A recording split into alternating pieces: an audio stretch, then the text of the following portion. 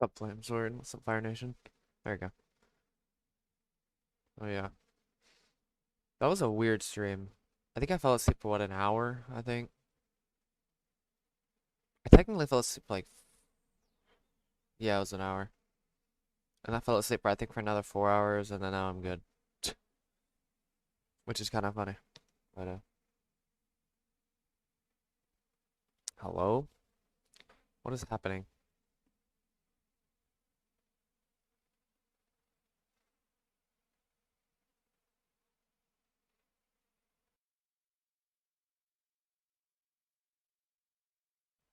There you go.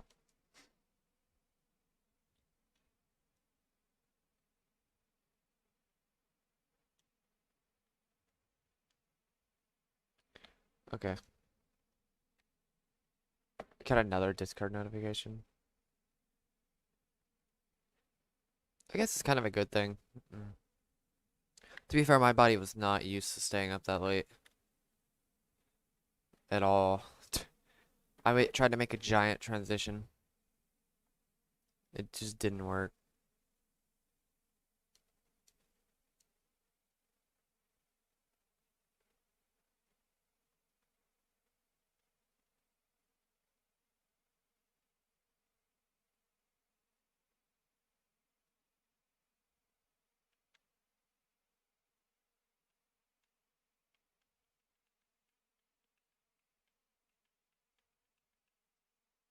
What the heck?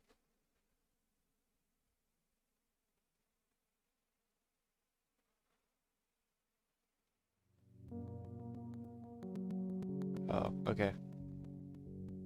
I did not expect that type of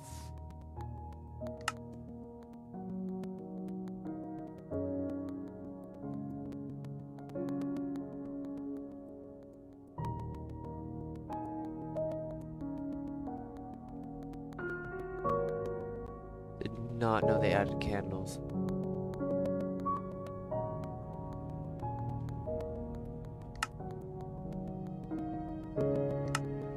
I like just updated this world, so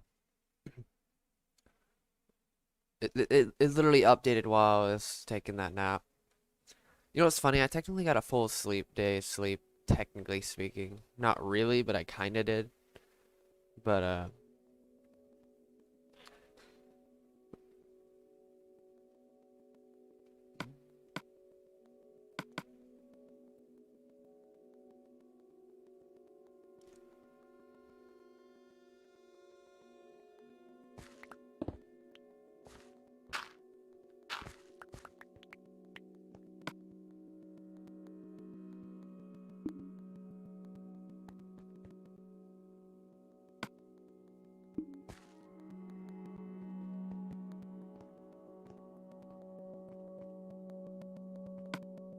I was wondering where the heck I was.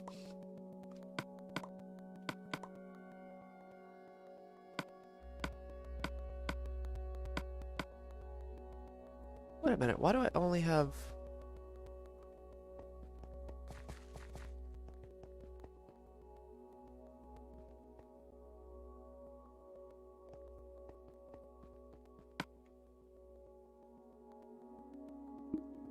three shulker boxes?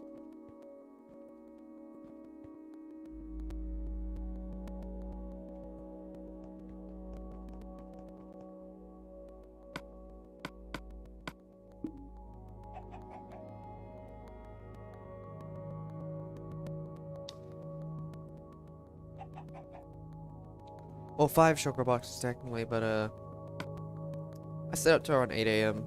But technically five, but I had 7. I'm missing something.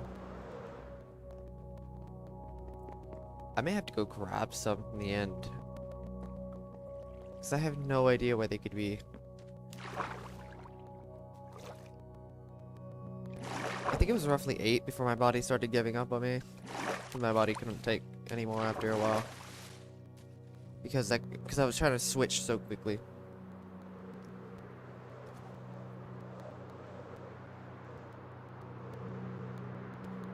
I was trying to switch between I basically almost tried to switch between night and day shift, which is really hard, especially when you're not used to it. Oh, there it is.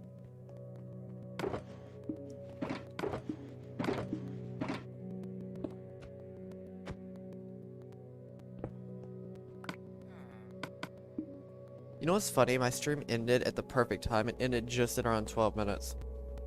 So that was kind of a gift from YouTube because it could have went way later than that.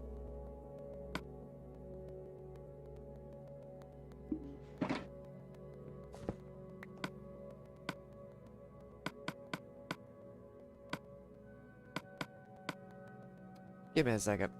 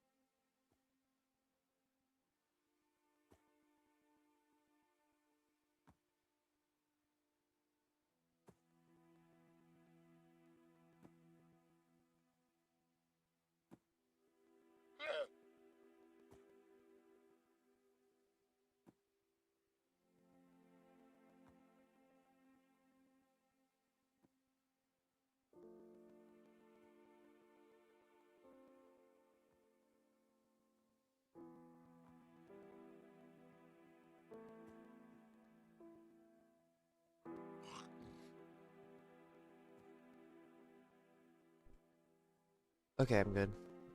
Yeah, I am good though. I just don't think my body was 100% ready for that.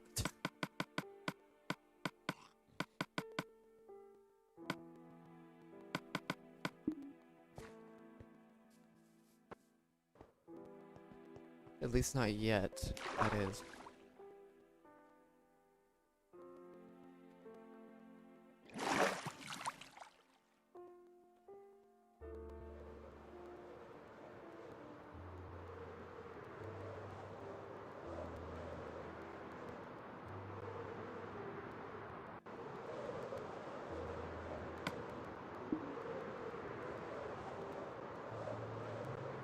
I'm not gonna do that often though, don't worry. I'm really not gonna do that often. I think the only time I'm ever gonna do that is if I have 2 days straight off, which... It's the only way I can do that, is if I have 2 days straight off. There's no way I'm doing that if I only have 1 day off. That's just not realistic.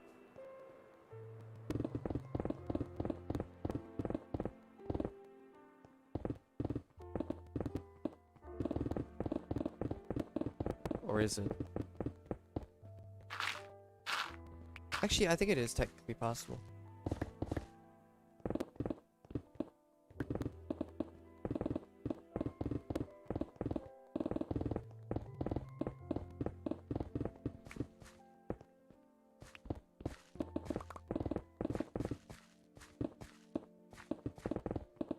I'd have to stream the night I get home,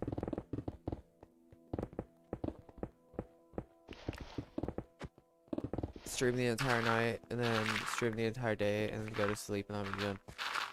Thing is, I don't know if I should get my, or not should I get my body used to it, but I don't know if I can get my body used to it.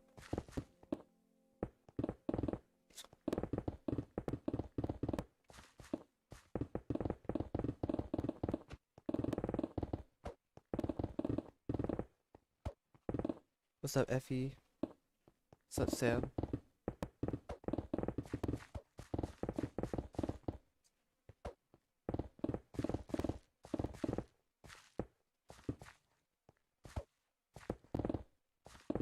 Well, I mean, I could do it occasionally. I mean, don't forget, I'm not doing this project for very long. This isn't like a super long-term project. It's not like it's something I'm gonna be doing for another couple of years or so. Was Flame Sword and Fire Nation. They're both like fire base names.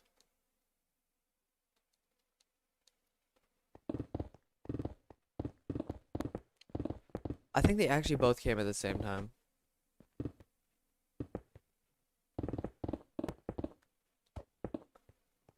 But they both have 999, so there is that.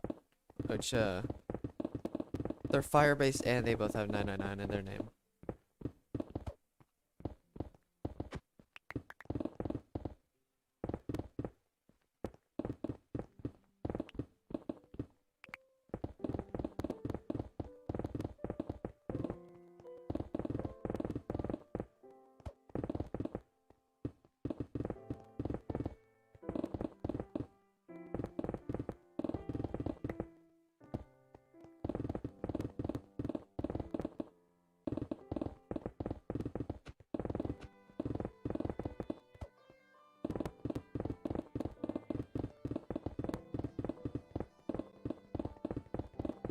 I mean, I would like to get to mid-40s for the end of the day.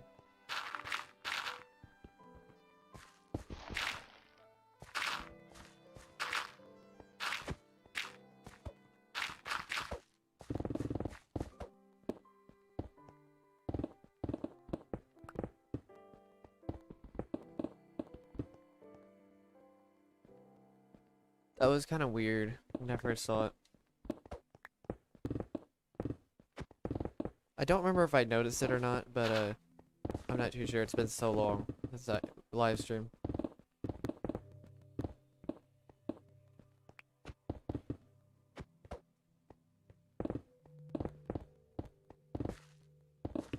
I think you were actually confusing other people more than me, which was kind of funny.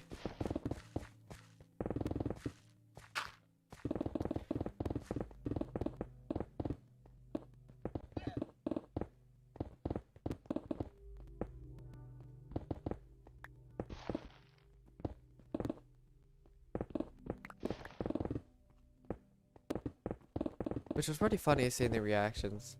What's up, Pie Man? It's pretty funny seeing people's reactions on in chat.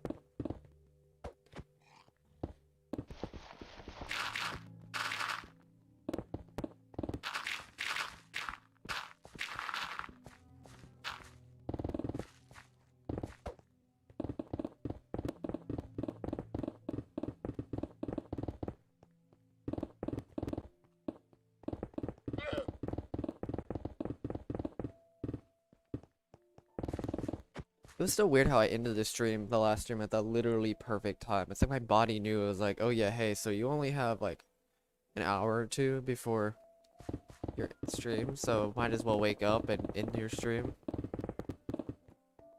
It was kind of weird. I think I ended it at like 11:53, something like that.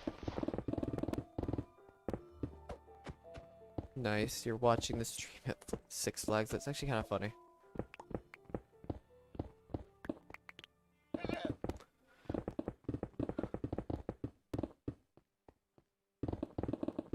So I was on layer 56. I was actually mining layer 57. So it was 8 layers, I think, total that I've mined. Or I think this will be the 8th layer.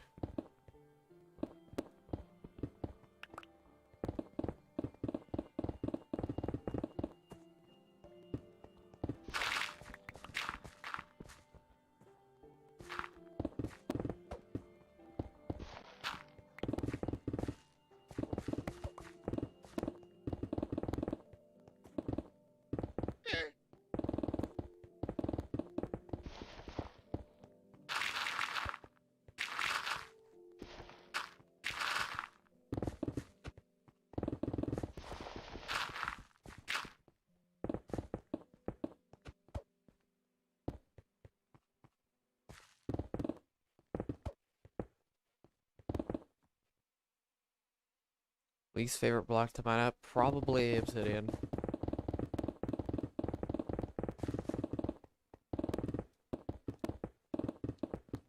Even if there is even that much of it, it's still my least favorite block to mine up.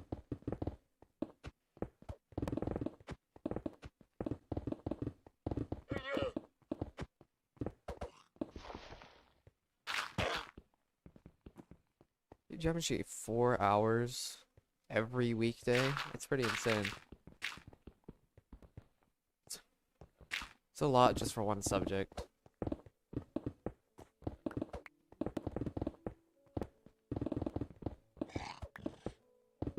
That you gotta attend to. I don't get me wrong. I want to see what happens when I really pour a lot of effort into one subject. I've never actually done that before. I put a ton of time into one game. I put a time into a giant project like this. I've never actually put it into one subject before. Just specifically just a subject. Like, it could be anything, honestly. I've never done it. Actually, no, yes, I technically have. It was the analytical psychology. I changed my mind. I technically did.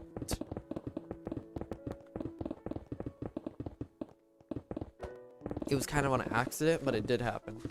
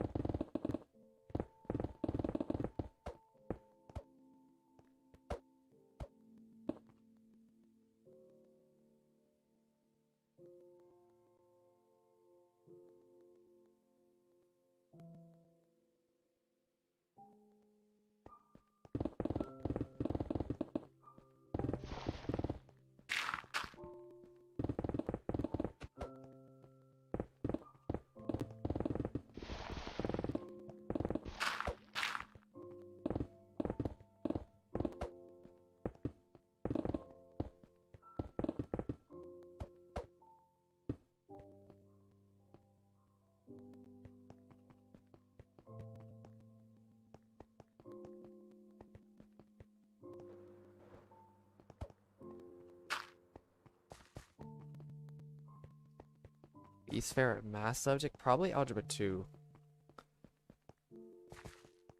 It was one of the most pointless subjects I have seen. Personally, in my opinion. I kind of see no reason for Algebra 2. Because you kind of could just go from Algebra to Calculus. Or to Pre-Cal. And then go into Calculus. Unless you can kind of go... I think I'm going to be learning Calculus on my own, which is ridiculous. Most people were like, what the heck are you doing? But I think I'm going to learn it. I want to learn math a bit more.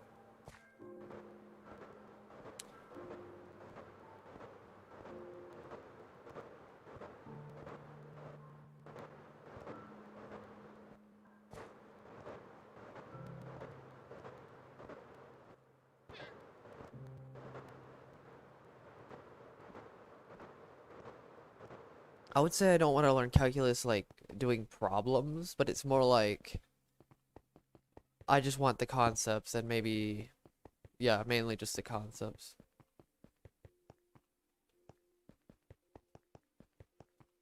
Concepts of calculus and the concepts in all the concepts in algebra and then all the concepts in calculus. That's what I'm going to be doing at some point. Because if I can learn both of those, I have a pretty good basis in math, at least somewhat.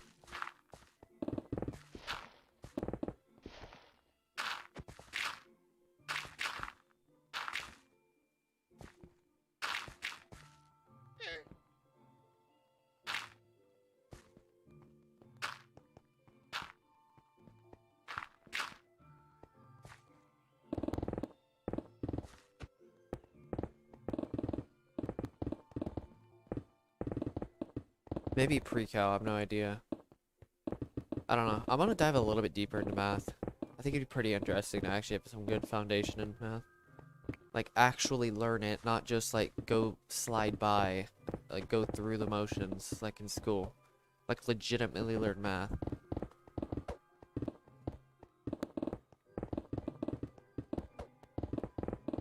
It's very easy in school just to slide by with math.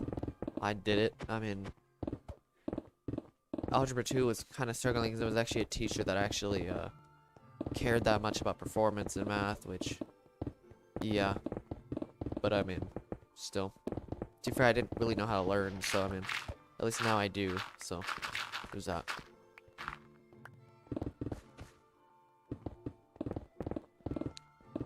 When I say know how to learn, I mean, like, actually, like, utilize my strengths in learning.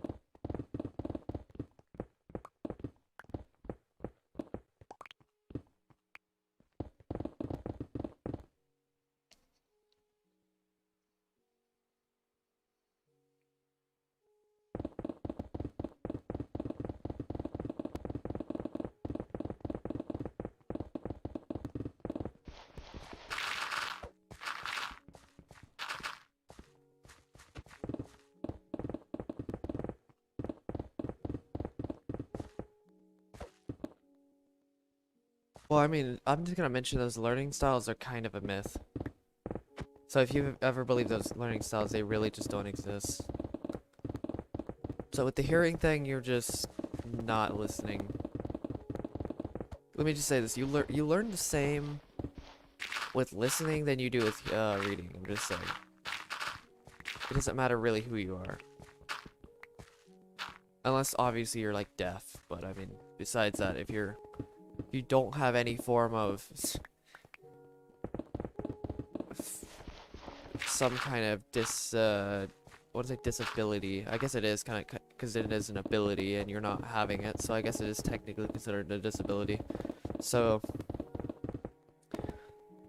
yeah, it technically is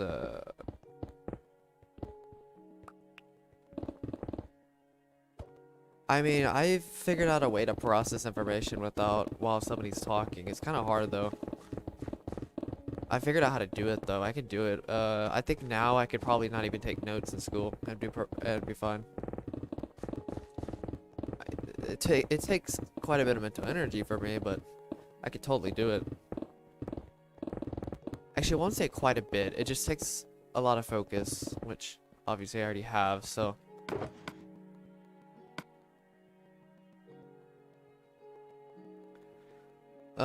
Okay, so it depends on if you're a TI or TE user though. So if you're rational or logical, so if do you use data, or are you very if this and this and if this and this, if this and this, that type of thing? Where you have to basically, you either regurgitate or you translate into your own words. That's it. It's one or the other. Doesn't matter what source you use. Audio, visual, whatever.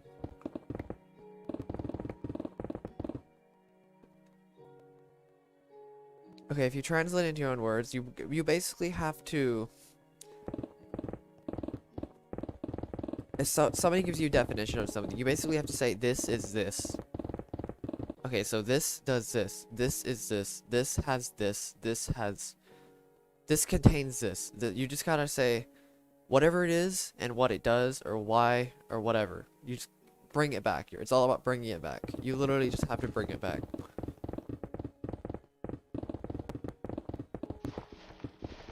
I don't know. It's hard to explain, like, give an example.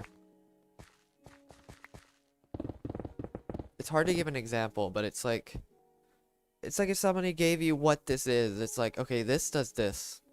Just spit the facts. That's all you're doing, is spit the facts. Is, this, you get the idea, right? At least. It's a blue square. That's what you gotta do. Is just translate it, and that's the only way to translate it.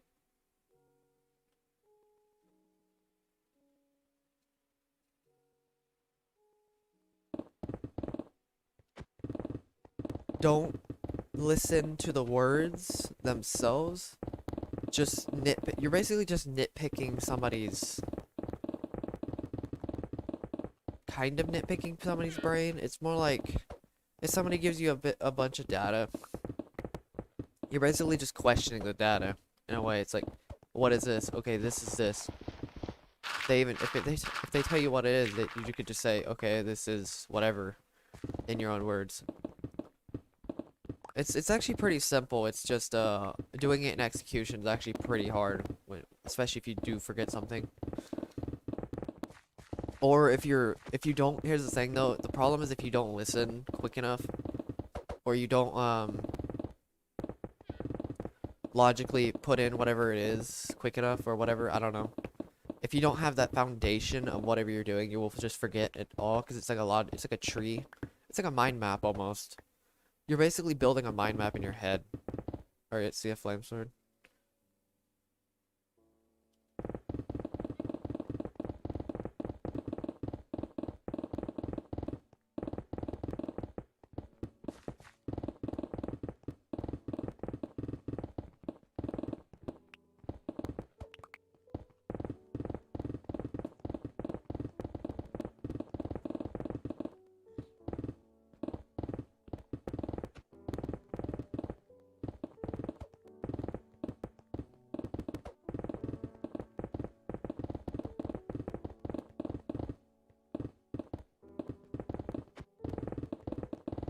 The hard part is when it gets a little bit more complex, when certain concepts mold into each other, or like subjects contain other subjects. That's when it gets pretty hard, because you actually have to bring it completely back to whatever it is. That's the hard part about it.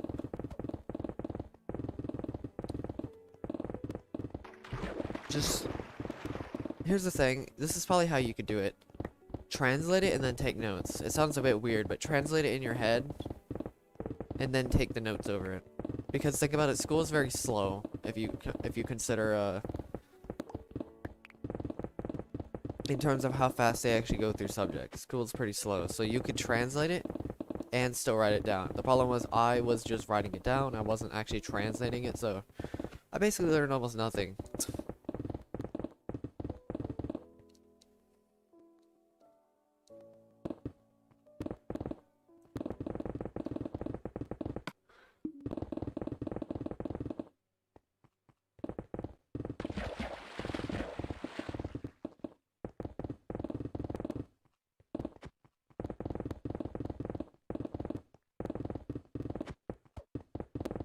And it really sucked in biology too when we got into more complex subjects. It probably wasn't even that complex, but... Okay, so do either one first. I would say translate and then turn it into your put it in your own mind, or put it on paper. I say translate then put in paper. so you at least have the information in your head. So if you do forget something in notes, you at least know what it is. It's all about the know. It's all about the know-how in this case. Like, so I know what this does. I know what this is. I know what this does. I know what this contains. I know what this... Yeah.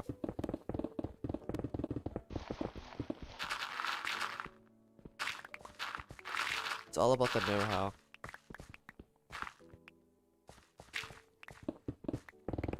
Certain subjects in like biology too. I mean, they probably weren't that hard if I actually, put in some effort, but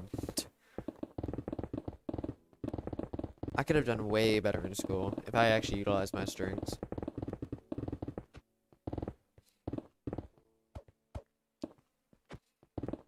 I could have actually put in less effort technically and still did better.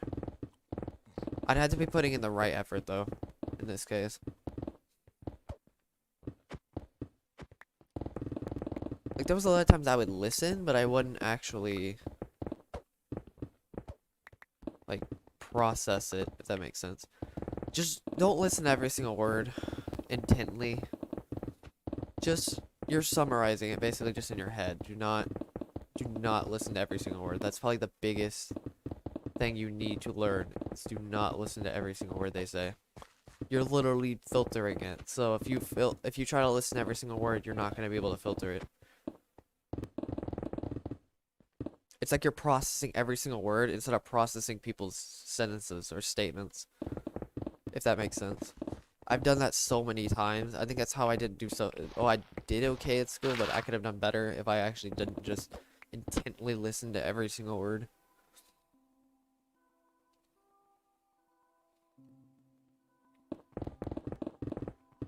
I mean, there are certain types that do this. INTPs, they're really good at doing that. They have TI Hero, they're the best at logical. This is why they're the type that pretty much can sit in the back and not take notes, because they could just logically process every single piece of information that comes to their head. They do it automatically, no thought whatsoever. Or maybe not no thought, but they basically no mental energy is lost.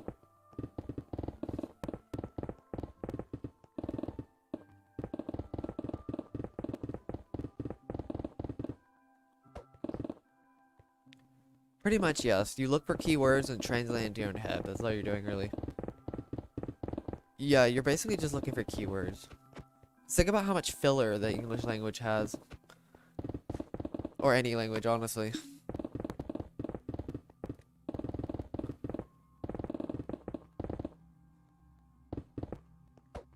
It may be a bit weird at first when you start trying it, but you'll get used to it after a while.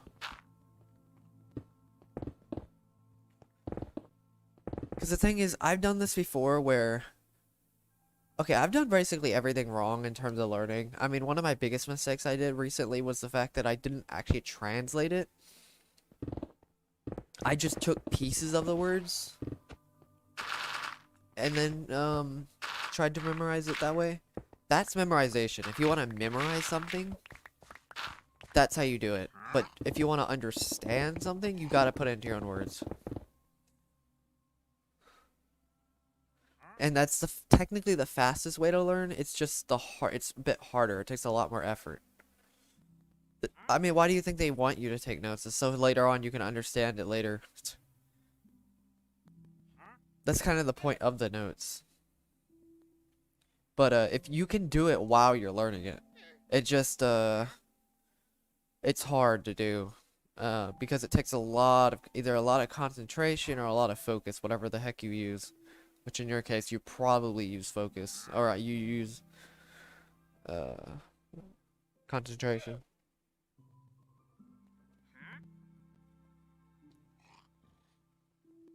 I have no idea.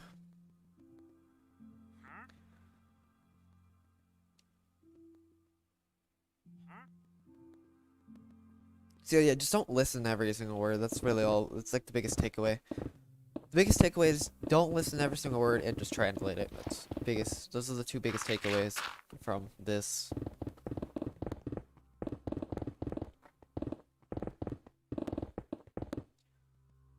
I mean, I have done where you just take the words themselves, but that didn't really help.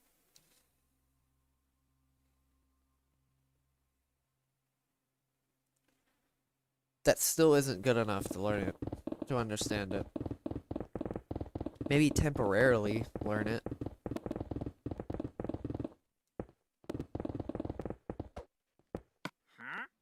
But in terms of pure understanding, no. It definitely is not good. Like, if you really want to become intelligent, this is how you do it. Or intelligent, air quotes here, because intelligent is very subjective, so if you want to become smarter, or if you want to know more than you did before, this is how you do it. This is how you really know subjects. If you want to know how the biggest, some of the smartest people in the world learn subjects, this is basically how you do it. Since they're probably TI users. And they're able to process it into their own filter. This is how they do it. It's pretty simple, it's just that nobody really teaches it. They just have such good mastery over it, and they're so used to it that it doesn't really affect them. That much, at least.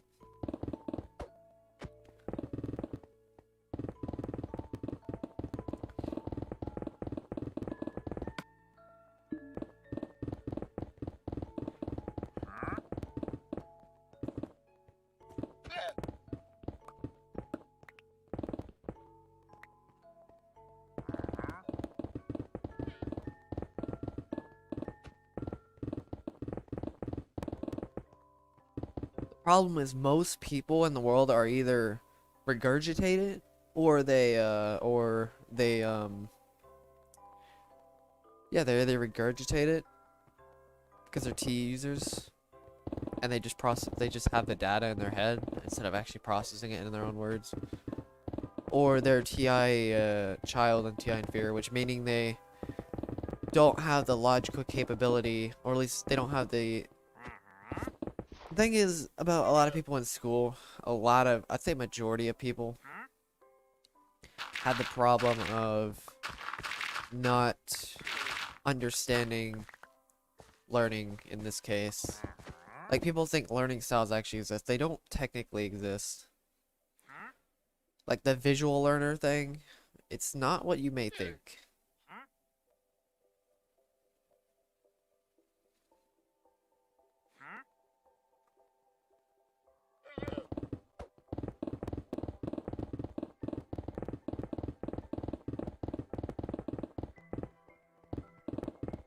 So in terms of learning, there's basically two ways. There's technically four types. Or, sorry, four types. Four types of learning styles, I guess you could say. There's the people that learn based off of remembering what they need to do in their own heads, which utilize habitual behaviors. Or just habits, I guess you could say, just utilizing habits to learn skills. There's the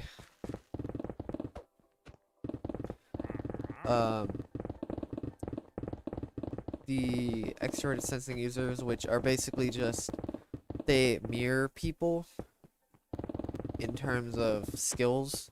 So like in my case, I mirror people. Also, I have to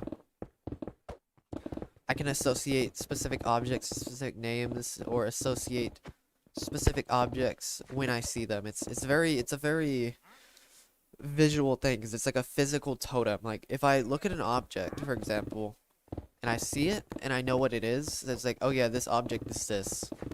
Okay, so I know that object is this, for sure, because I've seen it before. It's physically in front of me. So I know what it is. I don't remember what it is. I just remember what it looks like when I see it. Or I remember what it is when I see it. That's how it's... That's another one. It's the external versus the internal. And then there's the logic versus rationale, which is probably...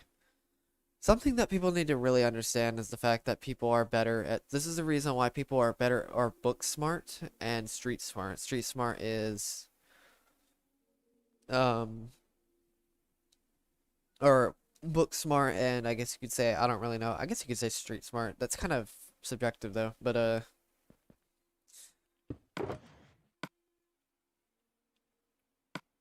Because you can't really define street smart, you can't really define book smart, but honestly the best way to define book smart, in my opinion, is, um,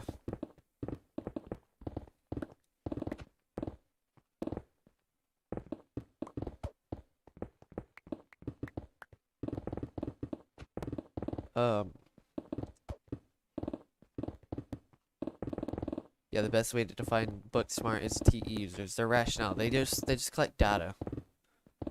That's what they do, they collect data. This is why they're so good at school, is because they can just absorb the data, the reference points from school, and then just regurgitate it back. And that's kind of what school is. It's literally regurgitation for the most part.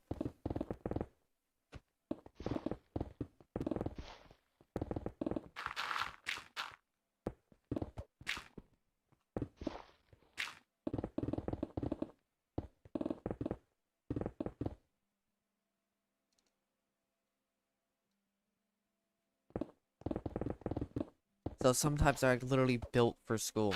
I mean, there are types that literally remember what they like read and stuff like that. So if it's SITE users, so basically they can remember in their past what they read. So if they remember a book, they can remember what they read. It's like, oh yeah, I remember reading this book. So this, here's this data point, here's this reference point, here's this reference point, over and over and over again. I'd say the top 10% of most classes are TEFI users, or just TESI, or STJ and FPEs, are the stereotype book smart. Kinda, yes. SE isn't entirely photographic memory. I'd say SI is, because the thing about SI versus SE is that SI is remembering it in their own terms, and SE is remembering the actual photo itself, but it has to see the photo to remember what it is, if that makes sense. So like, if I saw a car, for example, I saw what the name of it is, I can take a mental snapshot of it, but I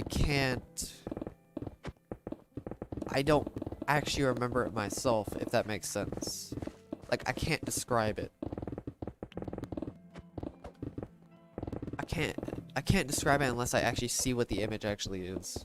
I mean, sure, I can know pieces of the body, but just as an example. But an SI user, if they study a car, they can remember pieces of it far better, and remember, like, distinguishing two different cars based on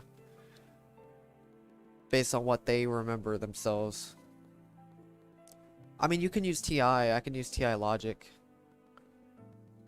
to differentiate two different things, but they can use their memory to differentiate two different objects. The same with smells as well. Same with any sensual sensation, I guess you could say. Anything to do with the senses. Let's go with that. But at least from a learning perspective, what's up, Muhammad? SE is remembering the external environment, SI is remembering it themselves. They're internalizing the external, I guess you could say.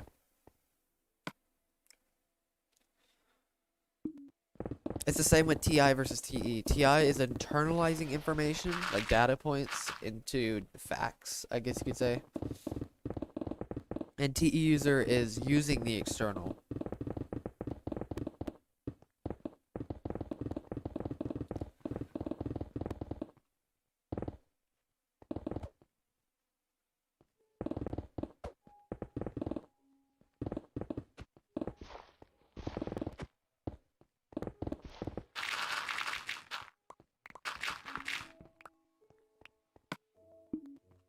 So, like, for example, at my job, me putting in a bit more effort, I actually, like, I take a mental snapshot of where, since I'm a dishwasher at a restaurant,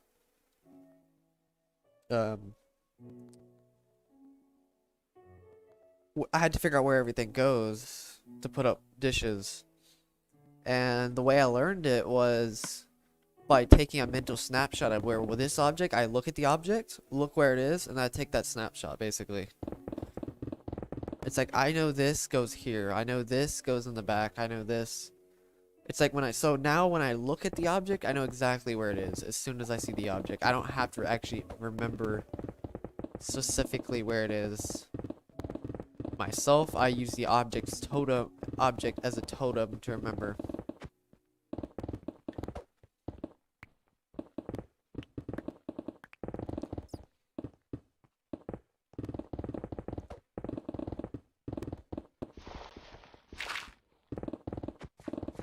To remember where it is, if that even makes sense.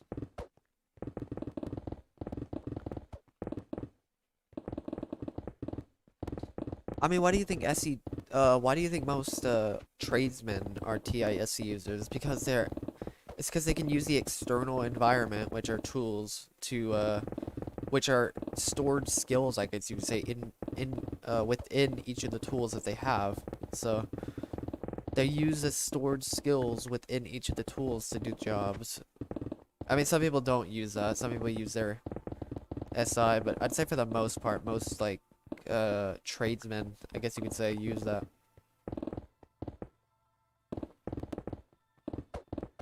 People that are in the trades do this. And obviously use TI to problem solve, but I mean,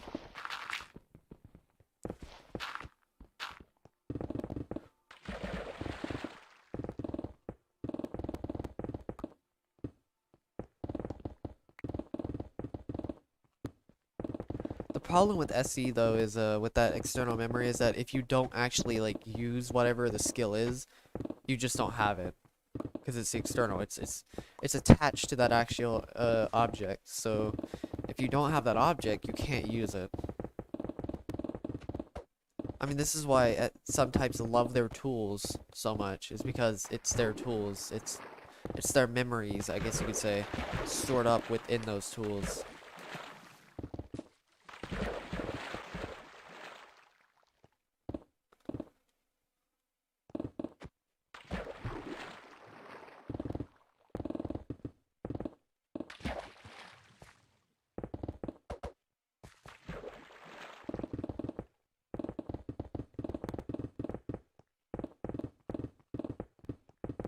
Also, a good example is like when I code,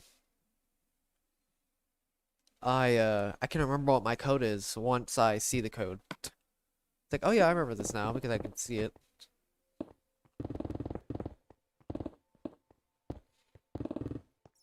I'm trying to take my effort to the next level though. I want to actually be able to multitask and use the real power of like, so for example, typing. I was horrible at typing without looking at the keyboard. I'm still not that great at it because I don't know where my fingers are most of the time. Because I'm not aware of my own internal, I guess you could say, processes or body. I don't know. So if I don't know where my fingers are, I can't really type that well. So I have to take an extra effort just to be able to type without looking at the keyboard, which I am still working on. But once I can get good at that, I can really get good at it. But it's still going to take that extra bit of effort that I need to do.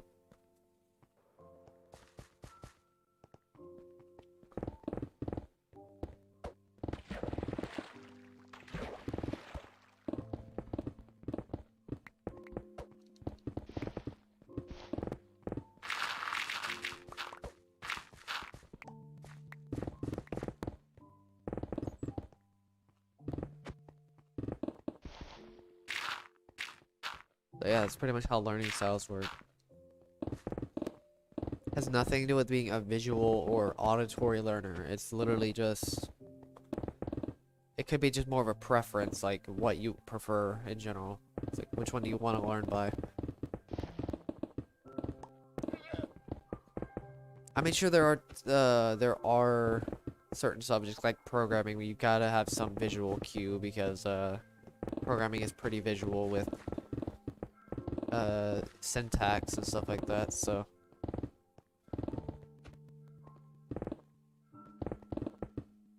yeah.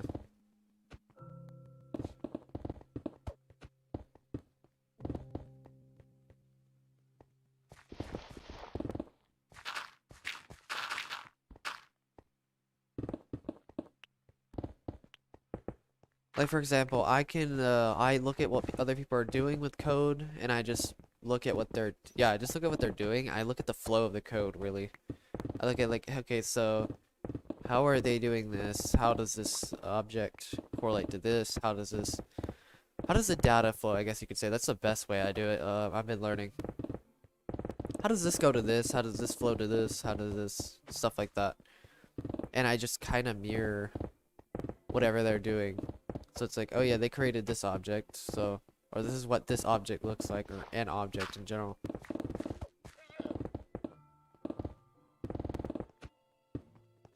Most people don't understand this, and they just put all their effort into memorizing things instead of actually understanding it.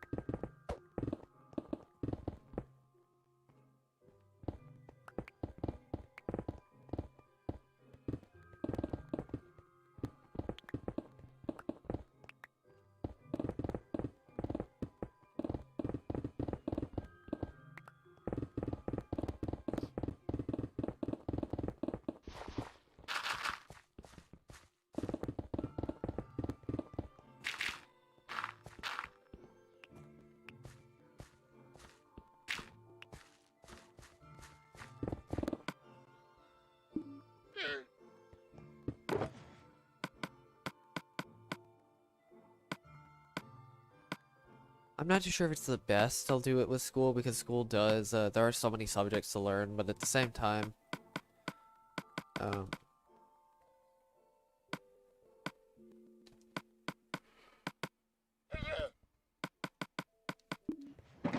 it's great for outside of school, really.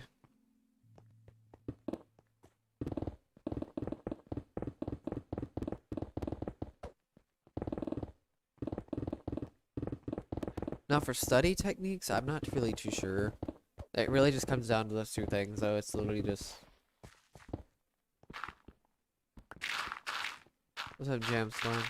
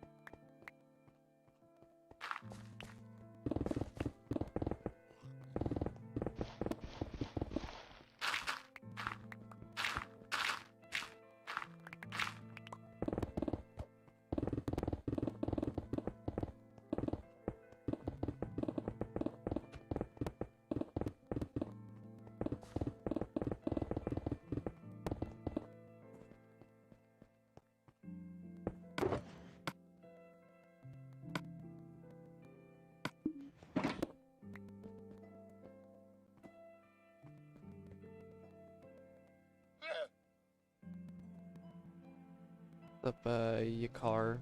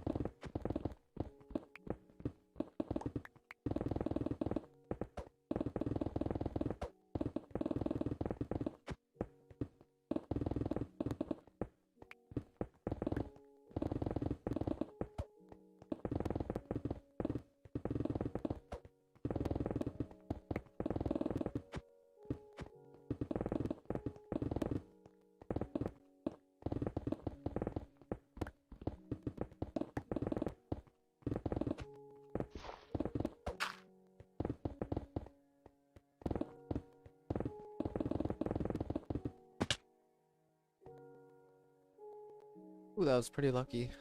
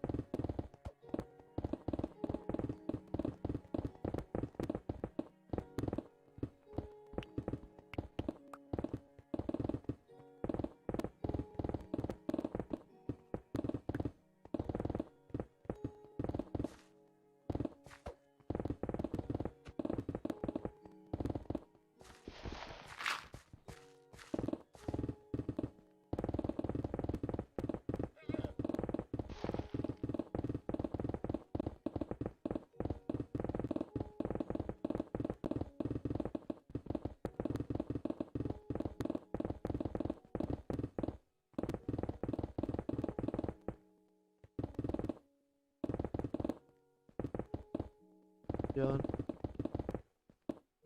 What's the question mark for?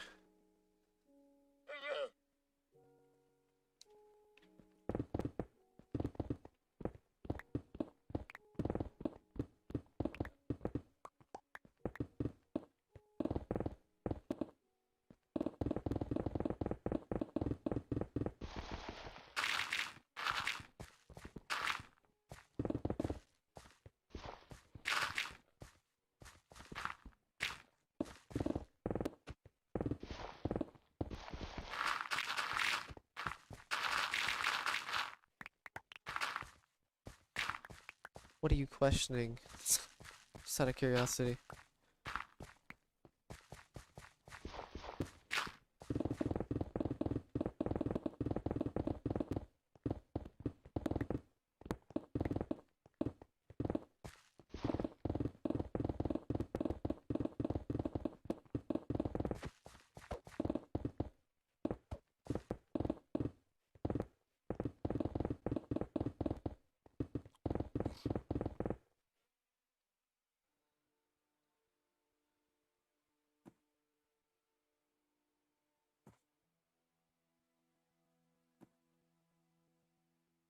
Also, if you're still here, somebody made art, channel art for me. Or at least a profile picture. At least I'll use it as I think I'm gonna use it as a profile picture.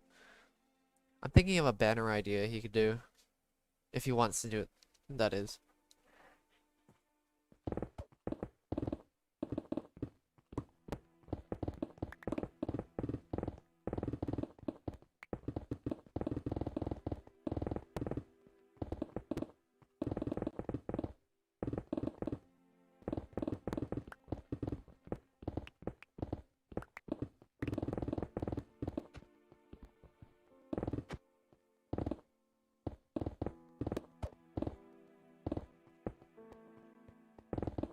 Oh, what do I need to do a globe or a cube instead of a globe? Actually, just thinking about it. Yeah, I'll do color blue. Do a little bit of water.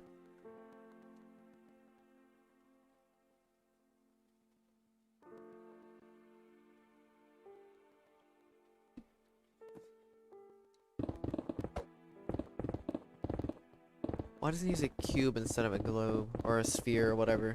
It'd actually be more fitting.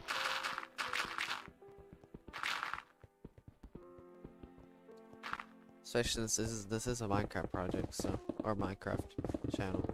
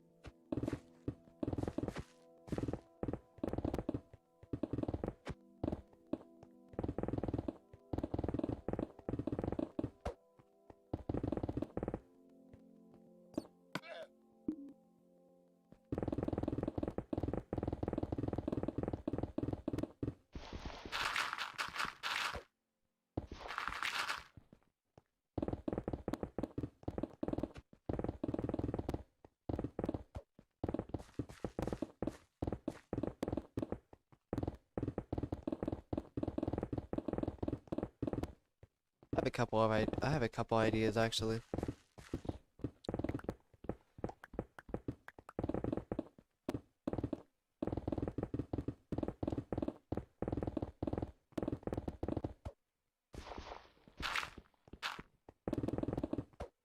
For channel art or even website art.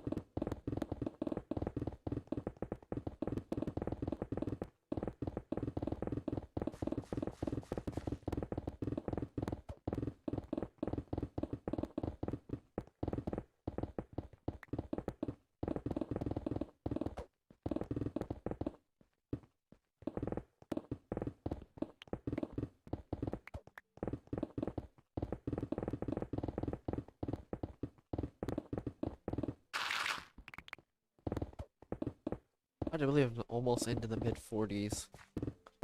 Kind of ridiculous.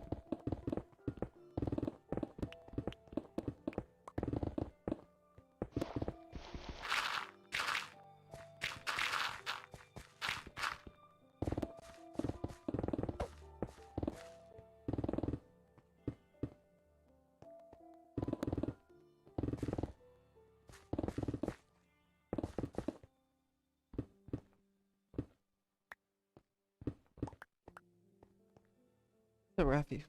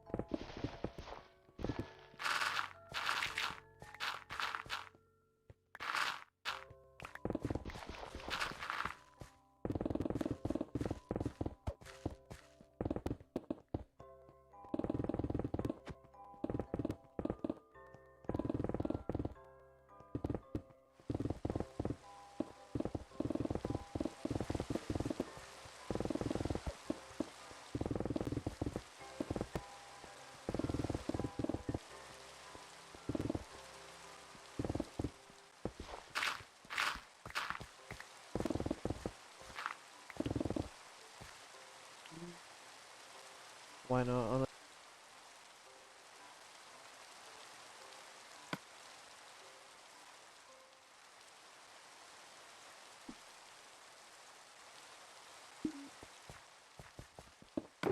Also, I had an idea for art, for pixel art, or not pixel art, but the banner.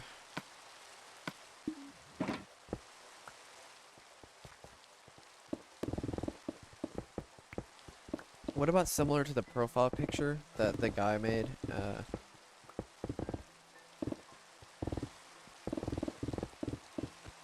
But it was the schematic of the yeah, it was a schematic of the Earth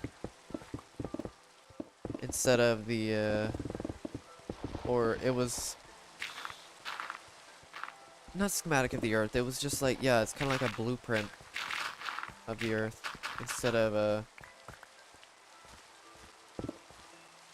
yeah, last save. I don't remember, so why not?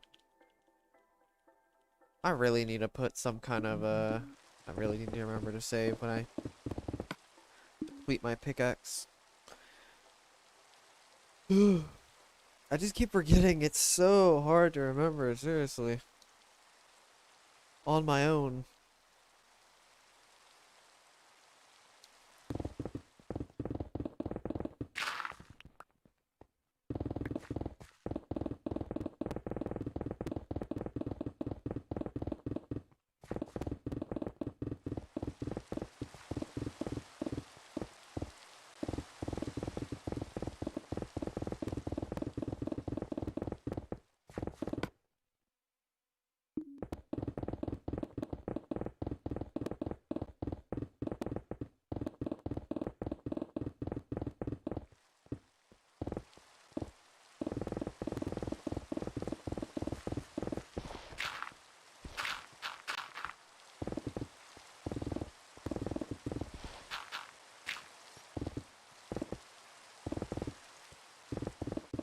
I could have a schematic of the Earth and like my pickaxe in the background or something like that. Or that pickaxe that the guy made. That futuristic one.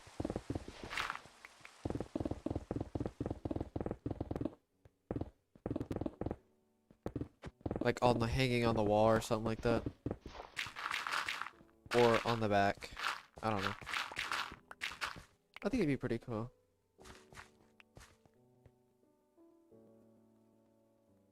I know you don't. It's so difficult to remind myself, seriously. I'm still gonna keep trying, but holy Jesus.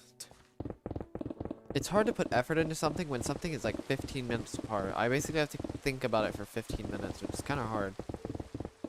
Especially being movement, and I just jump and jump and jump to do new thoughts every single like 2 seconds.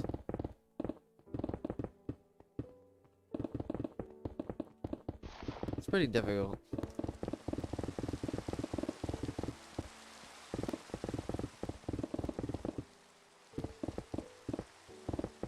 I mean, I could do it if it's like a minute or two apart from each other.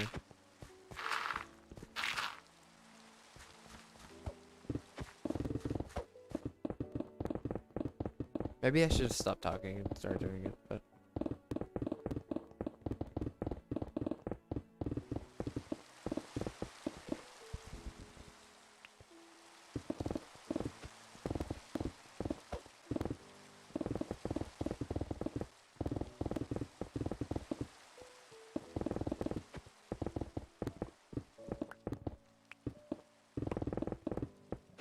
yeah, it's an idea for the pixel art. Or channel art, not pixel art. Channel art.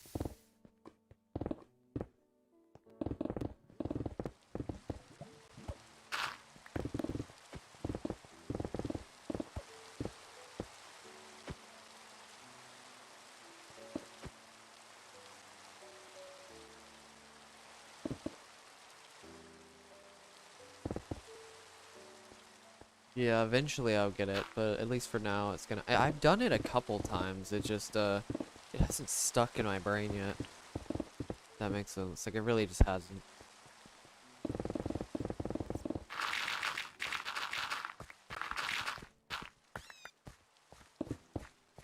It's a pretty good strategy because I'm still using the external to attach it to. I'm using the external to attach it to drinking the water and saving the game. So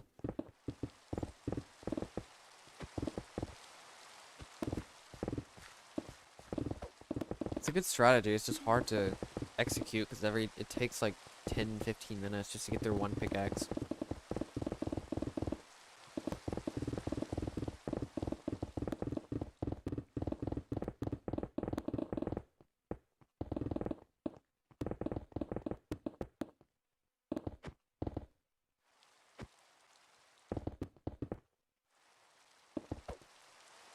I'm actually, yeah, I'm pretty good with them now. I used to be horrible with the pickaxe. I used to break them like almost every pickaxe I broke, or almost nearly broke. I'm at least okay with pickaxes now.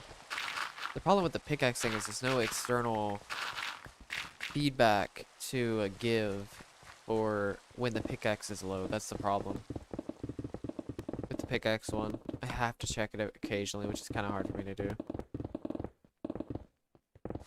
Especially if I'm looking at chat, and multitasking has never really been my thing.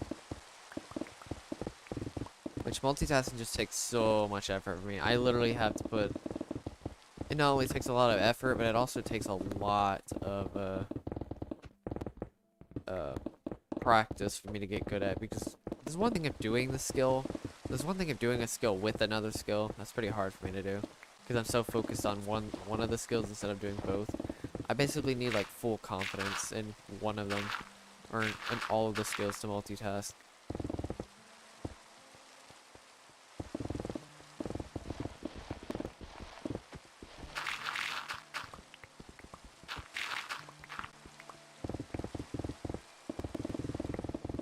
Now, if it was something like, okay, so they need to repair these pickaxes, if it's something other people need, I'll be fine. But as long as it's my own need of repairing the pickaxe, which obviously I don't prioritize at all, so it's just kind of hard.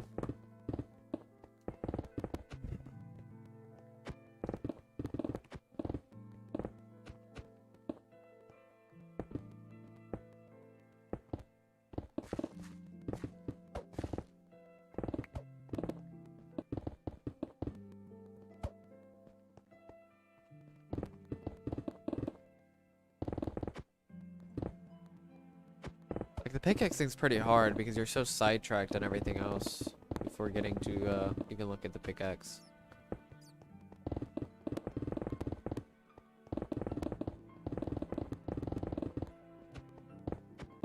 Like I can look at it for a while, but I can't focus on 3 things.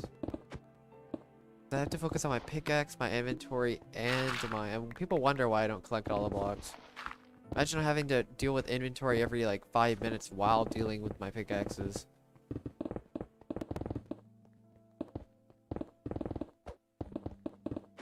And dealing with storage. Imagine if I was on easy, at least at minimum easy, and had to collect all the blocks. Like I would have to deal with my beds, I'd have to deal with food, I'd have to deal with my pickaxe, I'd have to deal with water, I'd have to deal with, holy Jesus, storage, I'd have to deal with inventory, whatever, honestly. Obviously I'm not that good at. I'm more of a, I would rather specialize in a couple of tasks to get done than 6 or 7 small little tasks. Actually, I'll save first after the bleeding pickaxe, and then I'll drink water. That's probably what I'll do. So it's save and then drink. I have to at least get both of them in my memory, at least.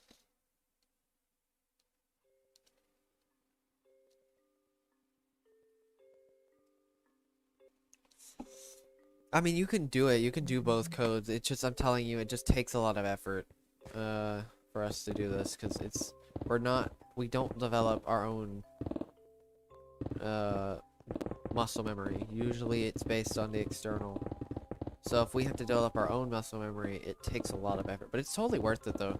Because if you get good at developing your own muscle memory, you're basically unstoppable because you can utilize literally all the strengths in your entire mind besides or at least utilize the strength that many of us, I guess you could say, somewhat never use.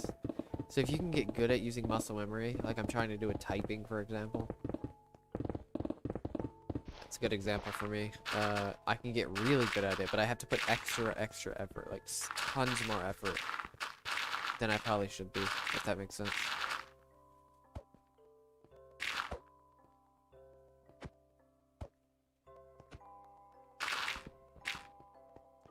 We just have to control ourselves a bit, I guess you could say. Fly a little bit too fast.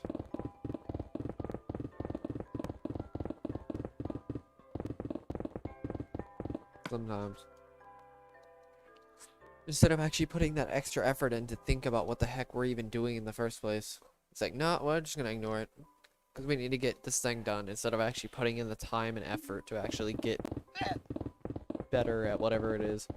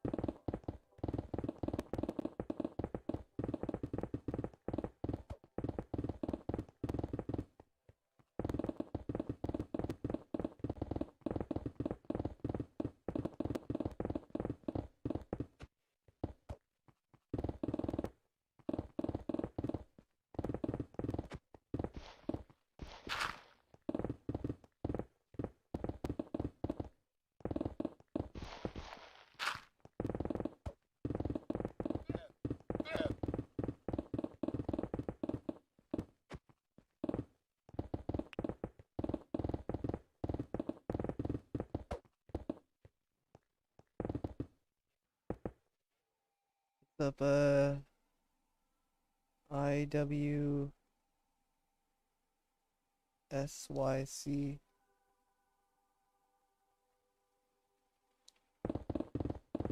I'm almost there. Almost have a quarter. After this section and this little tiny section I have right next to me where my crosshairs are, it's that whatever that is over there.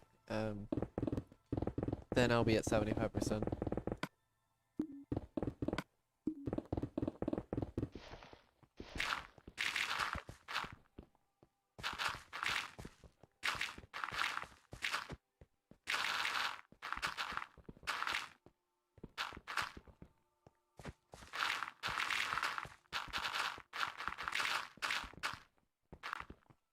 I think after this layer, or the next layer, I think pretty much like 95% of everything's gonna be completely flat. Besides the very edge.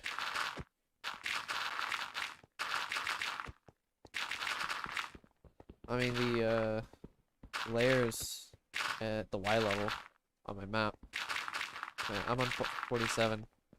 I'm technically mining 48, but I'm on 47. It's kind of weird, but...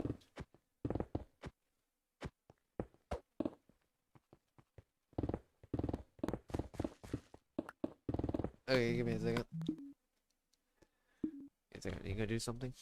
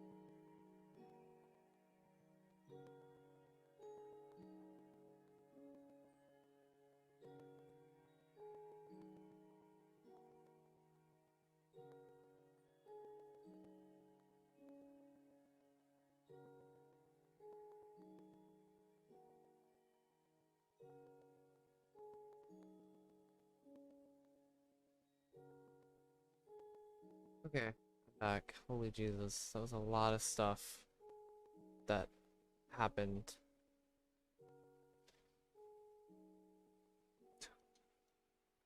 in a row.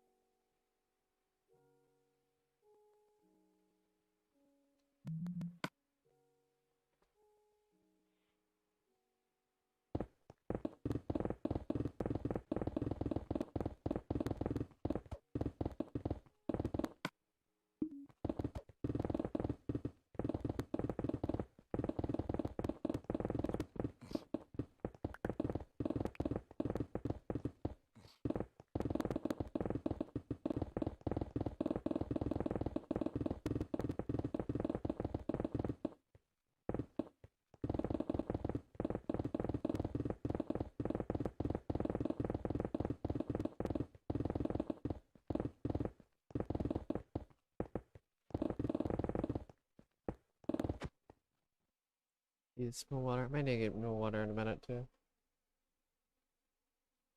Like actually go and get up and get more water, but not actually. Not drinking water, but just getting water.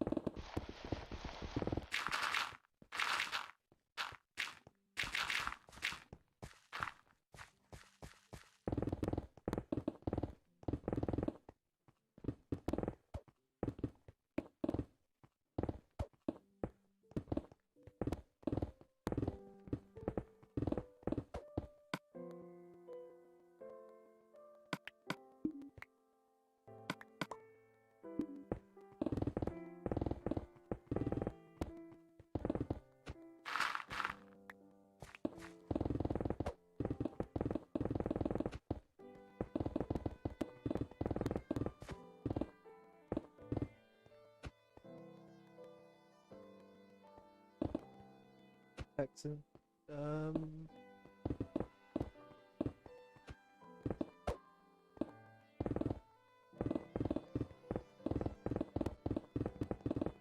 I mean, considering I question my existence a lot anyway, so I mean, it's not like this project. Let me just say this: this project doesn't really influence the fact that I question my existence in the first place. So I would say not that much. At least the project itself doesn't influence the amount of time that I question myself or question my existence.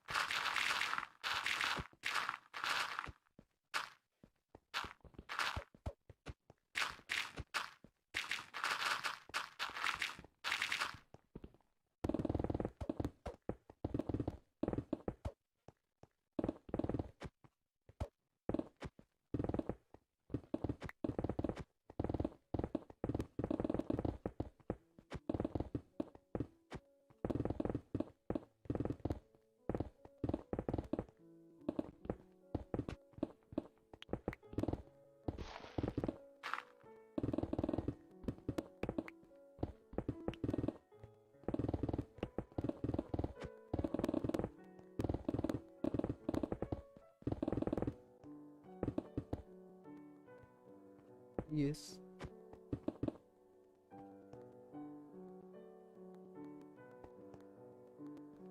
I think 3. If you It was one small explosion, then it was one reasonable explosion, really big explosion, then it was the gigantic explosion.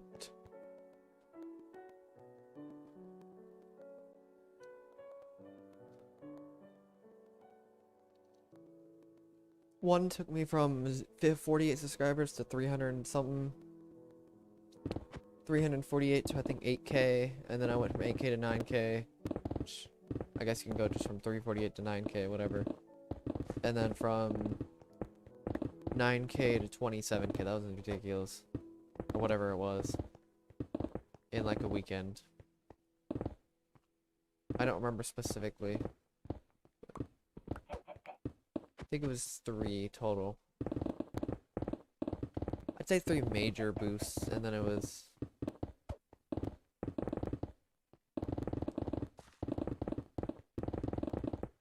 mini boosts.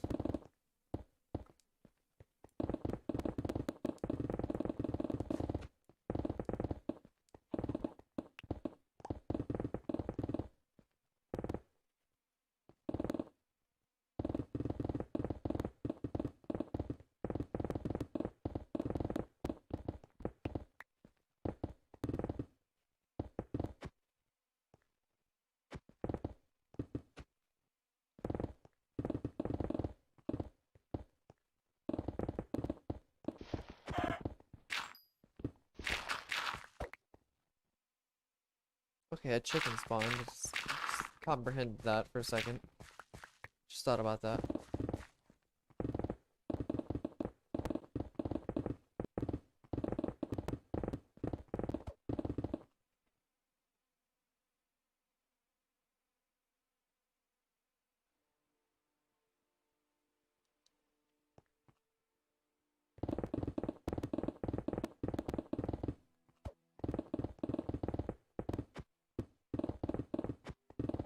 Real Jake, I think I got exactly 1,000 subscribers. It was really weird.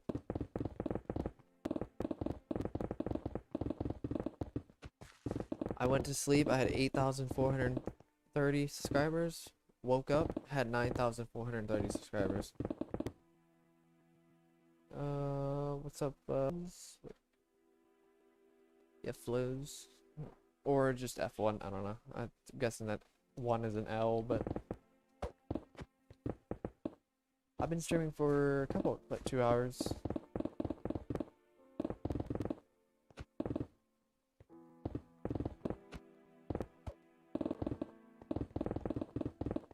I think that would be pretty crazy if I had subscribers help.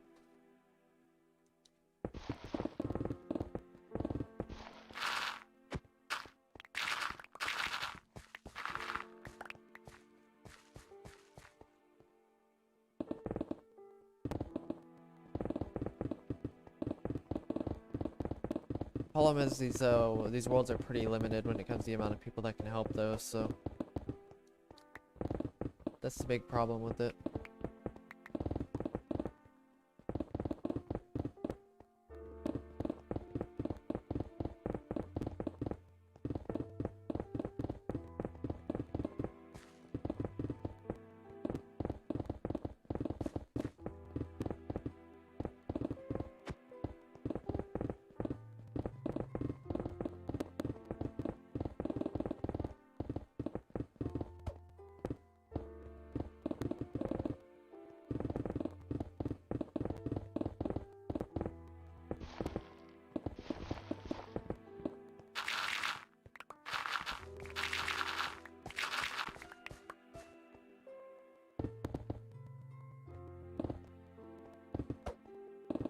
Yeah, I streamed yesterday, technically. Speaking, I mean, well, actually, no, technically I didn't stream yesterday. I streamed earlier in the morning, I guess you could say. And somewhat may totally not have streamed the entire day the day before as well, so. It was a lot of streaming, let me just say that.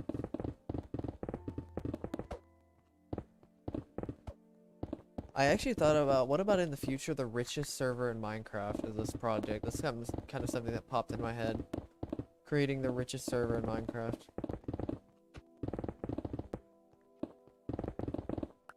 In the future.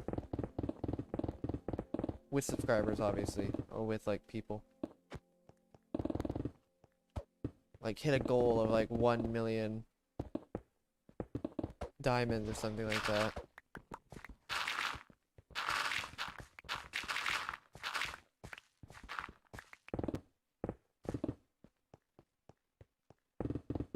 Like 100 diamonds, 1,000 diamonds, 10,000, 100,000, 1 million or whatever. Or 10,000, 20,000, 30,000, 50,000, whatever, honestly.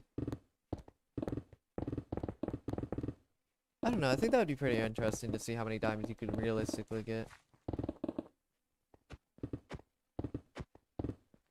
I mean, there's a stream that goes for like 11 hours, except for I technically fell asleep for like an hour on it, so it's closer to 10 recently. It was kind of funny though how I did it though, because somehow I woke up just in the nick of time before 12 hours. I don't know how I managed it, but yeah, my body just did not acclimate that well to the time change that quickly, at least.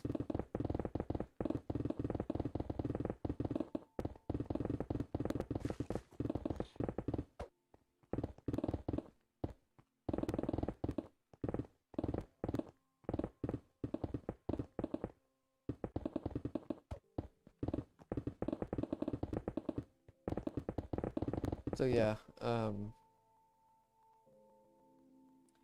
I think that would be a pretty crazy project, is getting 1 million diamonds in a server, or something like that.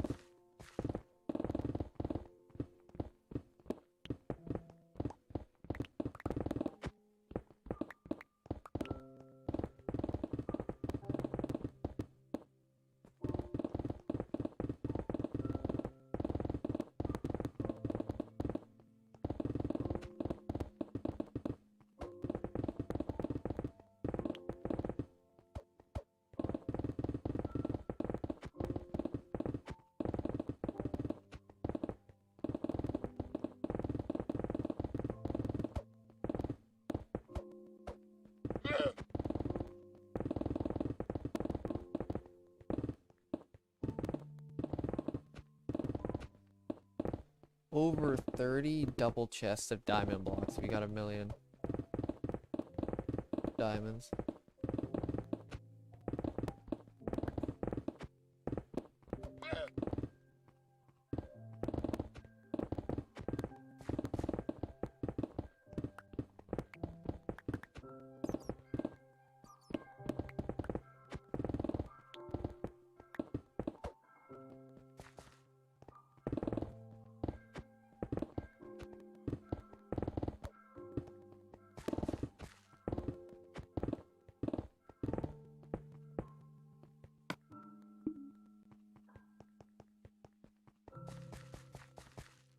Well, another layer done.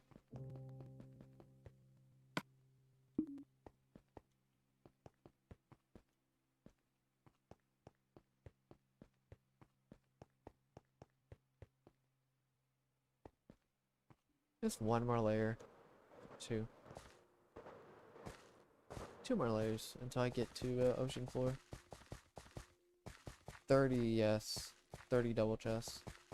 Because each double is 31,104 blocks, so. Or, sorry, not 31,104. 31,104 resources of any given ore, I guess. So, if you had a double chest of diamond blocks, for example, it's 31,104 diamonds in that double chest.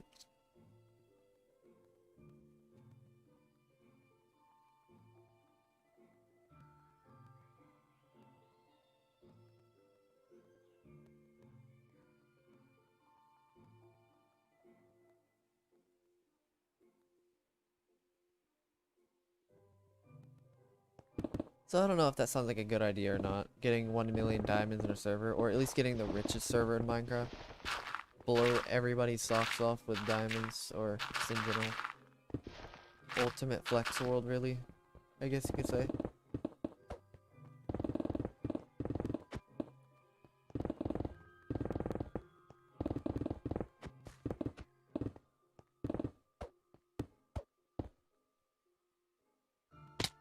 Oh, dang it.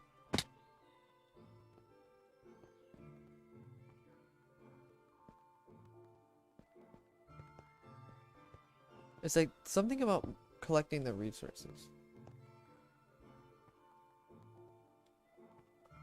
I mean, the only reason I know that is because I have a lot of resources and I calculated it, so, and I memorized the calculations, or at least somewhat memorized them. I got 576, diamonds is one stack, one block. Or, sorry, a stack of blocks of any given ore is 576.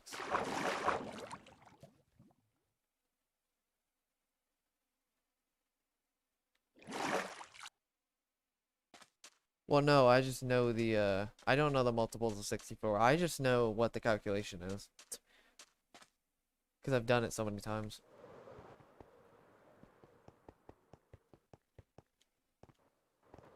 That would be pretty insane to actually know multiples of 64.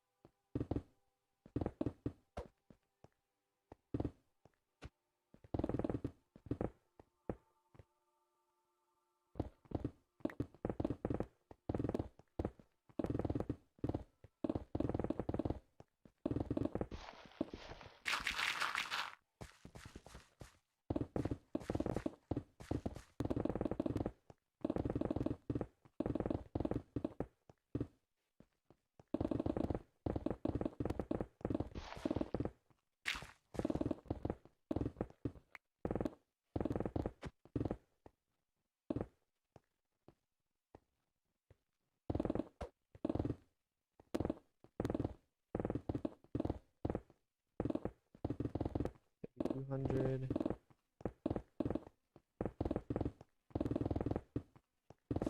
plus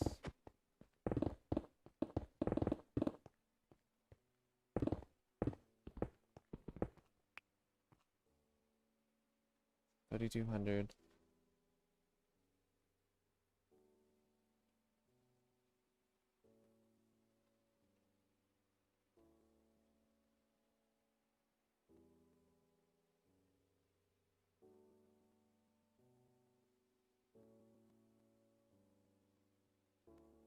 $256. I think it's 32,000. No, 3,256. I'm pretty sure. You'd see a Texan crazy. Let's see. 3,440. What? Wait a minute. So.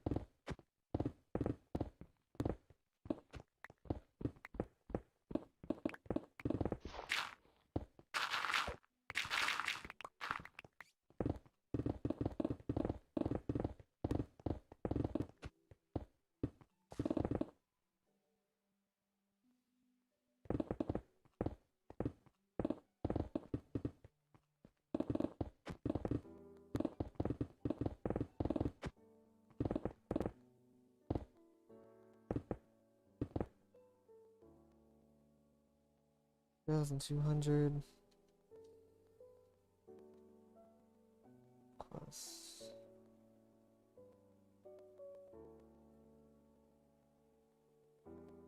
Okay, got it. Okay, I got it. I know how to figure it out. Okay, so it's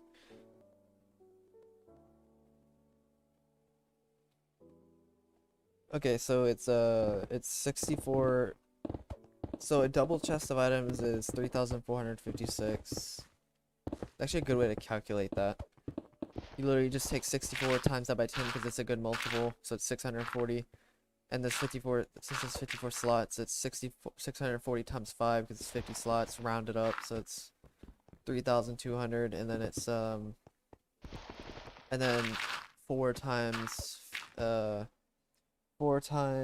64 is 256, so 256 plus 3,200 is 3,456. There we go. So Jack. Well, sort of. I did take like a 5-hour, basically a sleep. It wasn't even a nap really. But yes, I am technically still streaming.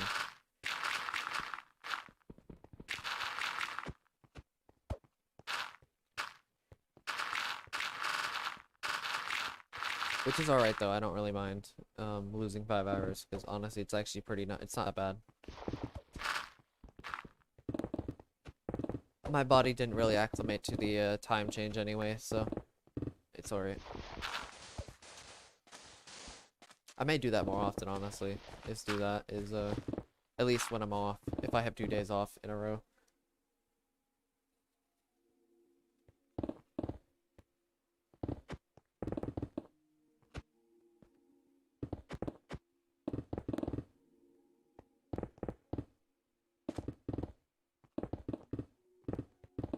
I mean, if I have 1 day off, I could technically stay up the night that I worked and then just fall asleep the next day, technically, if I wanted to.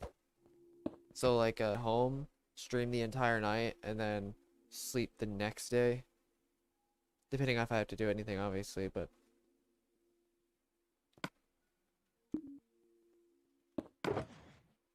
Oh yeah, more pickaxes. And to repair even more pickaxes.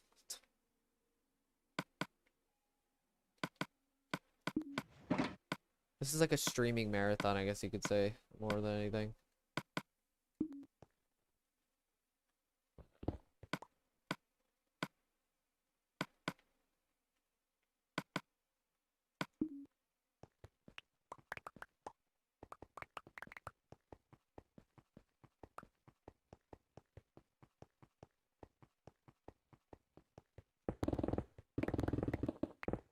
More than just a, actually, it's not really a marathon. It's more just multiple long sessions more than actually just a marathon. I guess it's like multiple mini marathons combined.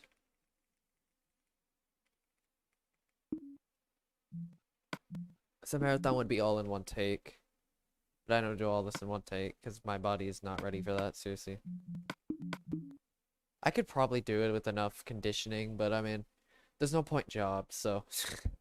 If I had no job, I could probably pull it off, but honestly, I would be doing something else anyway, even if I had a job, so... Or if I didn't have a job.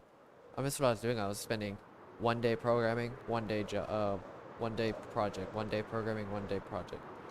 At least for at least a decent amount of time, when I actually figure out what I wanted to actually do.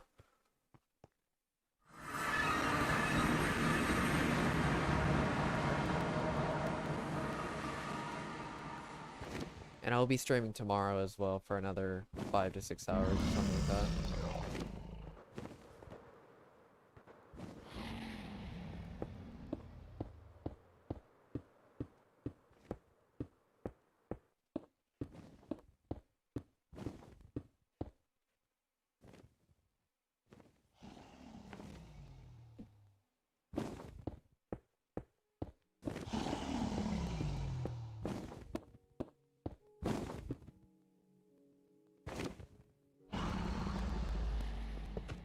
So yeah.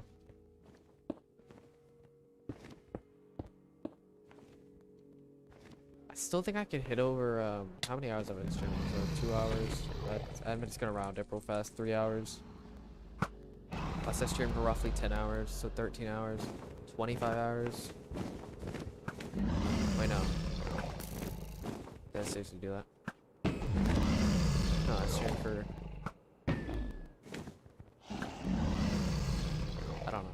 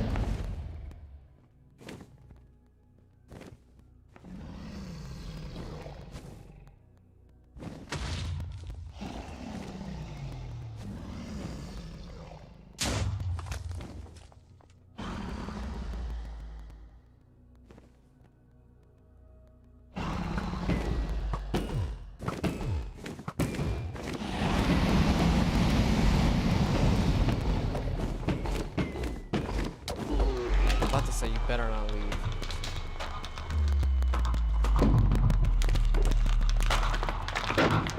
Old vehicles. That would be annoying.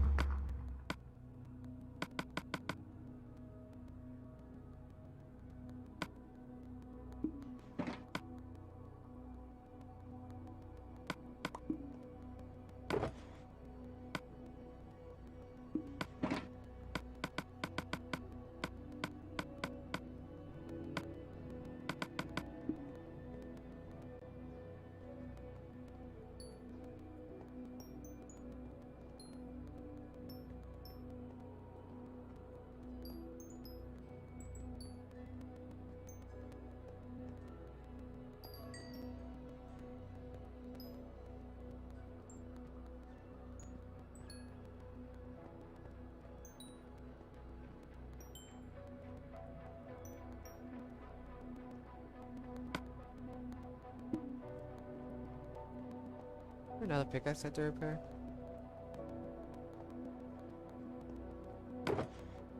This bunch I have to repair, holy Jesus.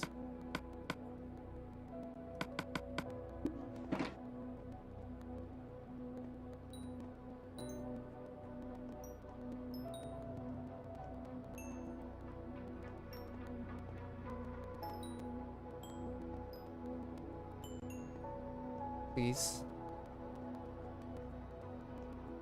Seriously.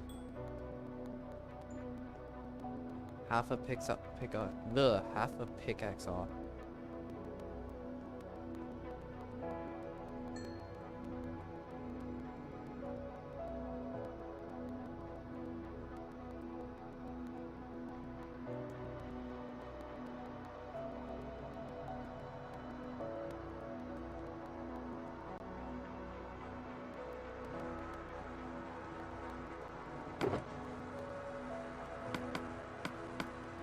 Oh well, I'll just use this pickaxe, why not?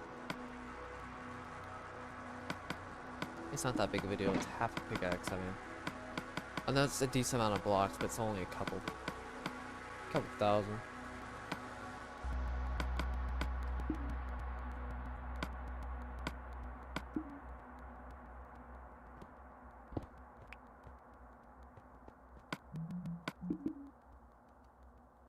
I mean, to be fair, I've had times where I don't even repair the pickaxe at all, so I mean, that's not bad.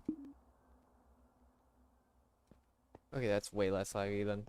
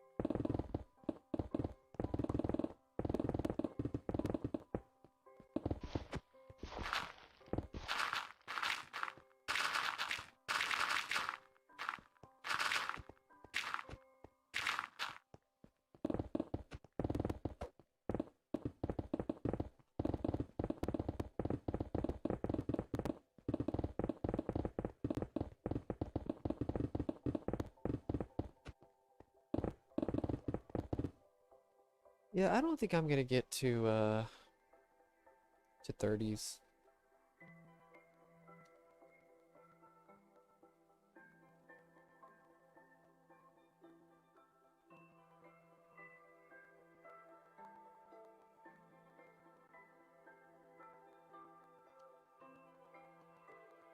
I don't think so.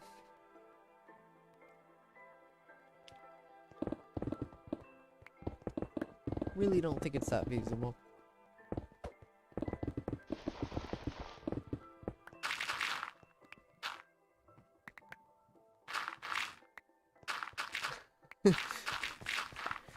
No, it's never good enough.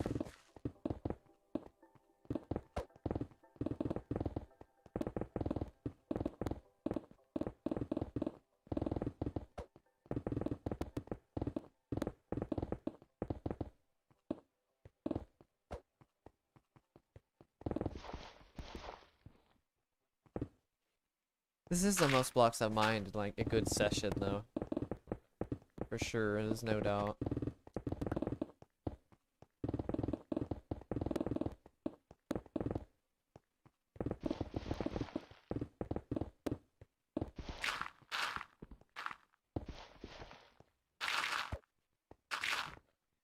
Okay, I'm not actually gonna stay up the entire night. I just don't think it's going to take... I don't know if I'll get to it. I have to go down 6 layers, which is gonna take another 12 hours, which I think it's actually pretty doable. Or roughly 12 hours. I'm not gonna stay up till 4 a.m. I'm just going to... I'm gonna go for another 7 to 8 hours. And then I'm gonna stream for another 5 or 6. So I think it's actually somewhat feasible. Hopefully I can go to 5 to 6 tomorrow. Roughly.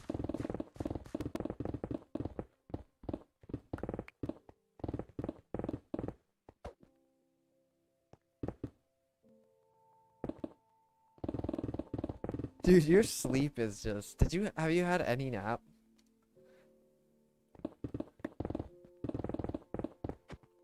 Since I started that streaming marathon?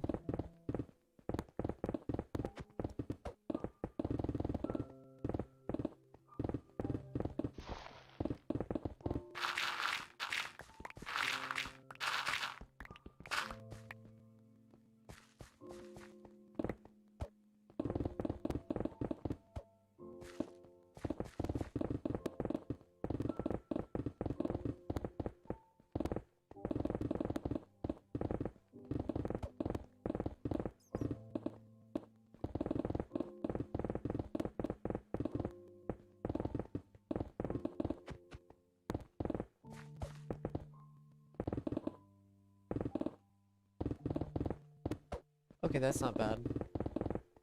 I kind of wish I had a little bit of a shorter nap, but I mean, it's alright.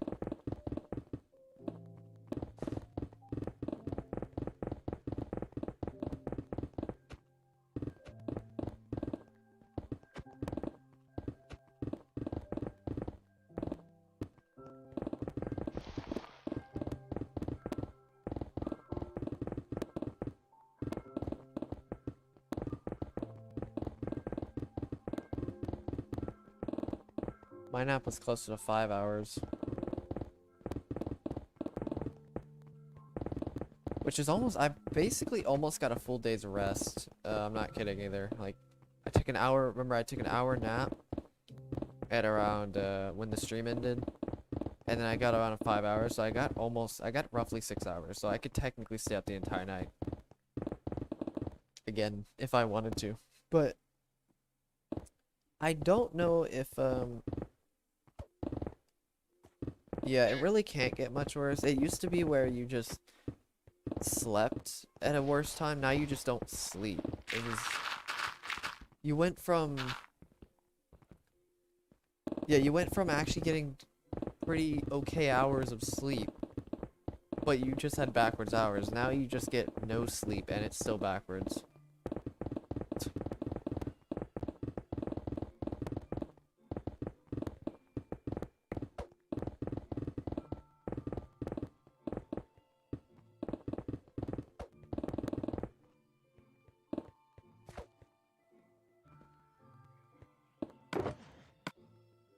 got a pretty okay 6 hours, which 6 hours of sleep is like that weird minimum range I've mentioned yesterday. So I'm actually pretty okay. I mean, for the hours that I got to sleep in weren't that great, but I'm in. Oh well.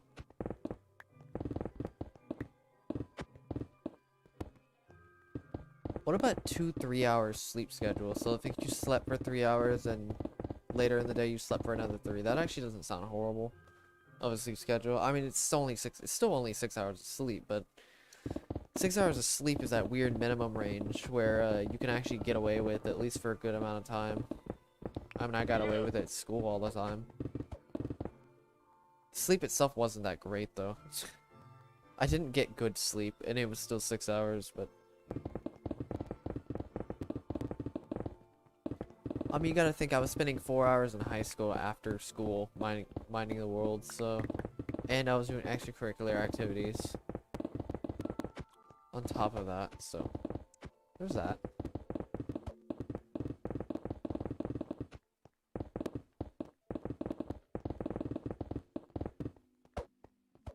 Dude, morning hours just drag for me, though. I mean, they go by quick, but they still drag in terms of, like, energy-wise. Seriously, though, I need to switch back eventually to morning hours. Maybe not right now. This job isn't exactly the best for it because it kind of enables me to sleep late because I go to work at, like, 4. It's technically the perfect job to stay up for 24 hours because, remember, later in the day, usually you wake up better than you do in the morning, for the most part. So, technically, this is probably the best job I could have, at least when it comes to staying up, so.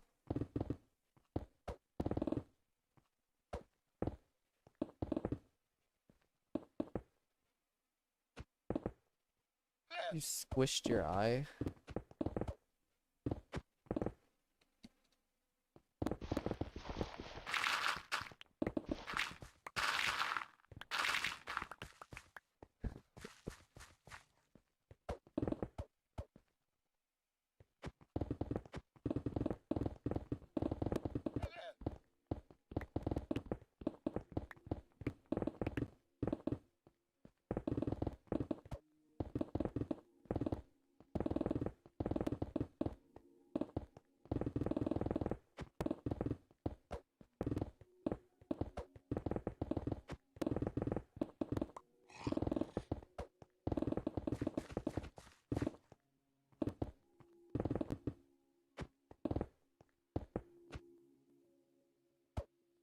What? Like that? Like you were like, oh wait, did you have your like elbow on something and you were doing like this? You were like resting. You can't see it obviously, but so you had your elbows on something and you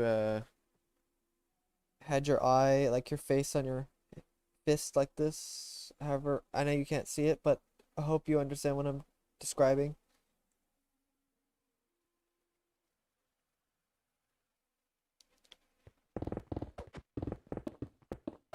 So your elbow down with your arm up, wrist, face on wrist. That's an interesting thing, dude. You're usually really tired to get into that position's pretty hard to I mean, it's not hard to sleep in unless you're like really tired, but I mean, obviously you didn't get much sleep. I don't even want to know how little sleep you actually get throughout the week. Especially with these streams, at least when I stream. Wait, what about when I don't stream? Like when I have my double shifts? What do you do then? What sleep do you get? Do you still not get good sleep? Or is it just normal sleep and then you revert back whenever I stream?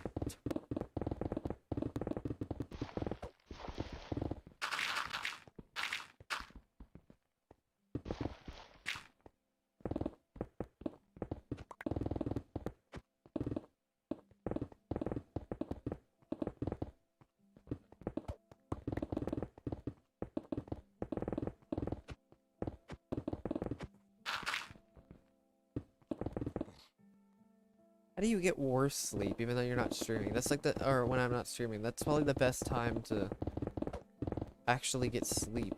If you're wondering, I work doubles Saturday, or I work doubles Sunday, so your Sunday's probably the best time you can actually somewhat catch up on sleep, at least for that day. So I'm just gonna point that out real fast. Sunday's probably the best day. You can actually get okay sleep. At least 6 hours of sleep. I still say 6 hours is the minimum sleep you should really get in a day. And I hope it's good 6 hours too. If you get horrible 6 hours, then it's not great.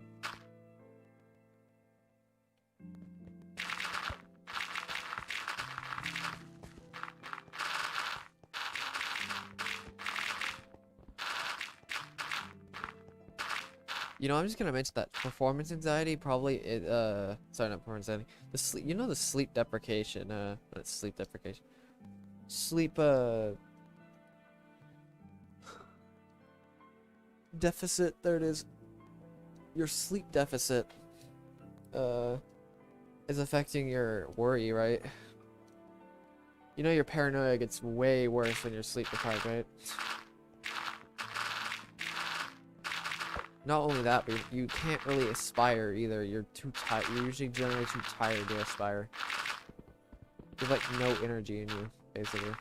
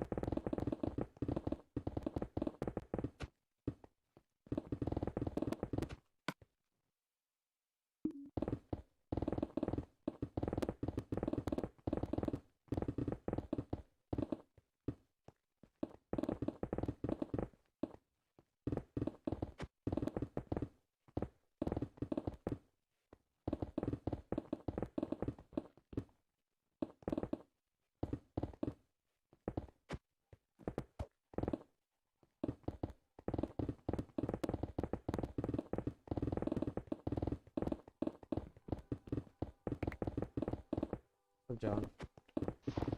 Yeah, I'm still streaming for another 3 hours. Or, sorry, not for another 3 hours. I've been streaming for the 3 hours or whatever. And you see what layer I'm on though? Just 46. I started on 56.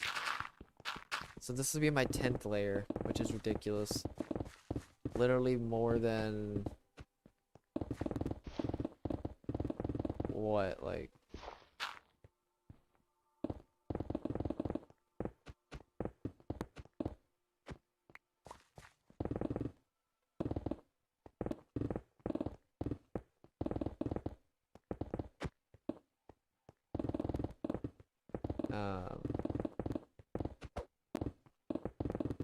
Wait, give me a second. I lost train of thought.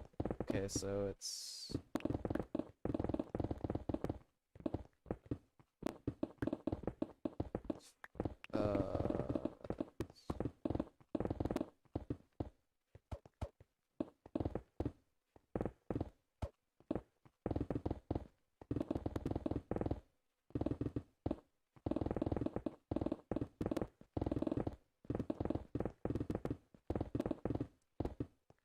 what is it,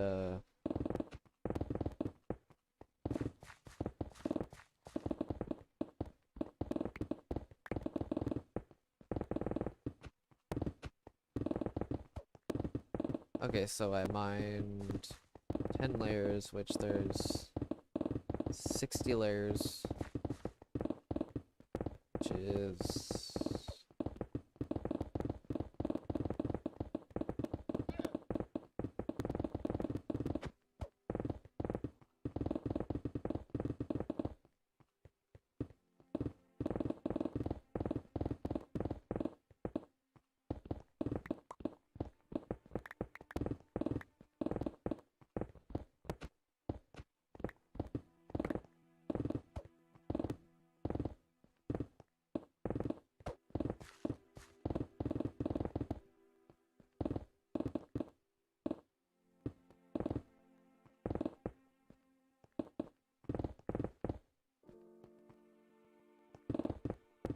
Holy Jesus Christ, I think I've mined almost 16% of this section just in these 2 days. Or 3 days or whatever. Or I will be mining. Yeah, 16, I think at least 15% of of this section. Wrap your head around that one for a second. How long it takes me to get these updates videos out? So I've mined 15% of these sections. 15, at least.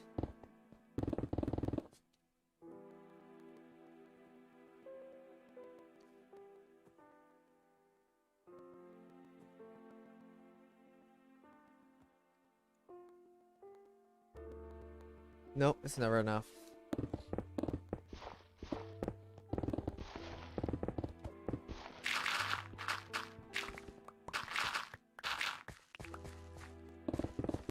You don't realize how much I've been holding back on this project. Seriously. I hold back a lot on this project. Some people think I like spend 5 hours a day every single day since I started, but that's kind of false. But I mean, I guess they took the 5 hours a day meme literally when I blew up for some reason, without actually verifying with how long I actually spend. It's like, ooh, nice little source there. Not actually verifying what to the person of, did you actually spend 5 hours a day mining? No. I mean, yes, there were a few days I was spent, like, there was a good couple months where I spent 4 days, but 4 hours, but I definitely, on average, have not spent 5 hours a day. I definitely would be done by now if I spent 5 hours on average. I think I've spent close to 3. At least 2 to 3. At least 2. I think 2 hours a day every single day since I started. I think.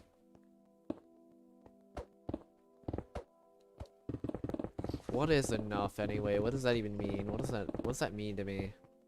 What does having of something being not enough even mean to me?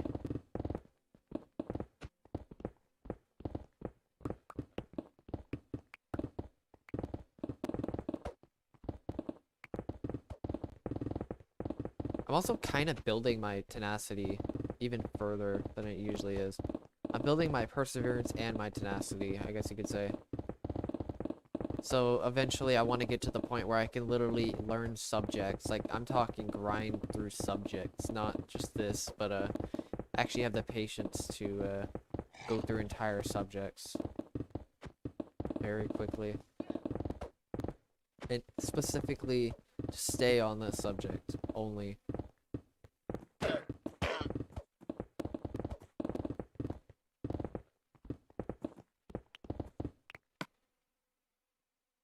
Oh yeah, I definitely need to.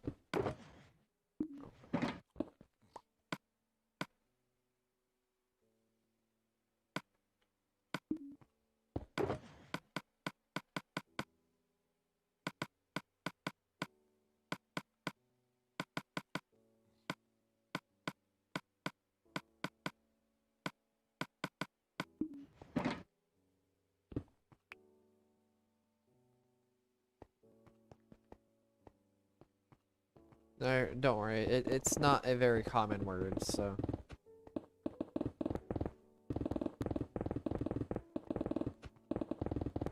It's like the complete opposite of resilient. Resilient meaning you can take a lot of pain at a given time for periods of time. This is more like you take some pain, you leave, but you come back. You take some pain, you come back, or you take some pain, you leave, you come back. You're always coming back. You're like rising like the phoenix.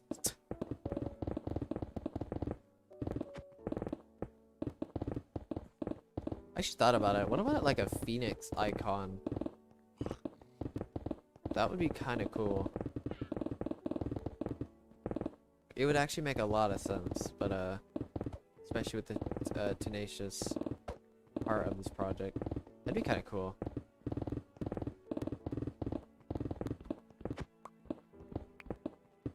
I know it doesn't make too much sense, but still, make like my own symbol of for this project.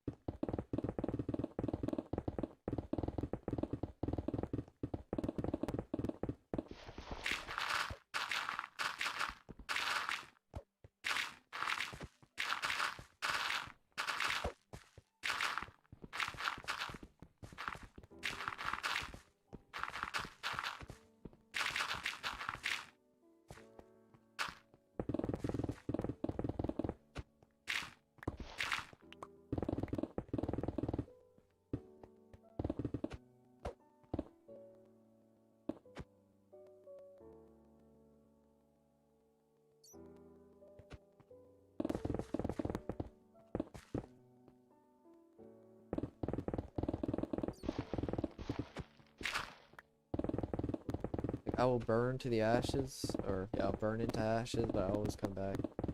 I'll always revive.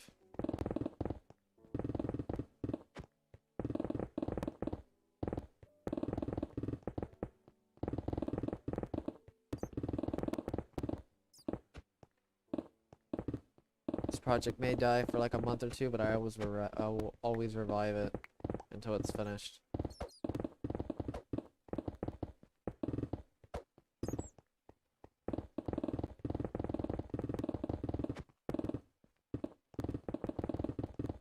There's also a point in putting too much tenacity in something. There's some point where you have to just go through, persevere through something. It's kind of this weird balancing act you need to do. It's like, okay, so there's also tenacity, but you also need to be able to push through, to do whatever it is, the work or whatever.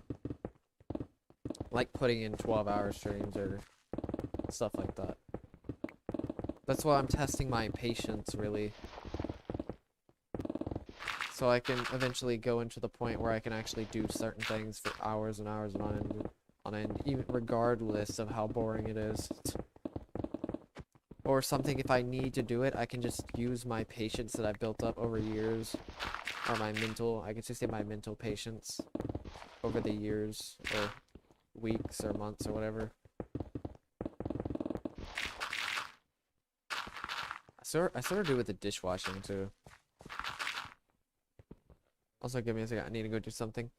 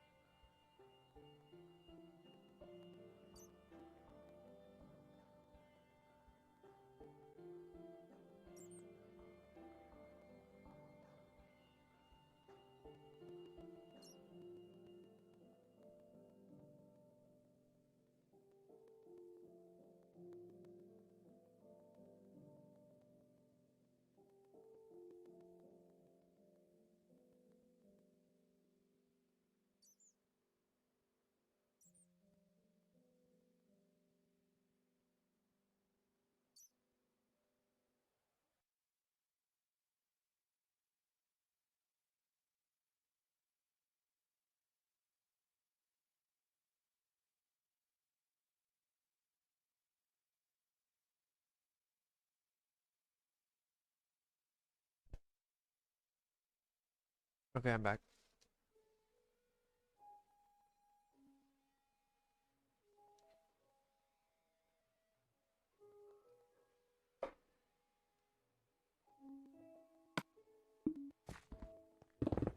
The thing about the willpower versus not the willpower versus self-discipline,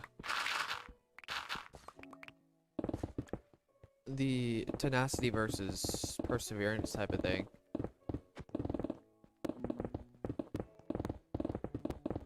It's When it comes to the investment thing, it really comes down to, like, I can desire as much as I want, but,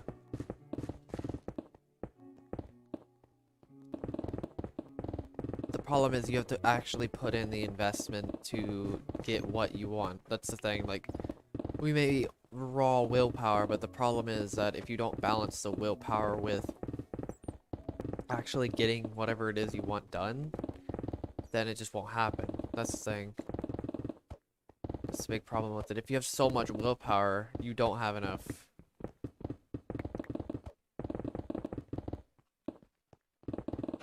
I guess you could say need to do something. It's like, I want this, I want this, I want this, but it's like, oh, I'm not gonna get it because I need to do this, but I just want this, I want this. You're just skipping steps, basically.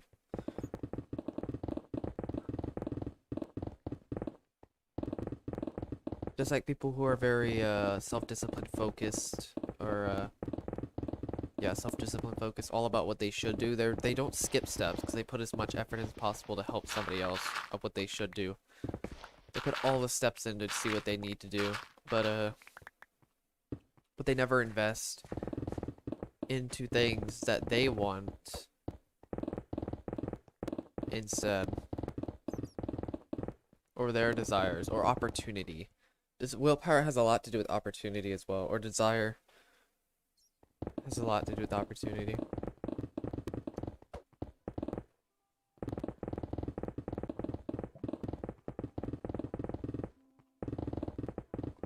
Mainly because most people who are self-disciplined also are afraid of the, or self-discipline focus are also afraid of the, consequences of what happens if they do make a decision of what they want. Because they're so afraid already of the consequences. What's like, why would I make a decision of something I don't actually...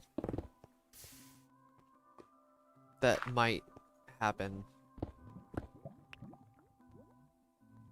In this case. It's like, I'm afraid that this might happen to me if I want this. Even though it actually really won't happen. But that fear just consumes them.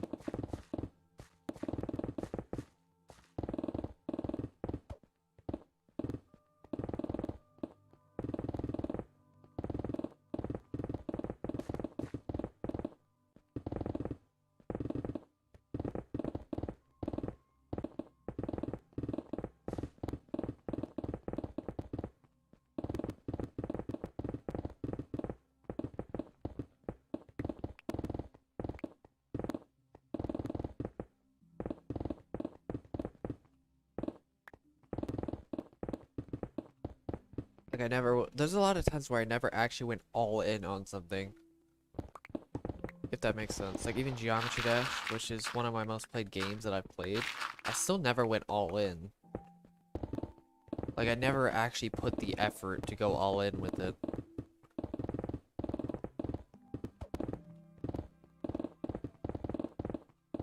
Which is kind of a good thing, because I'm actually used to splitting my time, but yeah, you get the idea, like...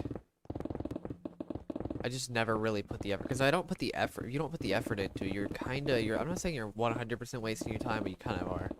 Because the more effort you put into it, the better you will get, technically, as long as you put in the right effort, which, eventually, if you just put enough effort in everything, you eventually will get good enough to, either be the best, or do something crazy, something super insane, like this.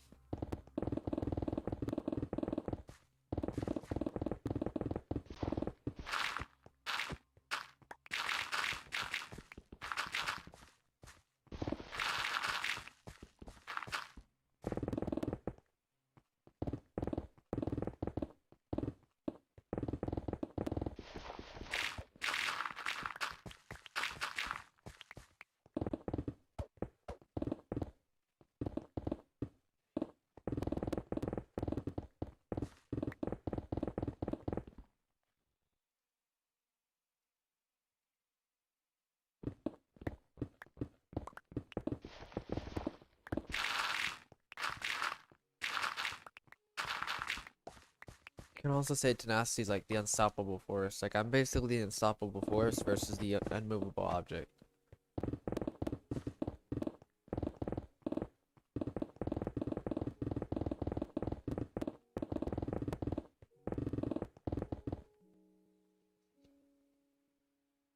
No matter how many things actually, how many things get actually in my way, I will continue to move forward in it. Even if I have to take a break.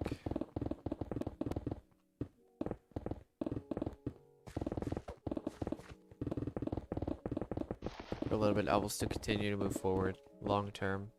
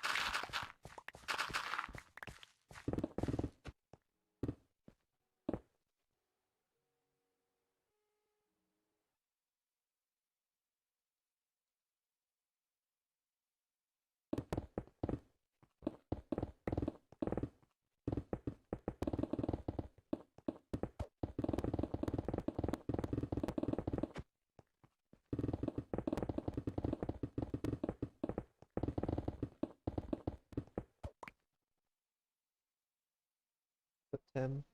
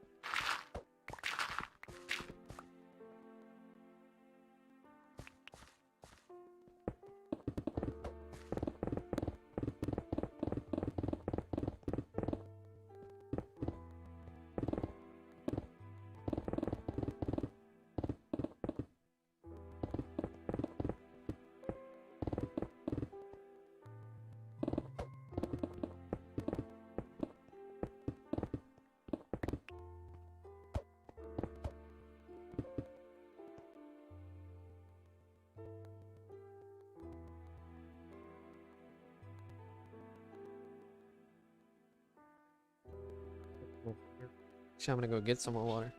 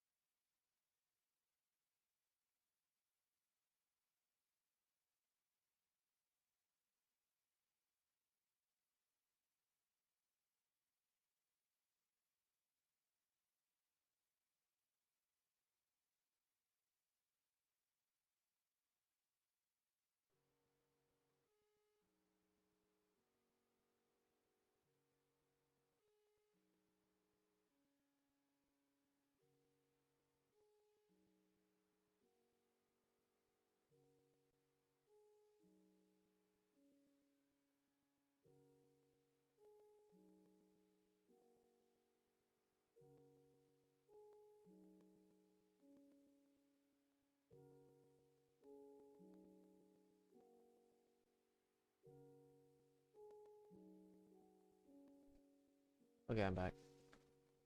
So, it's a Clemente.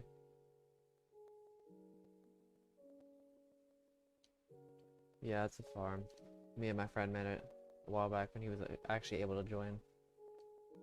For once.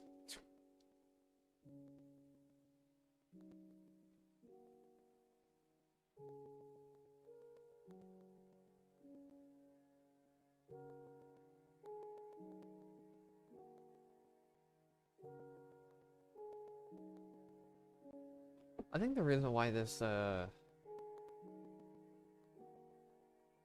project is very,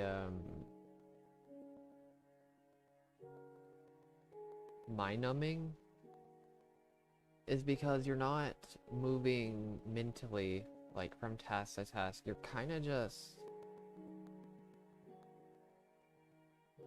I don't know how to explain it, but, I mean, I guess drinking water kind of helps, but you're just not moving your body. It's like when you're trying to sleep, in a way, where you're just static, just there, not moving whatsoever. I think it's just a lack of moving, like, limbs. But, I'm not too sure.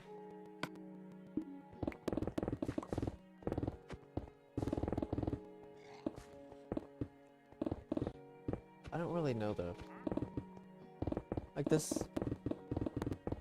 I don't know, it's just hard to say.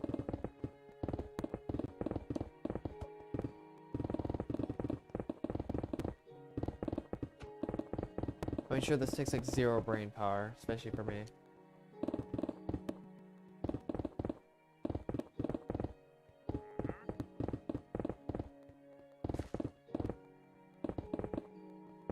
Farm type, it's, carrot, potato, and wheat. That's all I really needed because we needed it for farmers to get emeralds.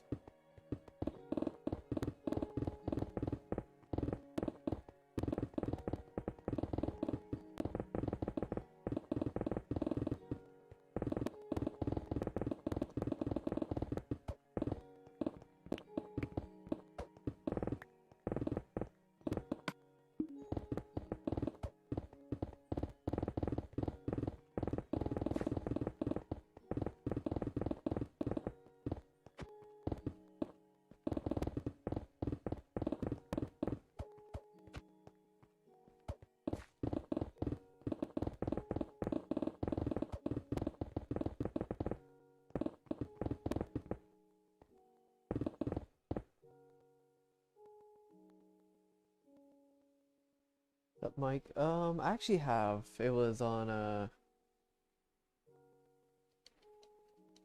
or at least somewhat hate. It was more like uh I'd say it wasn't really the project that I hit, it was more like me for some weird reason. I don't know why. Like uh the worst hate I got was on iFunny, which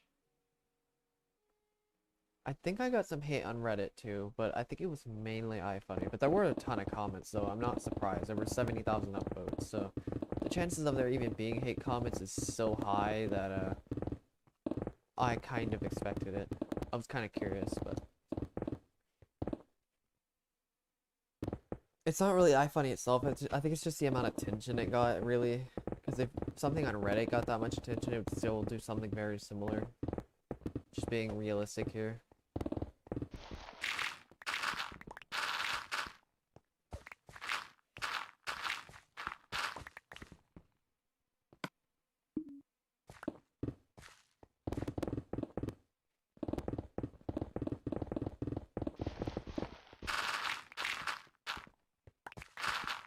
Like, I think one person called me autistic or something like that, which is extremely subjective. I'm sorry, but it's extremely subjective. It's like, alright, thanks for the really unnecessary name calling that means absolutely nothing.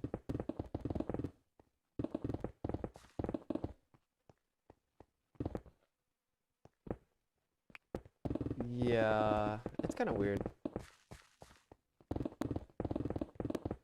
I don't really blame people for, like, hating this because they'll be like, oh yeah, why are you wasting your life or something like that. Like, that type of thing. I'm not surprised by that. I'm really not. Like, I kind of expected that at some point. But yeah, I have been called autistic, and I think I've mentioned something about wasting my life. That's probably the two worst I've seen, even though both of them are still subjective. Even though, to be honest here, at least at that time, I kinda was too focused on this project. I would definitely admit that. For sure. I was a bit too focused. I was holding on too much to this project. I needed to let go a little bit to do other things. What I needed to do, but I mean, it's alright. The border? You can't... Well, you can't see it. Never mind. It's a border over there. You can see that.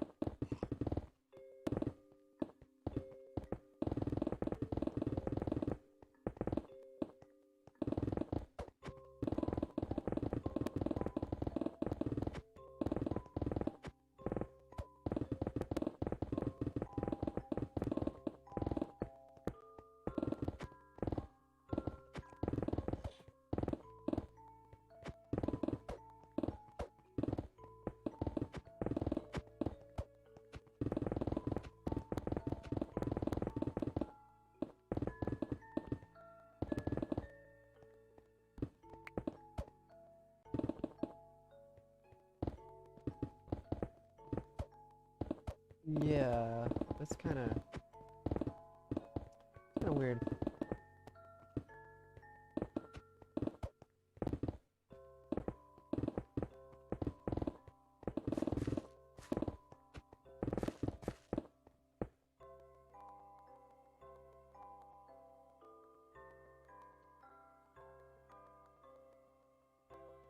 People gotta realize that I think the biggest problem was the person who posted the memes that I spend 5 hours a day every single day mining, which is pretty inaccurate. I mean, I spend some days spending a lot of time, but some days I only spend like 2 hours or 3 hours. Some days I spend no hours, in some cases, especially if I'm busy. But,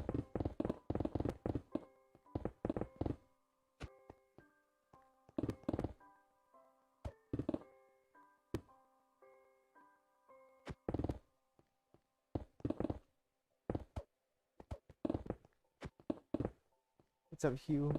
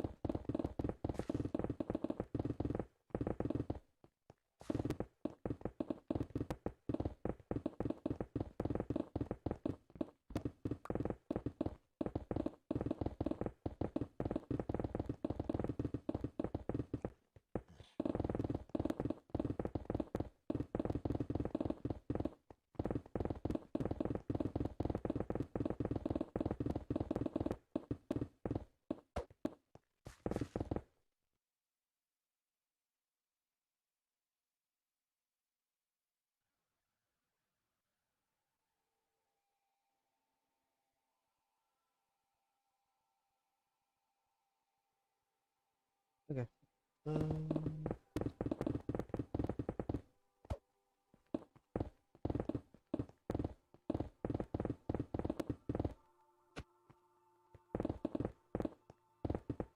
Yeah, I'm gonna be using sand to get rid of the nether oceans. It's gonna be painfully slow, but it's like the only efficient method I can possibly think of that's actually somewhat quick enough.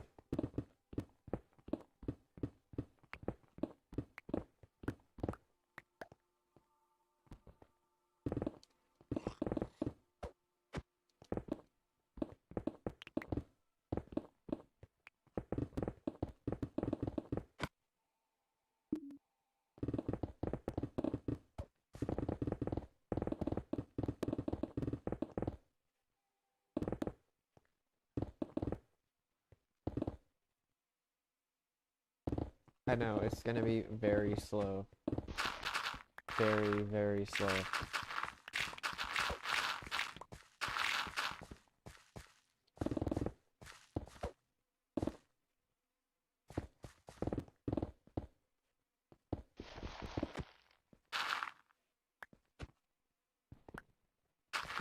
I'm gonna just throw all my sand, see how much I fill up, and then I'm just gonna remine the sand and then replace it. That's all I'm doing. There's no section by section area that I'm gonna be doing. Literally just throw it in, mine it, or mine it, throw it in, mine it, throw it in, mine it, throw it in, mine it. Well, I will try to at least actually no, never mind. Yeah, I'm just gonna mine it. Or not mine it, but throw it in, mine it.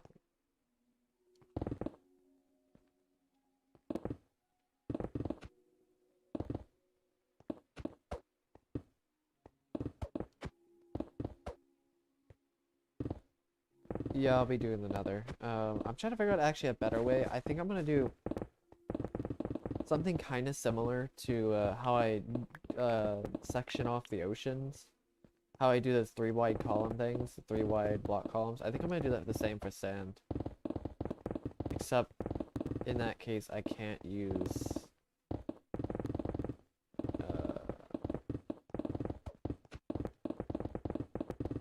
Unfortunately, I can't use the speed buff with the Nether with the lava. So.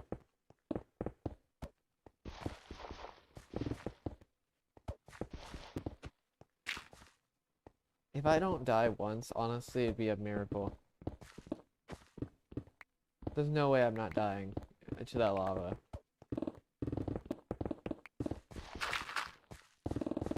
I'm gonna try not to, but I mean, it's probably inevitable, let's be honest.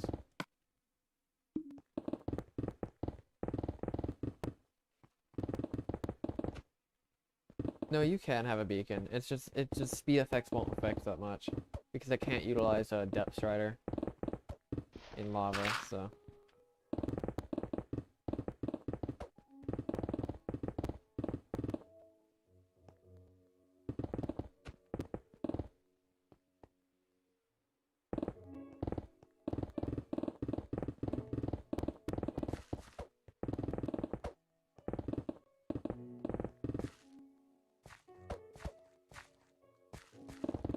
I mean, I will eventually be able to with the when I start mining the blocks, but when it comes to removing the lava, I can't do anything. Beacons won't affect anything.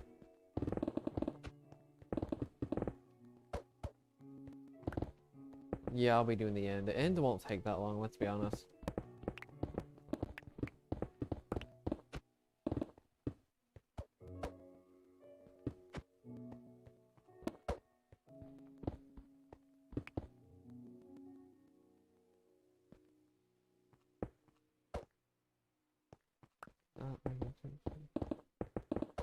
But yeah, I don't know how long the Nether's gonna take though. That's the only one I'm kind of slightly meh about because it's like, yeah, I just don't know.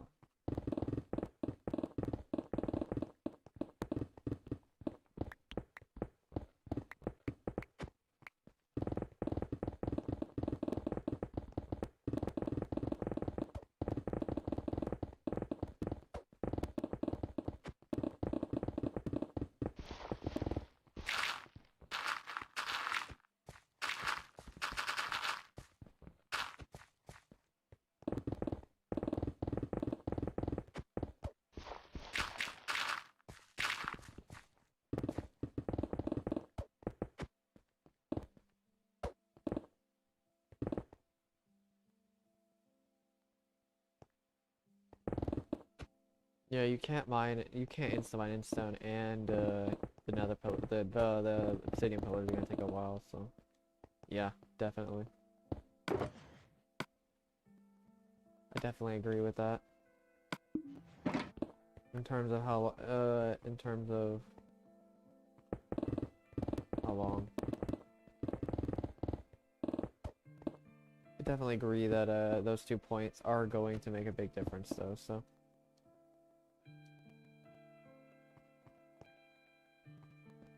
It's very slightly. If it was any softer, I think Instone would be insta-mineable, but unfortunately, it's not.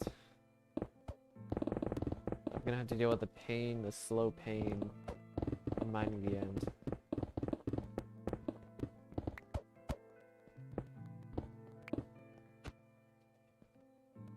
Yeah, I definitely have a way higher chance at the beginning. If I don't die within the next, like, or if I don't die in the Nether within the hours first, about what, like 30 or 40 hours, depending on how long it takes, then I'm probably not going to die.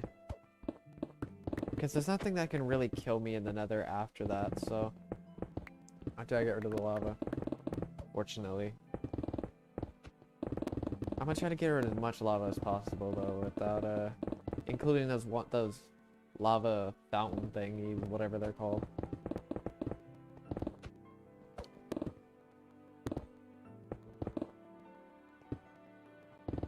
Yeah, you can have a beacon in the end. I remember using, I think it was Haste 2. And I think Pippin made a video, Pippin FTS or whatever his name is. Yeah, Pippin FTS. He made a video on mining the end. I think he had Beacon with Haste 2. And do mind you, look, if you look at that video of him mining the end, that's the same size as my end. So if you want to see how long the end is going to take, it's roughly going to be that long.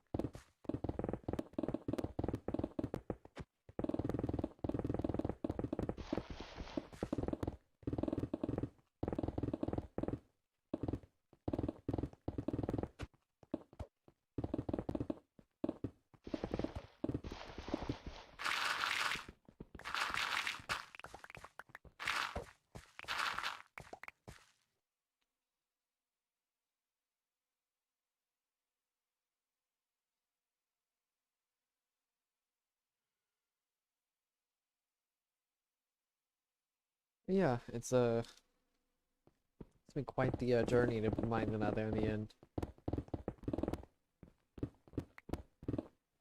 I'm trying not to put too much thinking into the nether. If you're wondering what my plan is for the nether, it's to literally mine the last 2 layers, get rid of all the lava, and then split up the nether into quarters, and then mine each quarter. That's what my plan is. From top to bottom. Unfortunately, the floor on the nether is also not flat either, so it's going to be completely empty. I may put a beacon in there to signify that the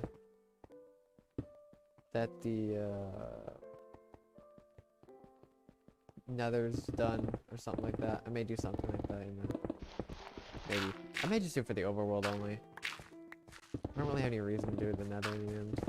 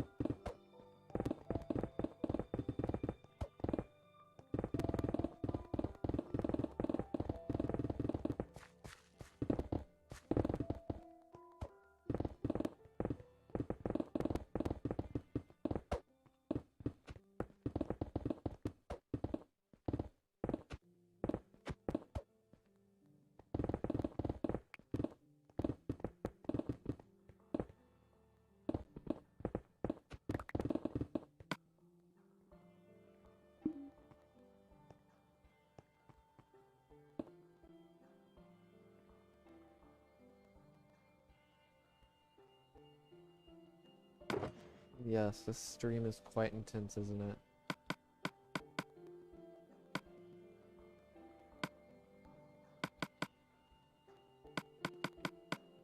I think it's gonna be funny though when it goes from like 0 to 100 on the final stream. If not even like 0 to 50 in the last couple streams, and then 0 to 100 on the last one.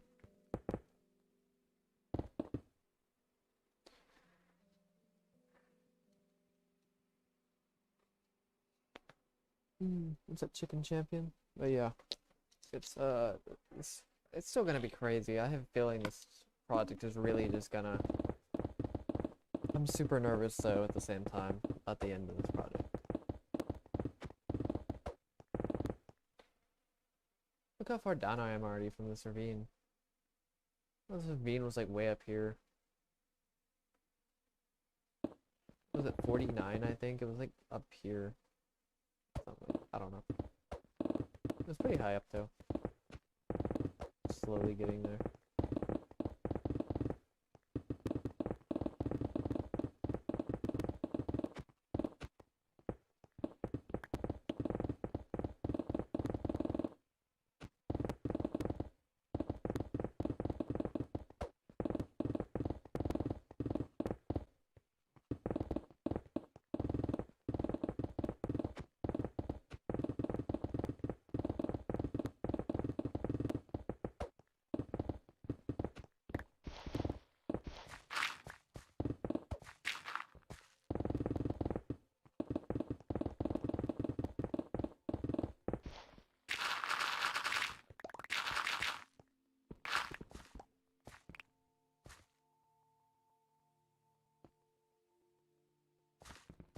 That section was a while ago. That was like 2 sections ago. That wasn't last section. I don't think it was in the section before that. I think that was the section before that section. So mind you, I've done 4 sections since 50%. Or this is the 4th section. Technically 3 sections, but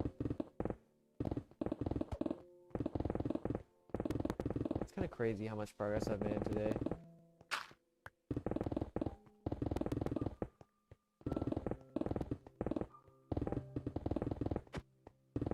Or these past 2 days or so. Insane progress.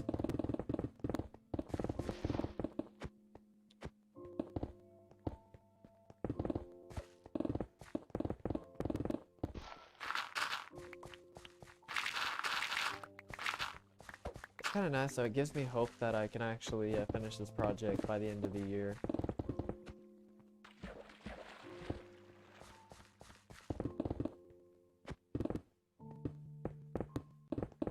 They really blend together.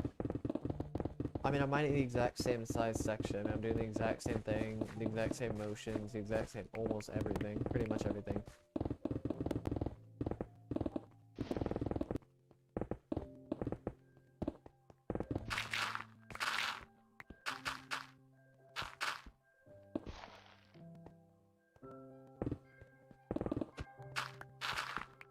Let me just split this section into sections. Split it into 50 by 50 sections.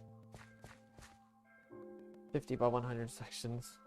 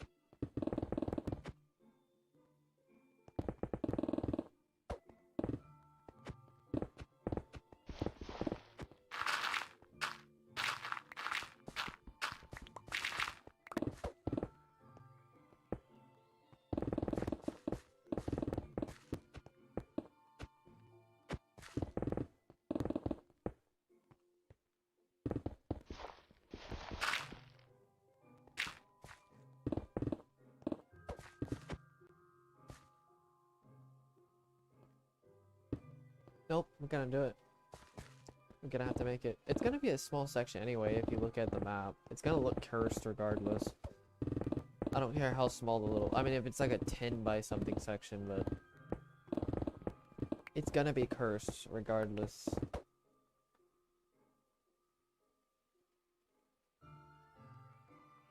Alright, see you, Mike.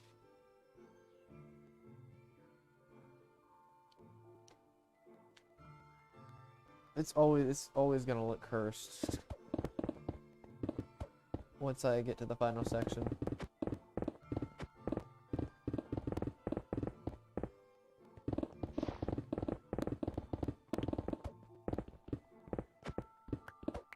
Even the second to final section is gonna look kind of cursed.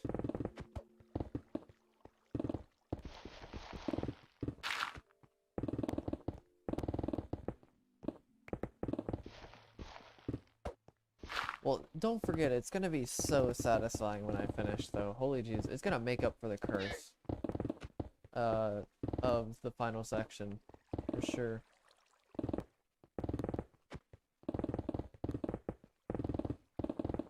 Come on, like, it's gonna make up for it when I finish.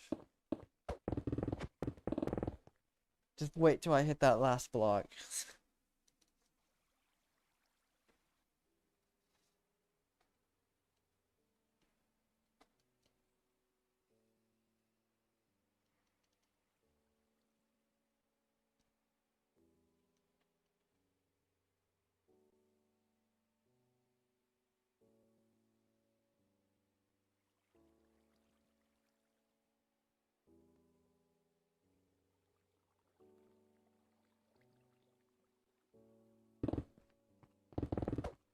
Gonna relieve everything. Think about when I hit 50%. That was a very satisfying moment, but this is gonna take it to another level. It may be more cursed, which honestly I should say 50% was even more cursed than this last section, but maybe not the map, but the at least the world itself is kind of cursed it that way.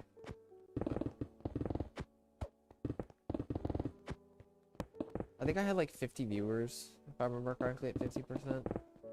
Which is very fitting, but...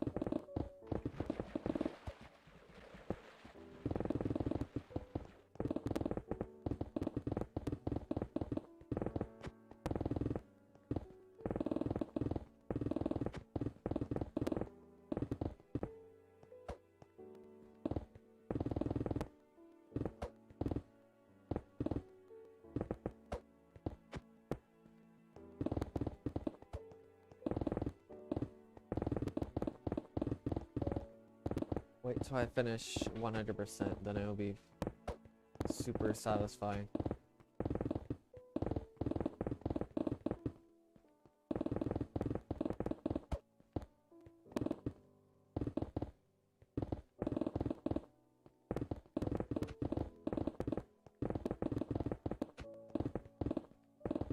Once I mine that last block.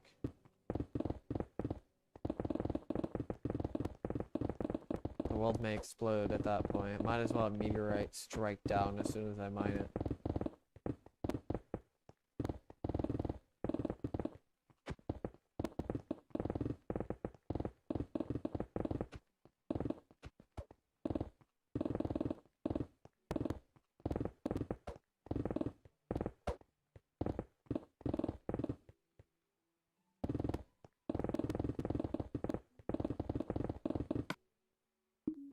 Yes, more water.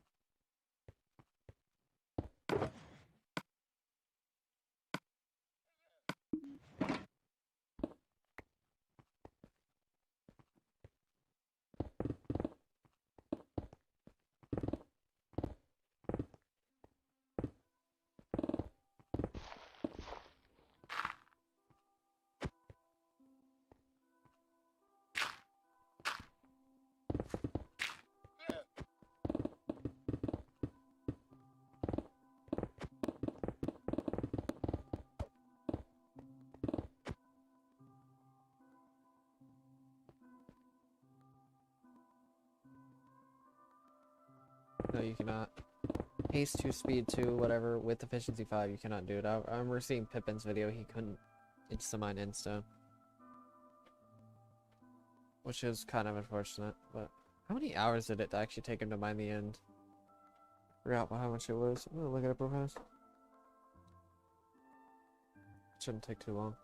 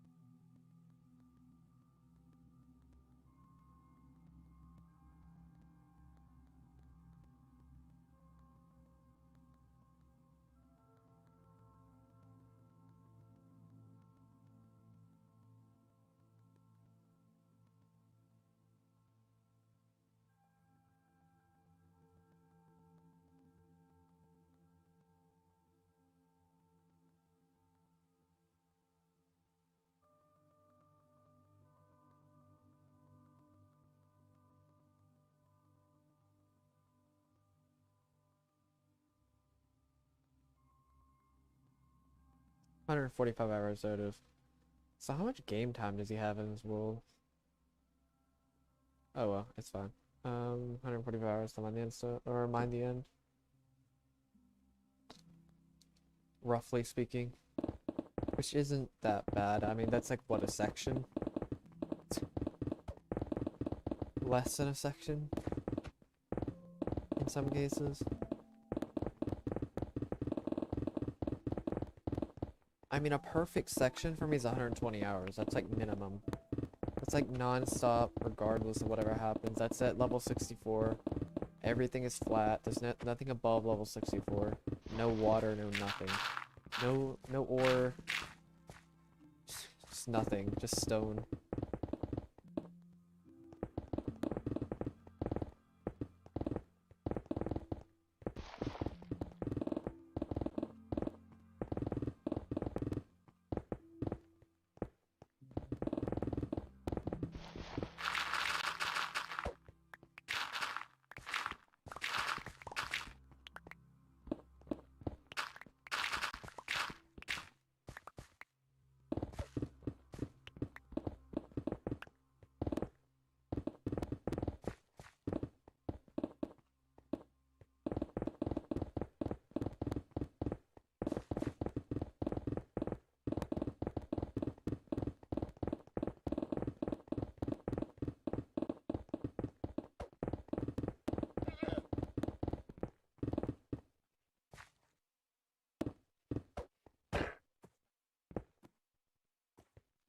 What's up, Cyborg? I'm not surprised. I mean, it's not exactly the most exciting stream out there. It's literally just progress for the project.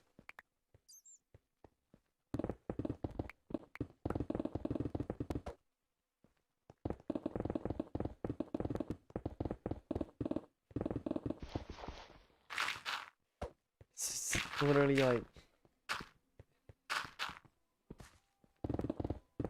It's not that much.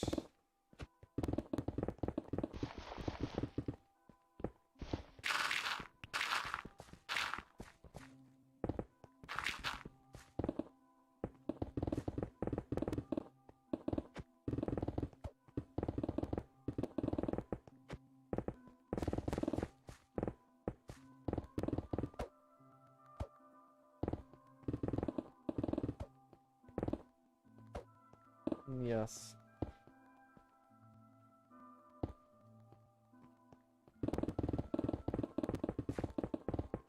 Exciting, even though you fall asleep to it. It's so exciting that even I fall asleep to it.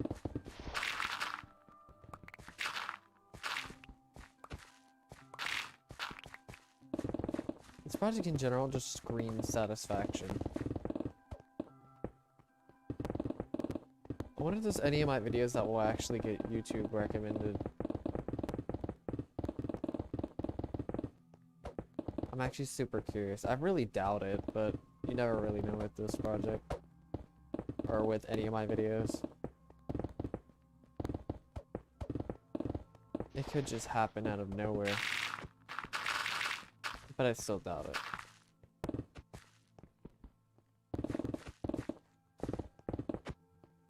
This is the most exciting thing I've watched in weeks. Or I've done in weeks, honestly.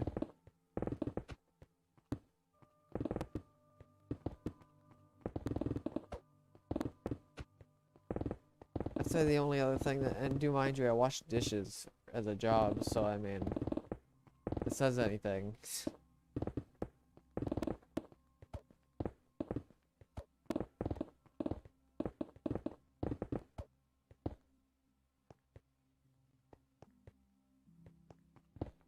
The fact that I'm even making that comparison in the first place says something.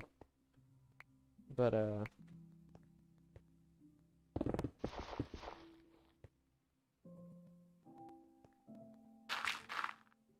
well, yeah, but are you subscribed? It's usually subscribed people are recommended. I mean, to be fair, I've been posting a ton of streams, so.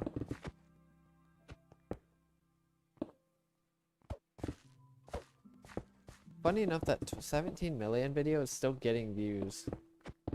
Slowly. I've been watching it. My latest update video also is getting views very, very, very slowly.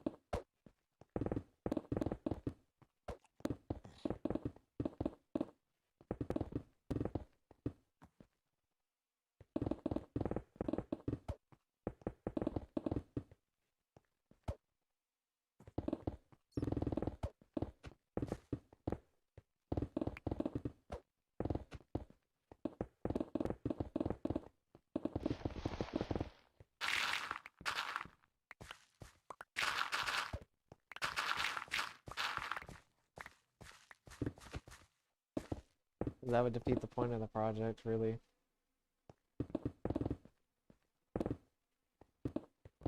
For my own sake, especially since the whole point of the video, point of the project is to mining with the pickaxe. I don't know. I didn't even know there were mining machines anyway. But I mean, the legacy of this project is by hand, so.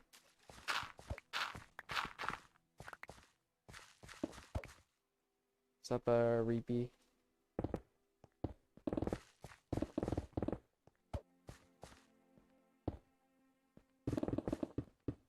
I mean, yeah, too, I did want to mine the world by hand. It's very satisfying. But, really, the point is based on the original, I guess you could say I guess the original notion of the project is, I don't know what the word to use, but, for mining the world.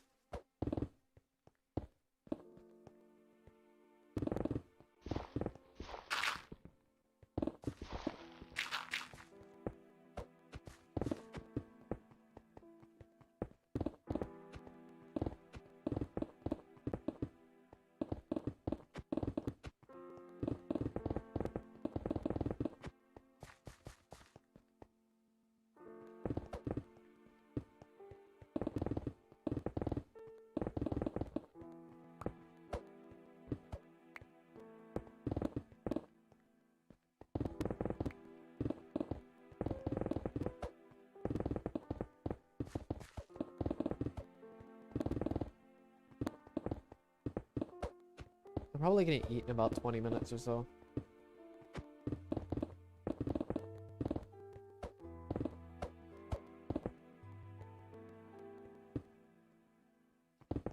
I mean, I already drained an ocean monument. If you want to see that, actually, it's the the extreme ocean excavation time lapse or whatever. It's like 200 hours. I've literally filmed an entire section of me destroying one.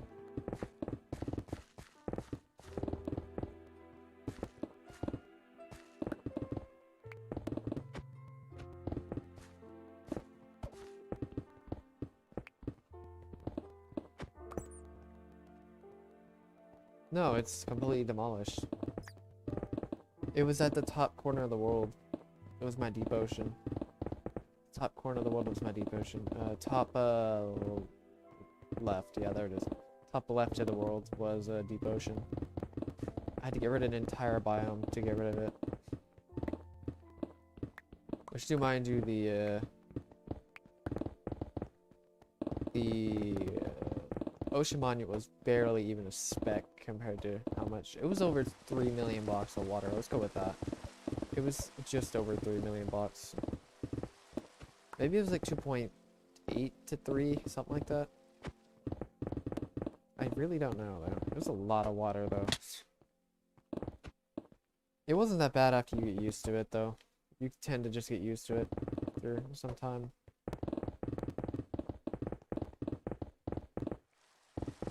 Yeah, so if you want to watch it time-lapse, it's like 11 minutes or something like that. It's pretty cool.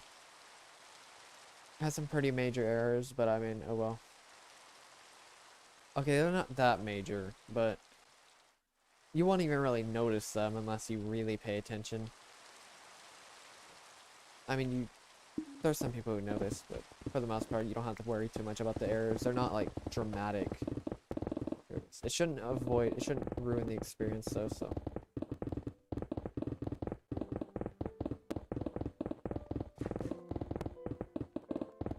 That took a while to condense 11 hours or 200 hours in 11 minutes. That's a lot of.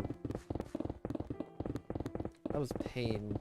I could have probably condensed it even further, but I didn't want the lighting to give people like seizures because it was so fast.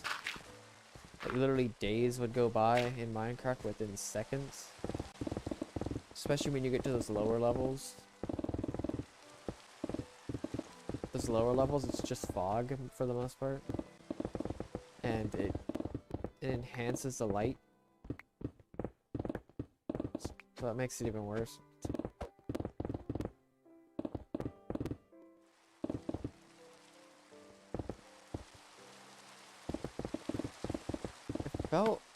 It took a while. It took I think like 2 hours to render or something like that. Which is way longer than any other video I've done. For sure.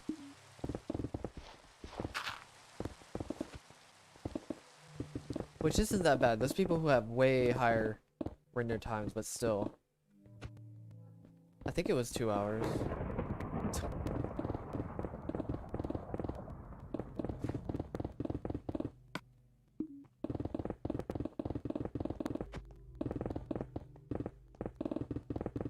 Also, I have an RTX 2060 as well, if that says anything.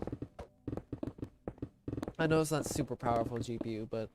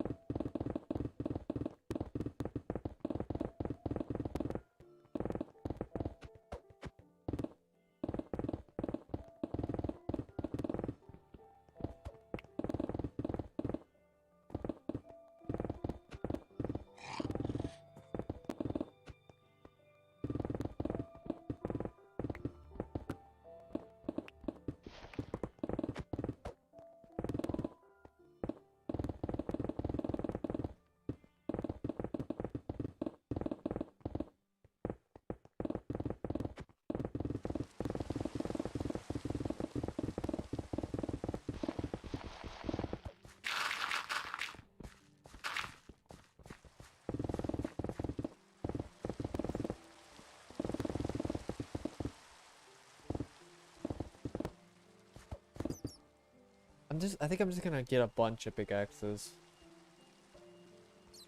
I did not build it. I got it on a, what is it? Not Black Friday. What is it called? Prime Day. There it is. It was $1,000 and I got it for $200 off, and it was just as expensive as pre-built. It was literally like, if I built the same PC, it would be the same price. So I basically got a pre-built, but didn't actually have to build it.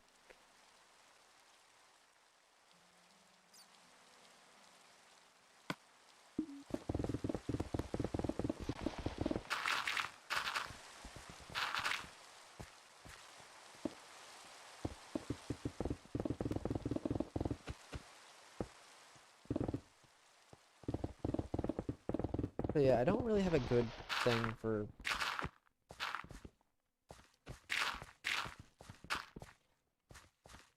XP when I get to the end. I was thinking just making a really big mob farm, a quality, high quality mob farm, like something that's actually good and not just thrown together in like 2 minutes.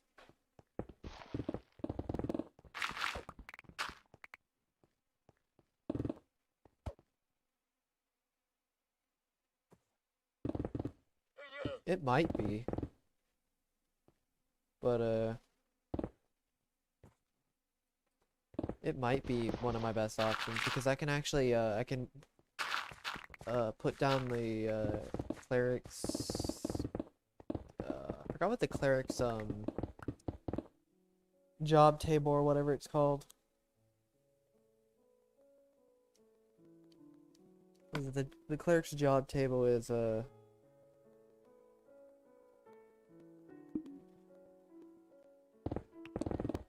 forgot what it was, but I can remove it and then place it back and then remove it and then place it back, then remove it and then place it back or whatever. I can just keep doing that over and over and over again and just get as much XP, but it might be the best method.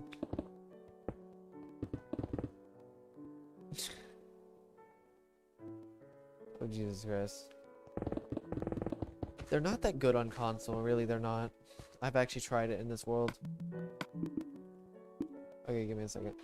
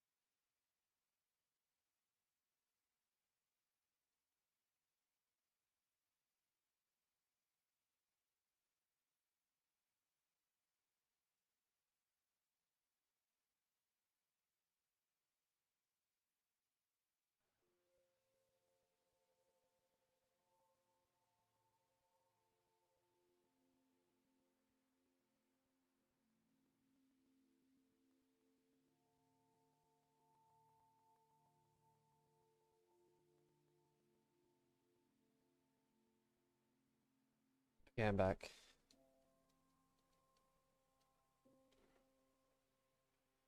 I'm gonna take a little break in around 10 minutes.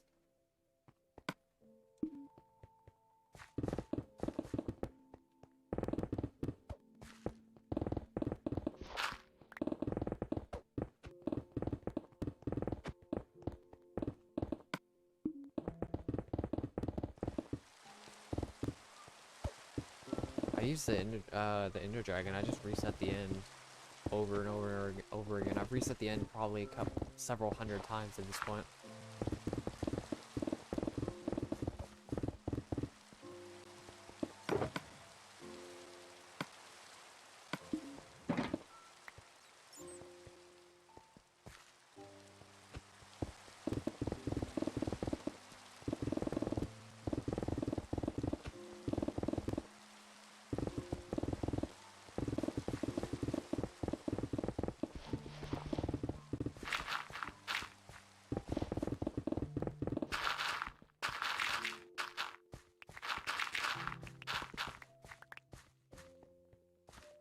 Maybe that's not very efficient.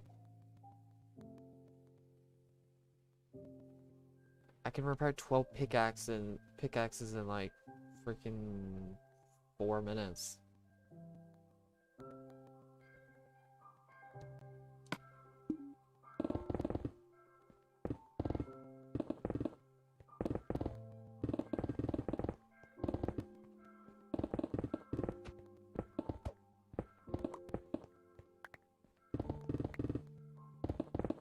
Pretty close. It's like I've killed it under about a minute and a half at one point.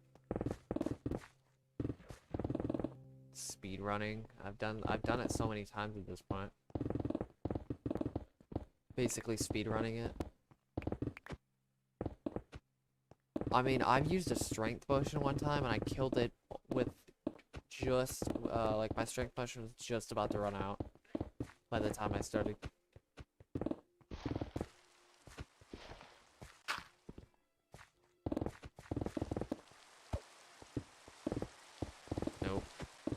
Okay, I can tell you exactly what I do. I place 4 blocks on the edge, or sorry, I place 2 blocks on the edge because the in island is next to that obsidian platform is next to the in island. I place 2 blocks, jump down, light your fly, jump, go to the second pillar that is near the thing. I go up, what is it? 36 blocks, I think it is. I go up 36 blocks, destroy the first end crystal, go to the edge of the pillar, jump up 5 blocks, fly down, hit that pillar, jump up, fly, hit the bow, or use the bow, and hit all the other end crystals, and then I kill the dragon. There you go. That's the entire thing. Hopefully that's it. That's all I do. I know it sounded super weird at the end because I was trying to say as fast as possible, but whatever.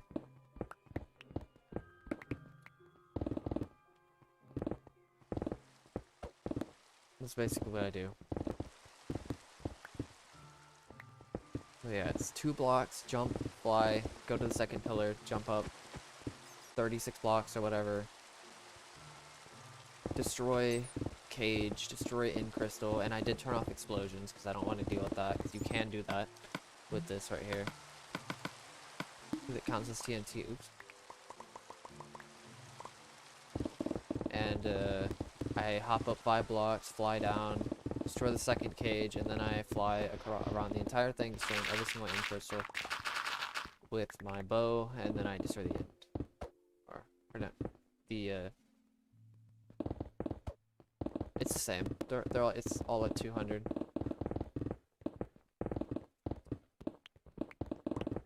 It's at 200. I mean, sure, sometimes it's kind of RNG of how long it takes me to destroy the Ender Dragon, because sometimes they fly for long periods of time. Sometimes they just come down to the little perch within 30 seconds.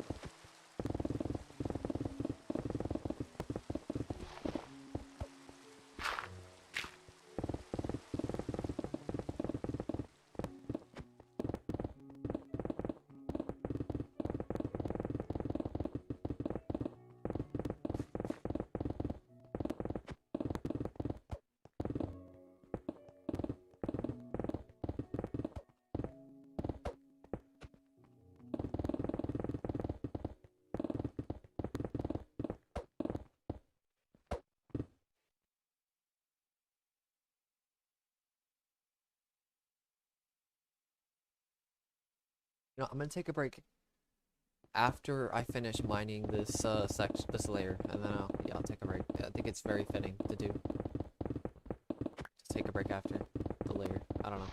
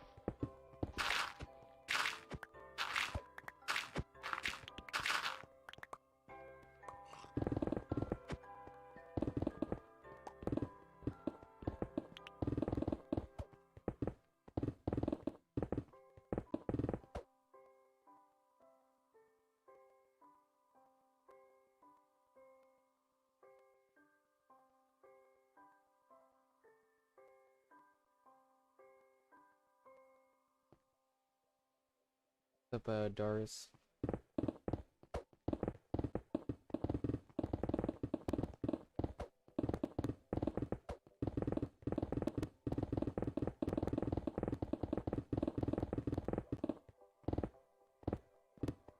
I'll go back. Give me a second. If I run into one, I'll kill it, but, if I don't run into one, then I won't. Which there's a very good chance I'll probably run into it, let's be honest.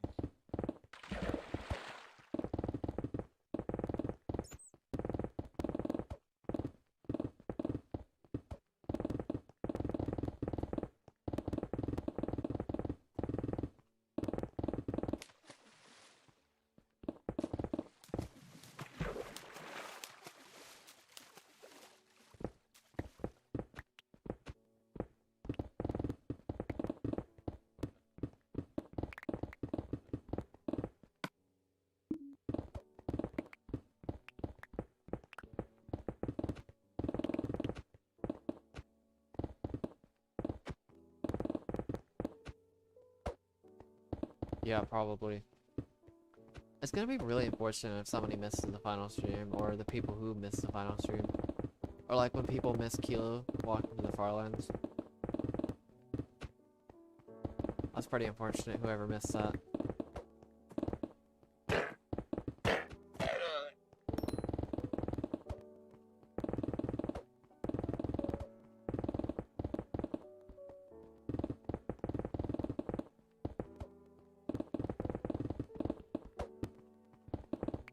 Because that was an insane stream, holy Jesus.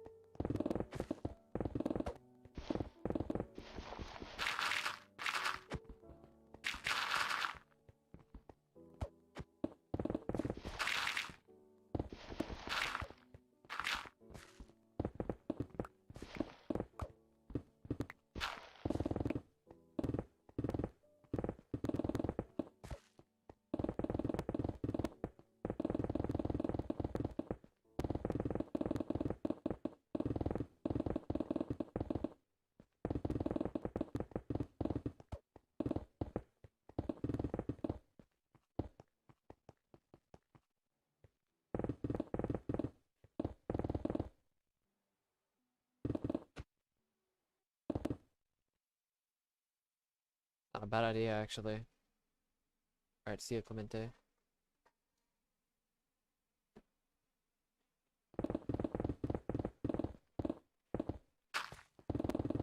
Maybe. I'm not that... I usually don't overshoot the XP, though. For the most part. Even if I do overshoot, it's not that big of a deal. It's also kind of a problem, though, because if I have to move away real fast, wait, can I even put... Nah.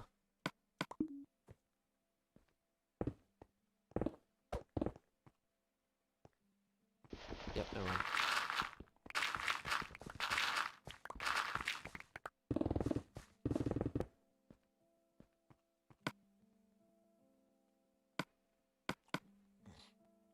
You know, if I do this... Yep, no, you kinda...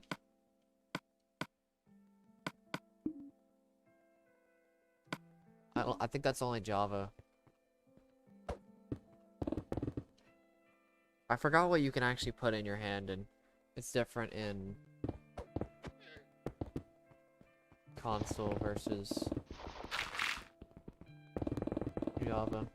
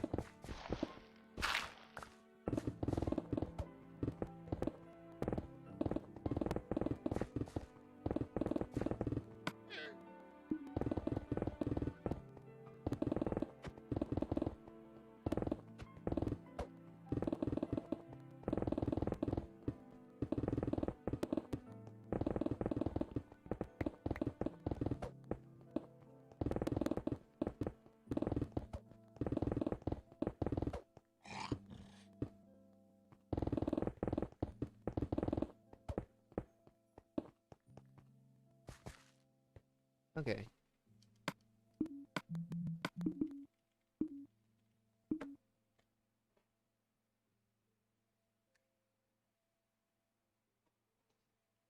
I'm gonna take a break and then I'll come back.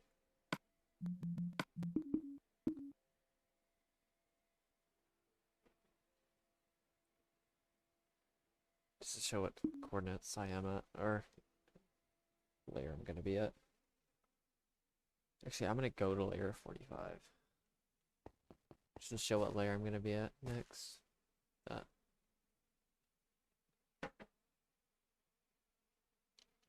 Yeah, I'll see you guys in a minute.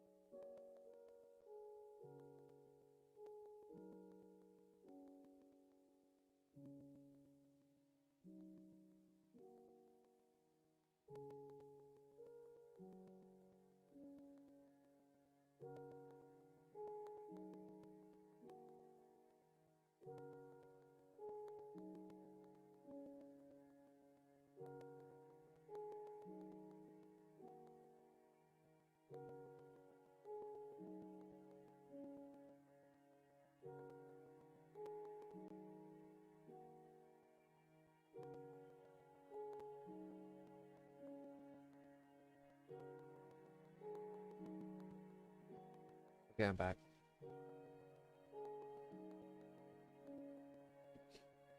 Hmm.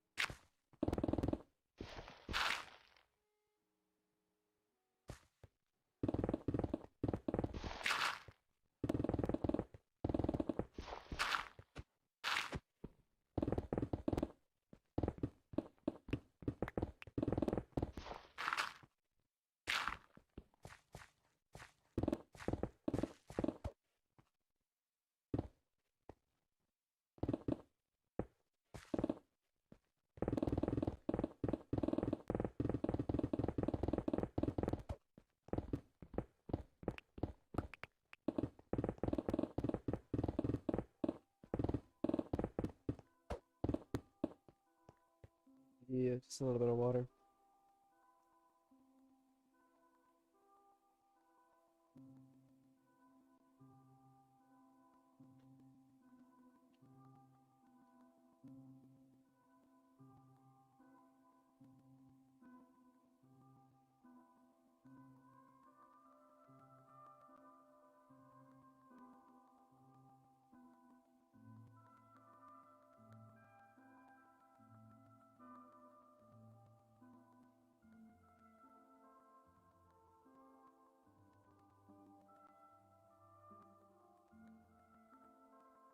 Oh god, I saw the joke up there about the breaking.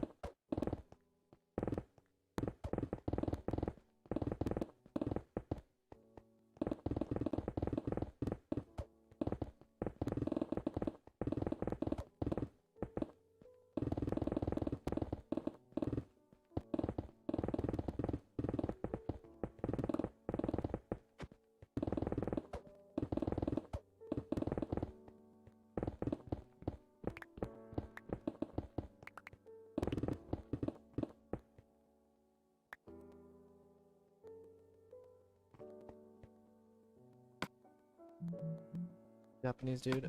Don't remember. What I got, dude? I just need to. Maybe I should build up my paranoia instead of building habits. I do it with my inventory. I don't know why I don't do it with my pickaxe or anything like that.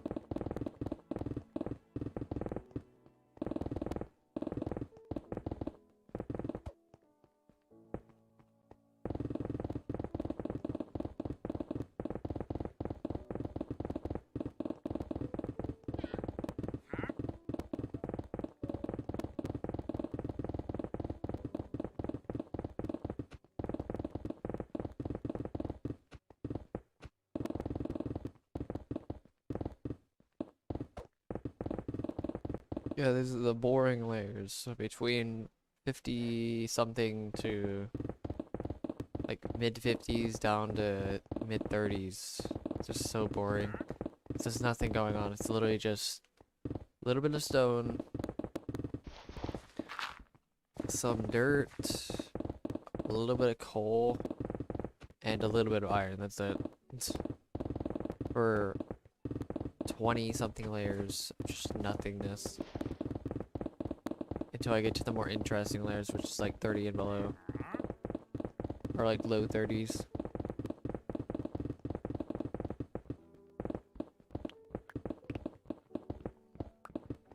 That's when it will get a bit more, at least reasonably interesting with the ore. Wait till I get to like 20 and below. That's when it gets kind of fun. Kinda. At least in terms of this project type of fun.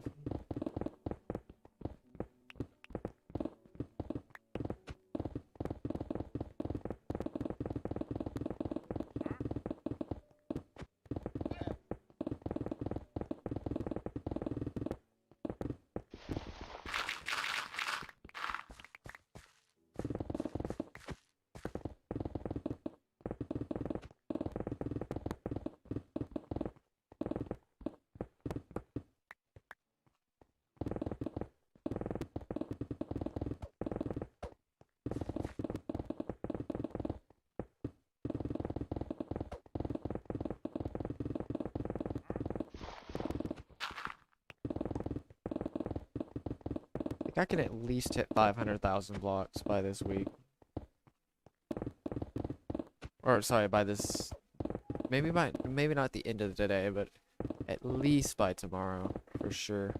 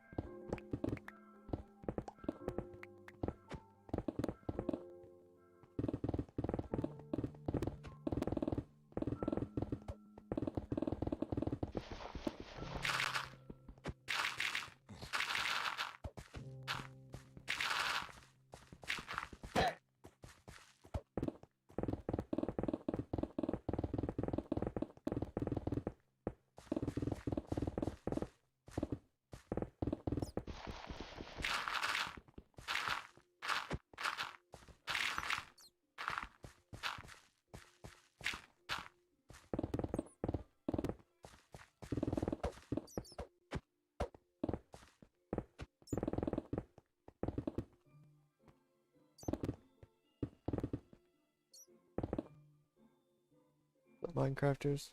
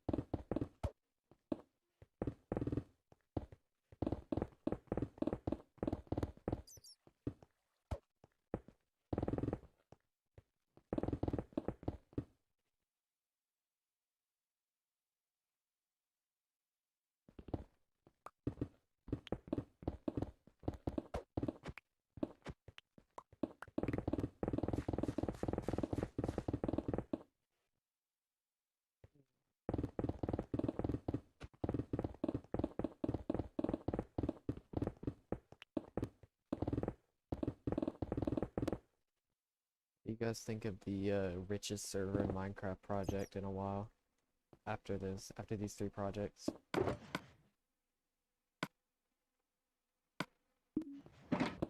So like 1 million diamonds in a Minecraft world.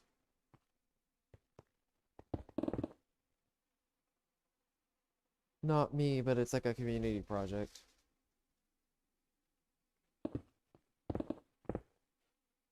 Or a subscriber project or whatever.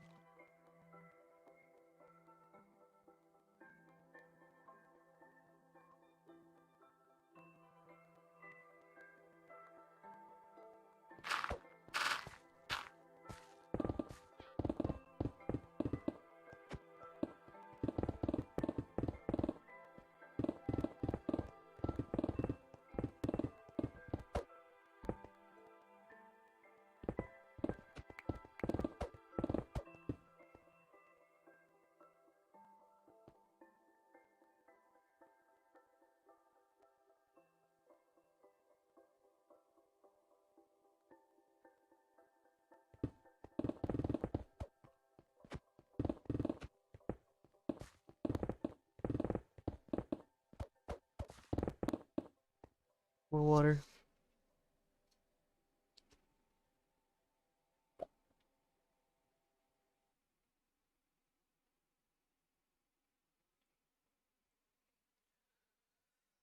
Oh, Jesus. Oh, there you go.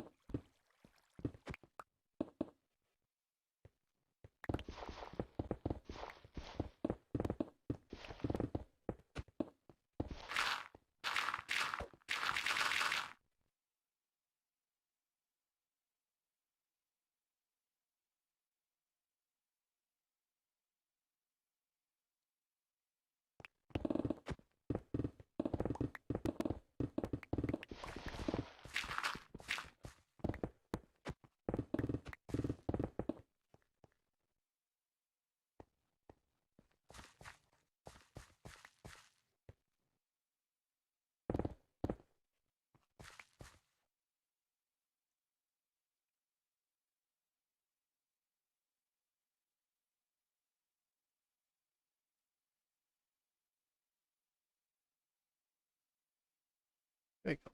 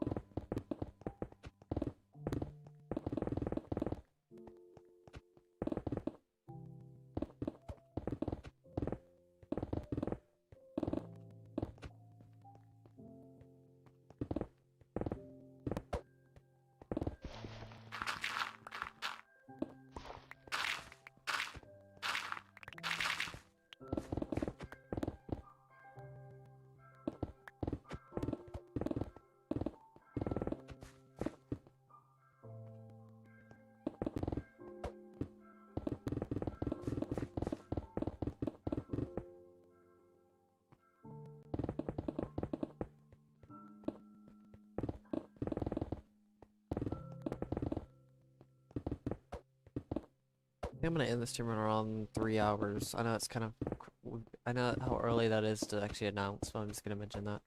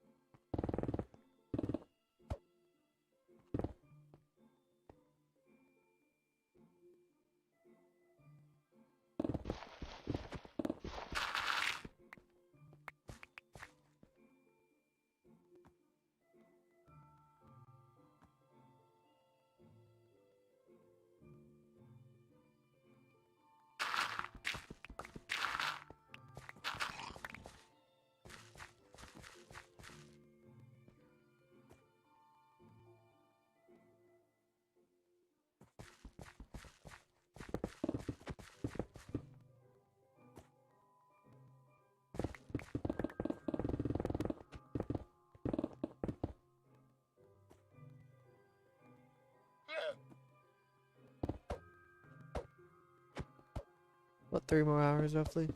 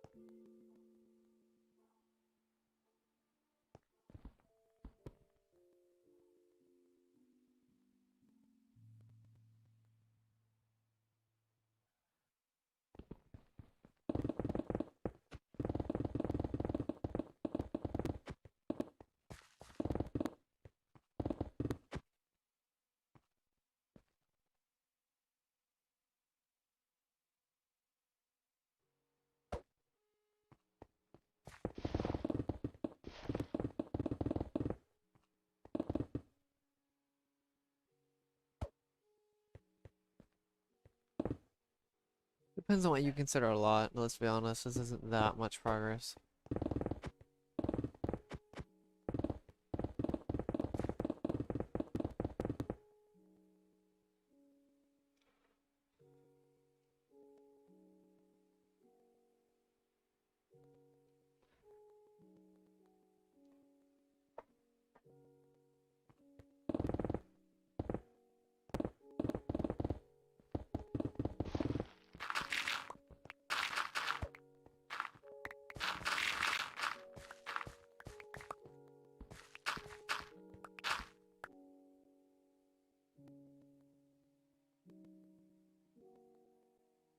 Hope you didn't take the comments too seriously, I was kidding, but...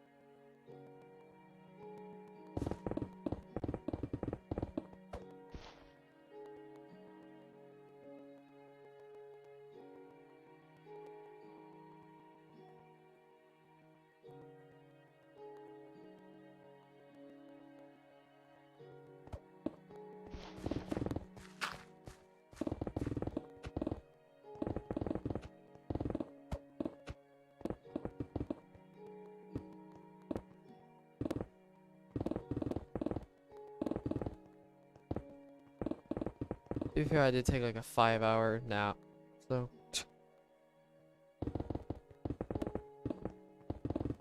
Or sleep, or whatever you want to call it, honestly. More of a nap, but. It's technically 6 hours, because I took an hour nap and then I took another 5.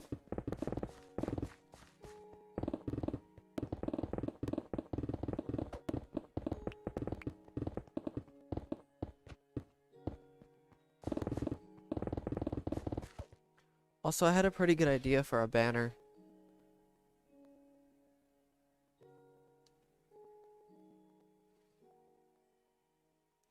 Also, do you think it's possible to replace the globe, like the shape of of the Earth, to a square?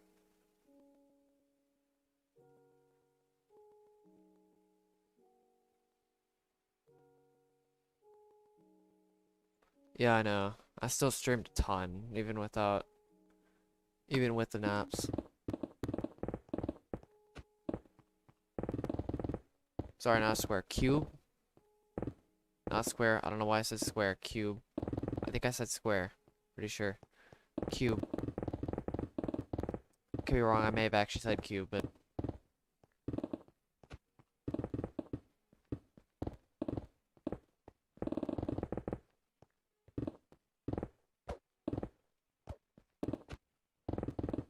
To make it represent like more of Minecraft than just the globe.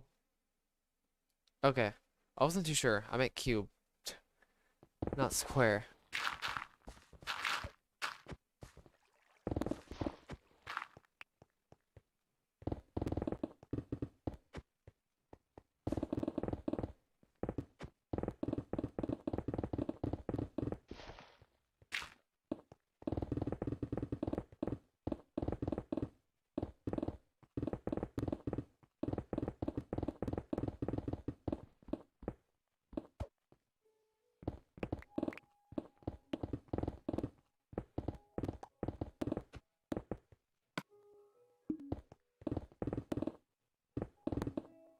Another thing I thought about doing was for the banner, make a schematic of that exact globe or cube or whatever in the profile picture. With the pickaxe hanging on the wall, either hanging on the wall or on the back. Like on the back of kind of like on the of the profile picture. Like avatar, whatever. Similar at least.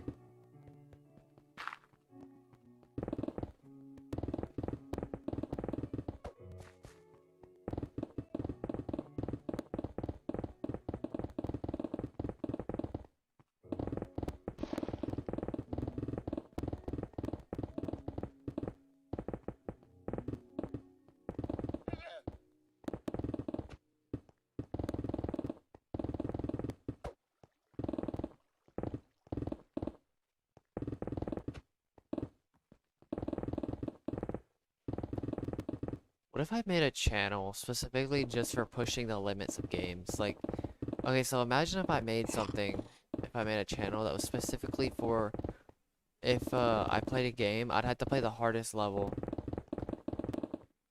right off the bat, and I have to beat it. Would that be weird? Would that be interesting or not? Would it be too much or something like that? Like, I'm not kidding. Like, I'm talking the hardest level right off the bat.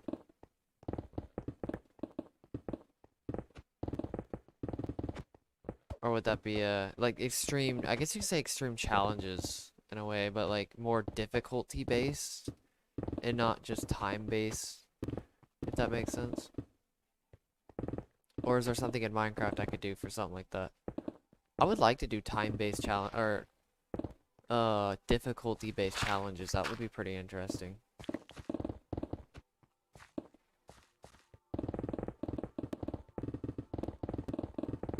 That's the other thing I like extreme challenges, but I like time and what is it called?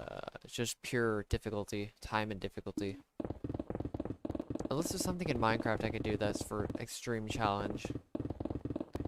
purely based off of difficulty and not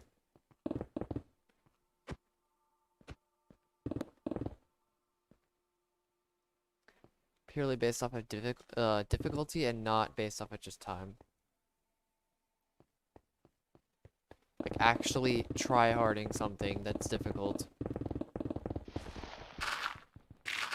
Even if I have to die 100 times for it or whatever. I don't want to do like a hardcore world because that seems very generic. I don't know, it could be like the hardest Minecraft maps or something like that, or parkour even. That's actually seems something like that, you know. Kind of like skills in Minecraft, I guess you could say. If that makes sense. I don't know.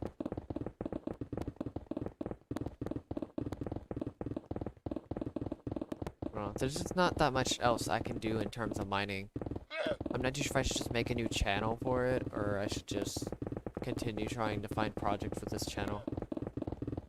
It's kind of why I was gonna ask for a community post.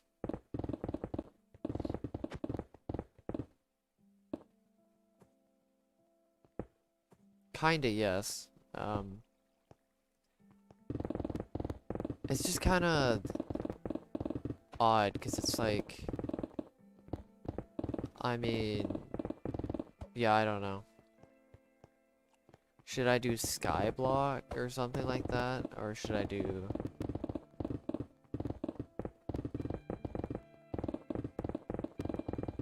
I have no idea, honestly. I think I'm just gonna do the server projects, or find a server project to do with people that involves mining, or something of that sort.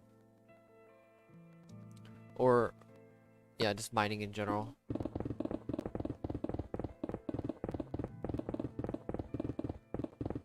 I do still want to revolve the project, or things around mining, but I'm not too sure if I'm gonna be able to manage that. If anybody has any ideas.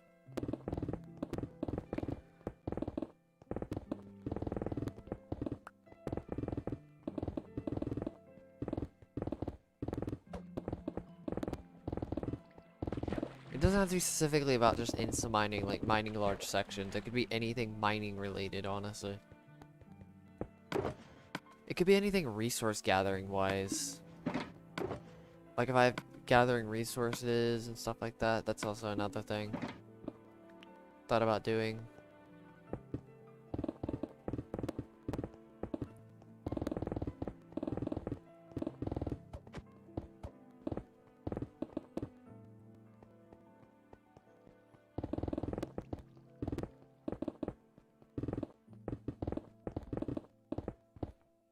The only one I can think of is richest server in Minecraft, which is with 1 million diamonds. That's the only one I like that catches my eye more than only one I've really thought about.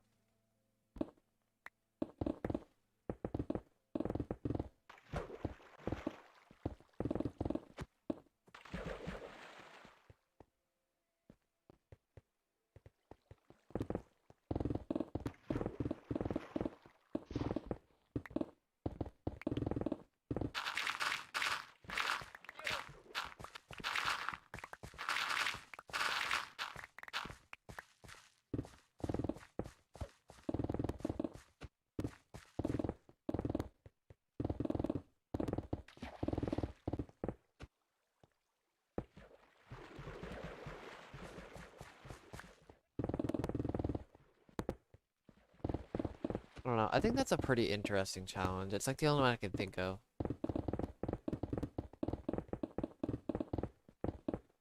Just right off the top of my head. Which isn't saying a lot, considering I don't have any ideas other than that one. Or other than that one, I mean. Is that specific challenge.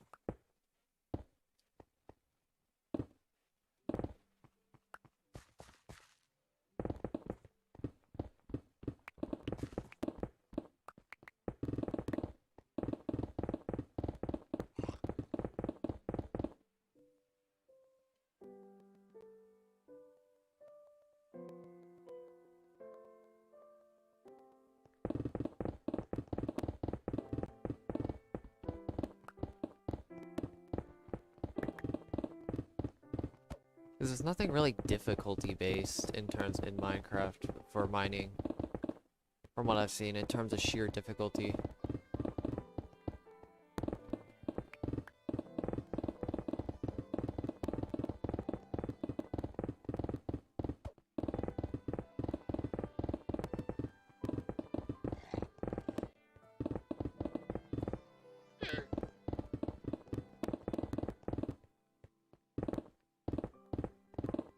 I think the only way I'm gonna do richest server in Minecraft is if I somehow get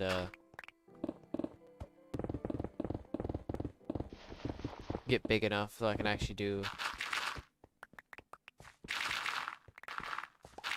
get enough from the channel to actually make it, maybe not full-time, but even part-time, just to see where my channel goes. I have no idea though.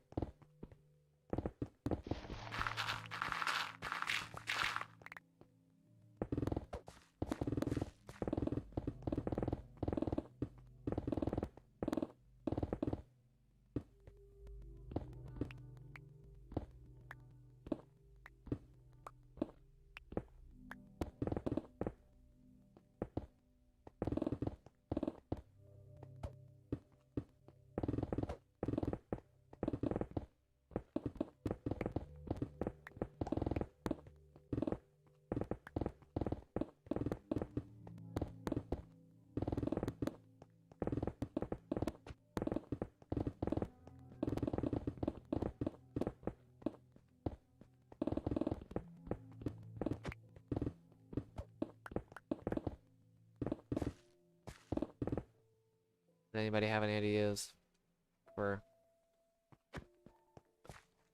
mining centric projects?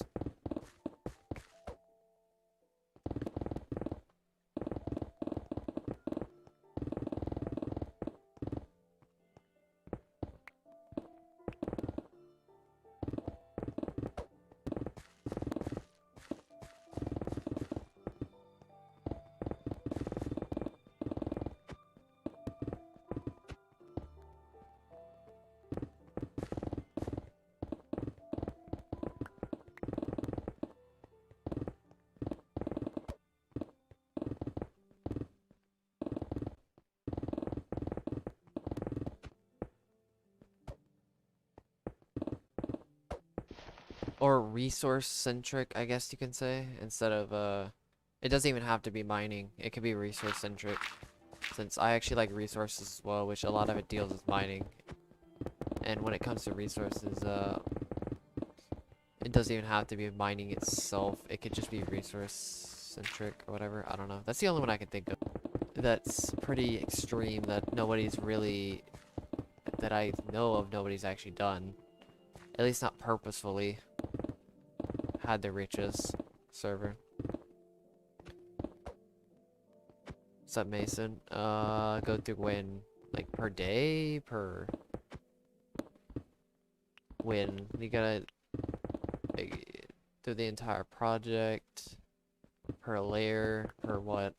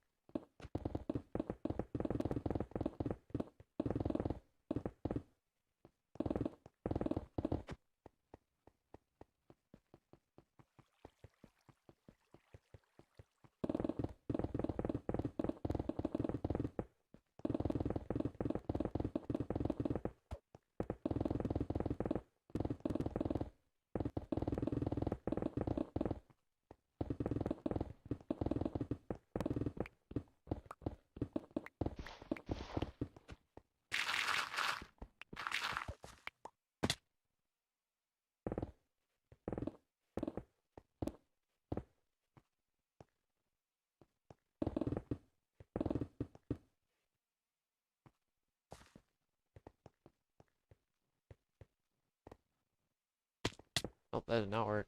Oh, perfect. Didn't realize I had that staircase there. Dude, the lag is weird, seriously. super weird. I think it's the chest going in and out of the render distance over there.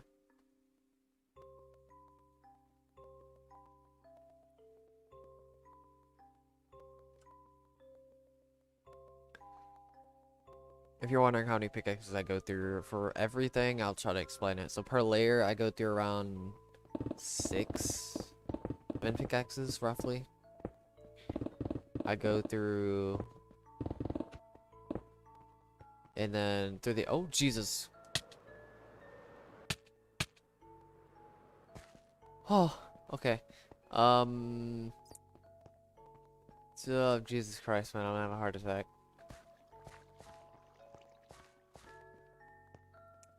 Holy Jesus, how big is this ravine? My God. What else is there? So the entire project? Probably around 3-something thousand. No, it has to be way more than that though. It's probably close to 4,000.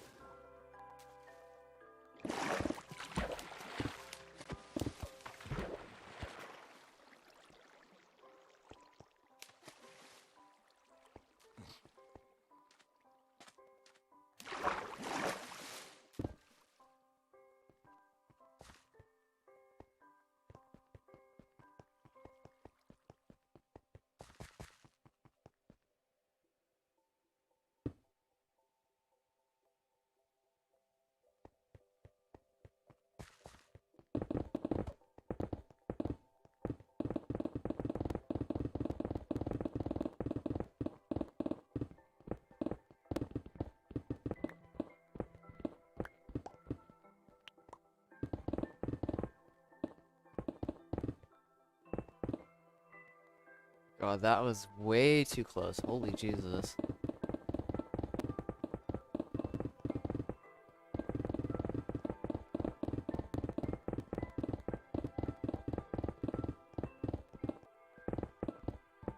I was within pixels from missing that ledge.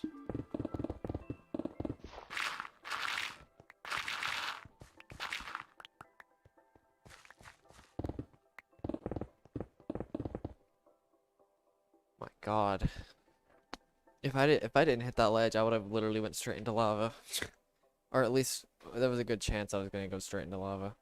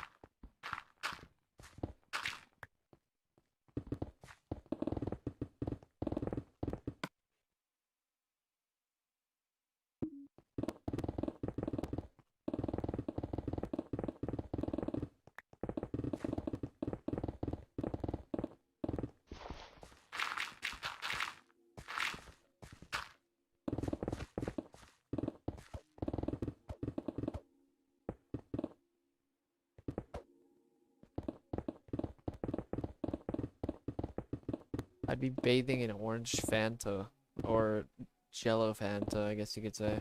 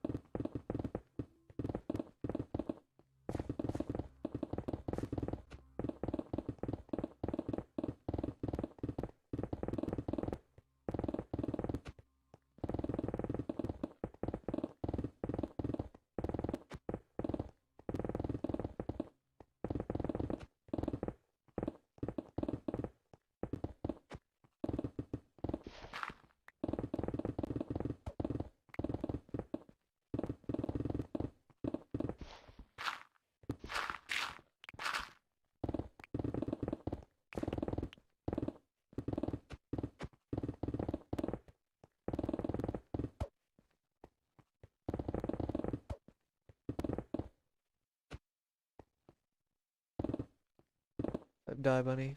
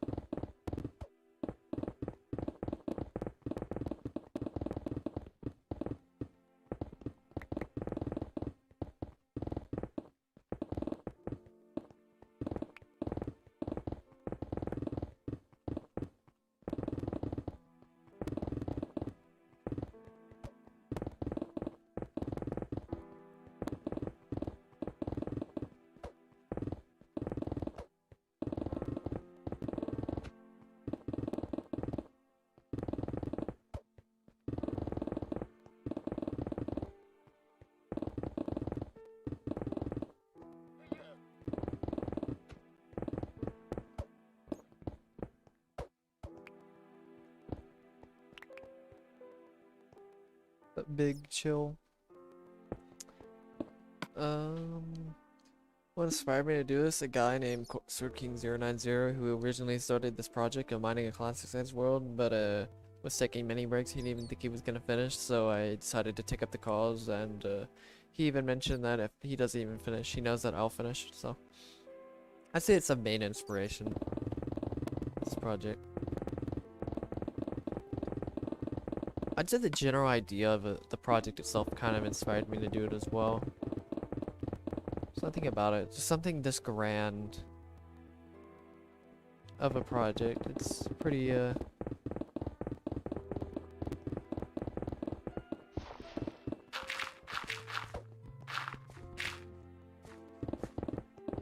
crazy. Thank you.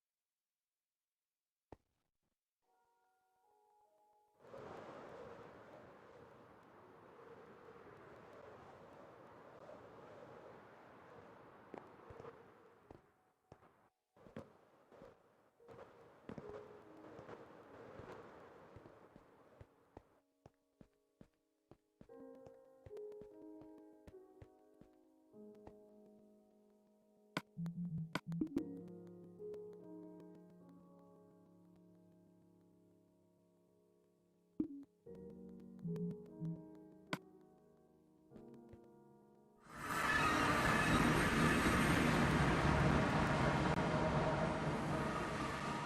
wonder how many times I've actually been to the end since my break started. Seriously.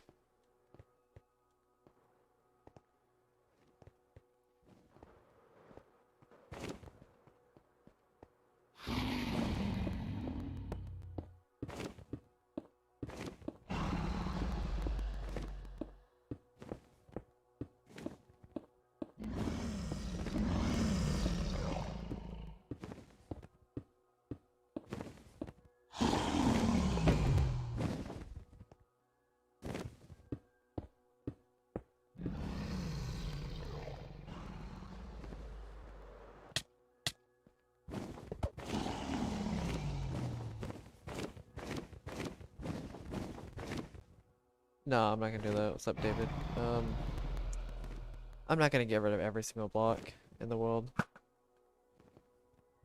I'm just gonna keep it flat at the bottom. I may try to get all the ores, but yeah, I'm not gonna get every block. You know how much bedrock that is? It's literally millions of bedrock.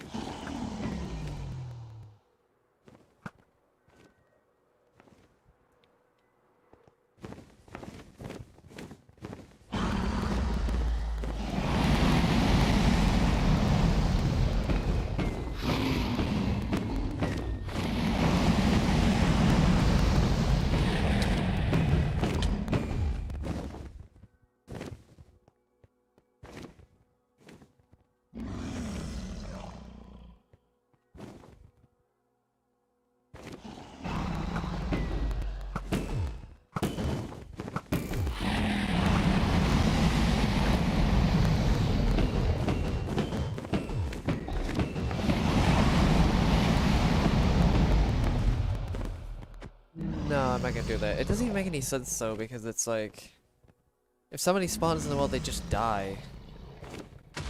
Where the heck am I supposed to go? That's the real question. It's like if I die, then I just die. I mean, internally. You can't view anything. And no, that takes no idea. How long does it take to break a piece of bedrock with that? Just out of curiosity, how long does it take?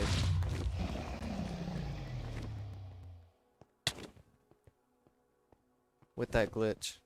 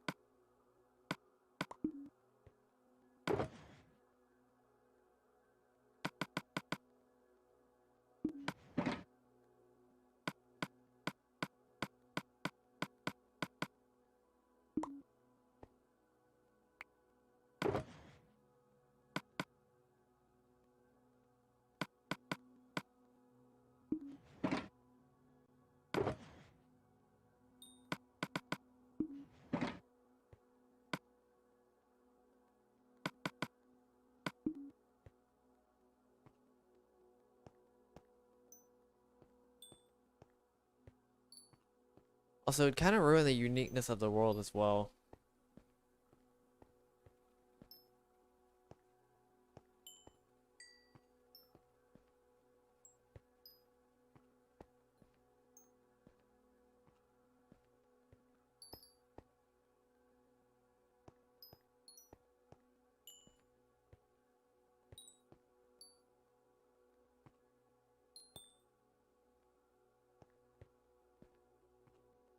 It may not seem like that much of a unique world, but you really can't get a world like this after I mine everything. It's not to that point.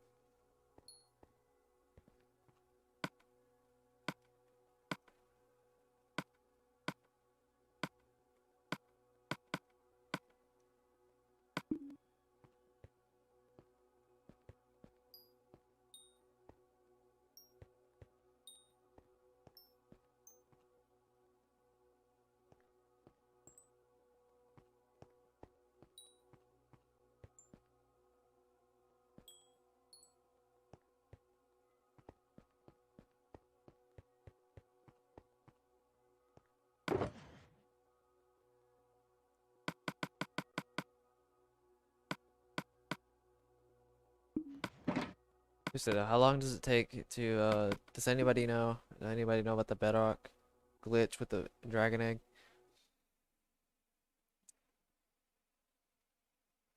How long it takes to destroy an entire, destroy a piece of Bedrock with it? Because if it takes more than, like, a minute, then, or even 45 seconds, I'm definitely not doing it. I still don't think I'm gonna do it. If you could, oh my god, it's, there's so much Bedrock, people don't even realize how much Bedrock there actually is. Even in creative, it would still take a while, if that says anything.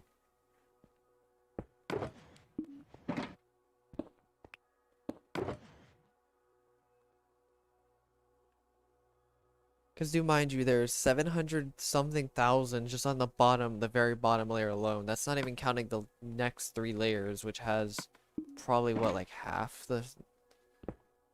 It's at least almost 2 million Bedrock just with those 4 layers alone. It's at a minimum a million Bedrock. Minimum.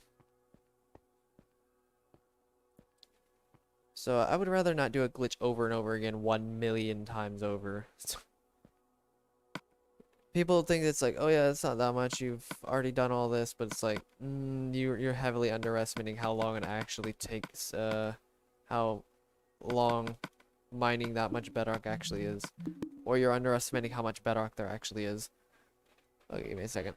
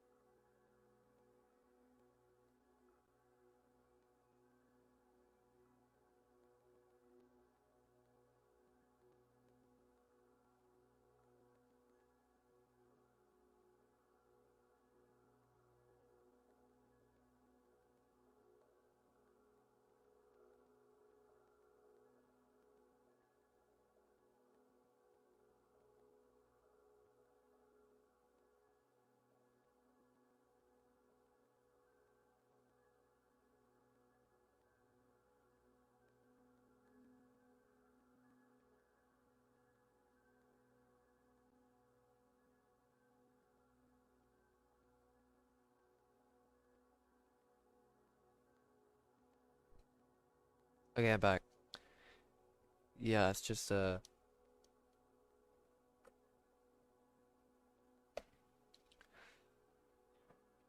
it's like I know I'm pretty insane to do this project, but I mean, I'm not that insane.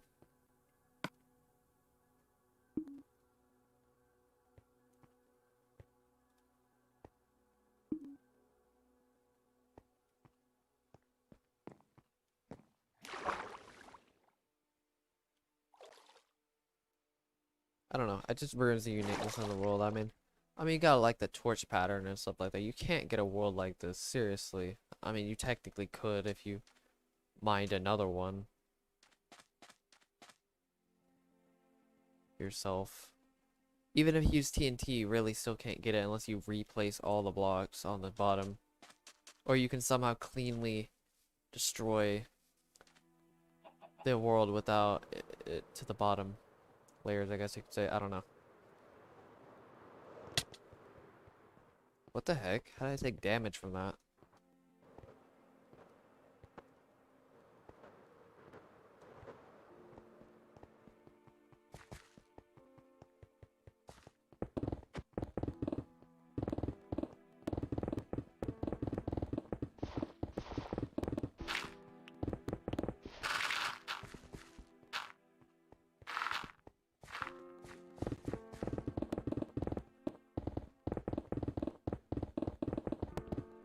I'm gonna see if I can get one more layer done before tomorrow. I think I can get one more layer. After this layer, I think. I'm only at 150, which is kind of the problem. I may end it after this layer, I'm not too sure.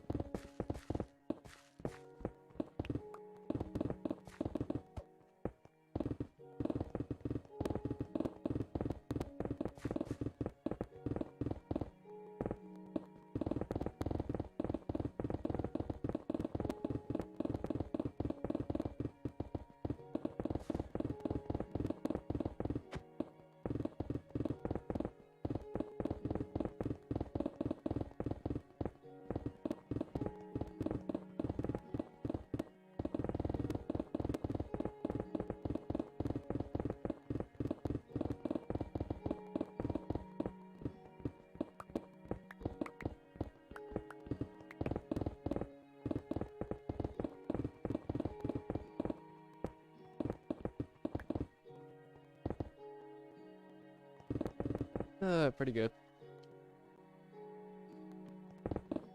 Pickaxe is pretty good.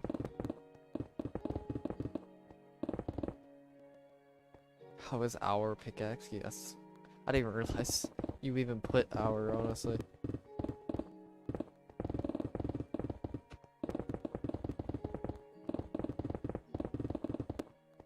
Oh, it was good. No, it's dead. Now it's time to actually do what I need to actually continue to do, which is save and drink water.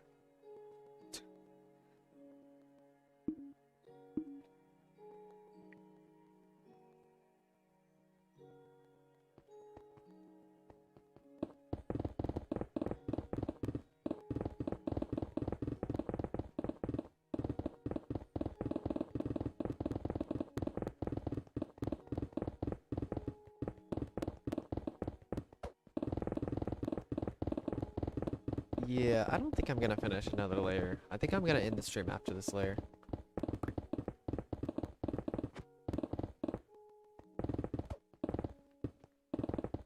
think. I'll just see what time I finish the layer and decide on that. I know it's kind of a rash decision, but I mean, whatever.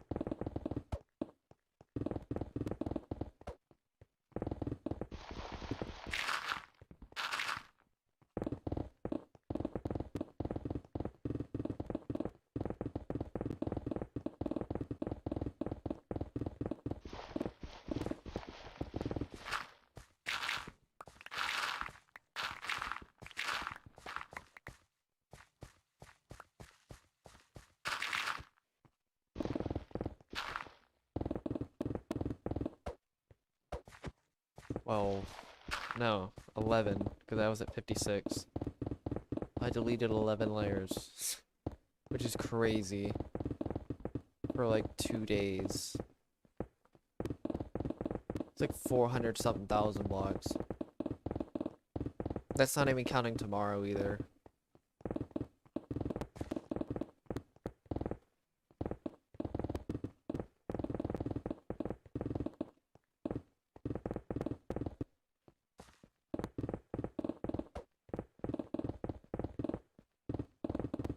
Literally a seventh of the entire section. Actually more than a seventh. Close to a sixth of the entire section. Just in what, 2 days?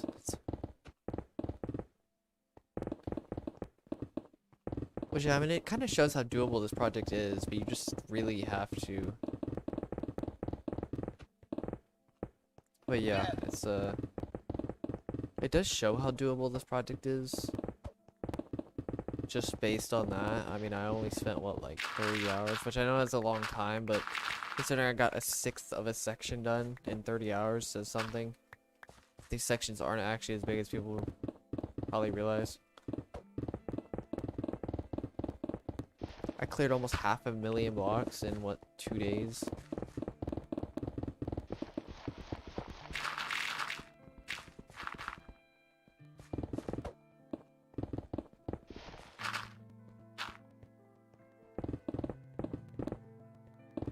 Literally a 50 by 50 area in about 2 days. More than a 50 by 50 area by this point.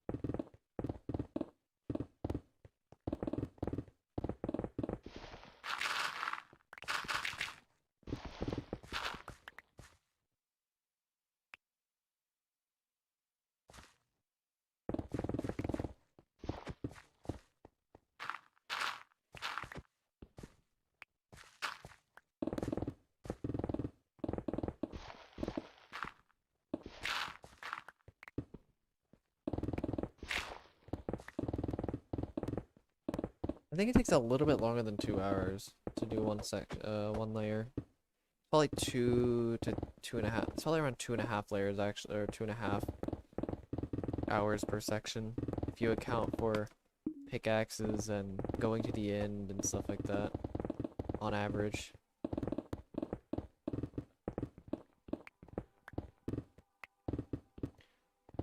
And dealing with the resources and all that stuff. How little amount of resources I actually get on these layers. Except for coal. Coal's the only one that's quite consistent. I mean, to be fair, you can't get that many resources on these layers anyway.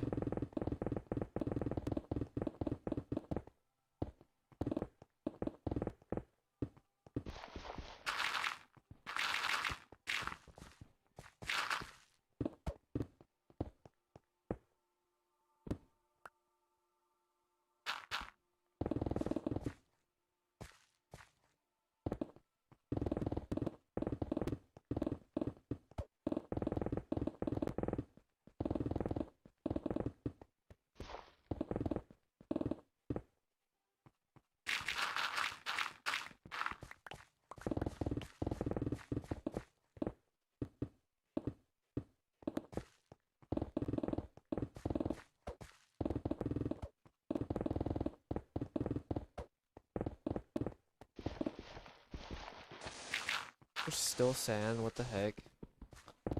Did not realize there was still sand left in the section left. Wow, can I get any more redundant? I love how redundant I am sometimes, I swear.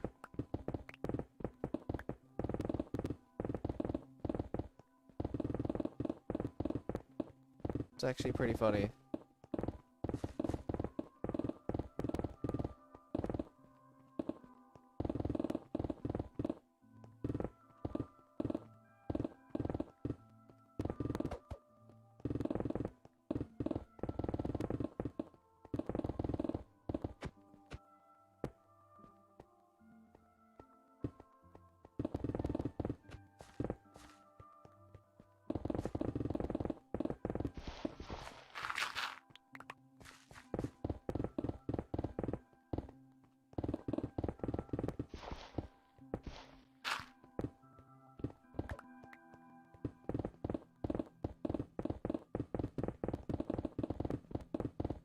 I just realized I'm getting pretty close to hitting Emerald on the other side of the world. Sounds really sad when I say that, but yeah, on the other side of the world with the extreme hill. Thank you, Phalanx? Phalanx? I have no clue how to say that.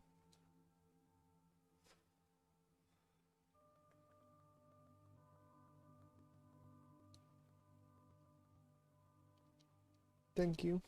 Anyway, even though I don't know how to say your name.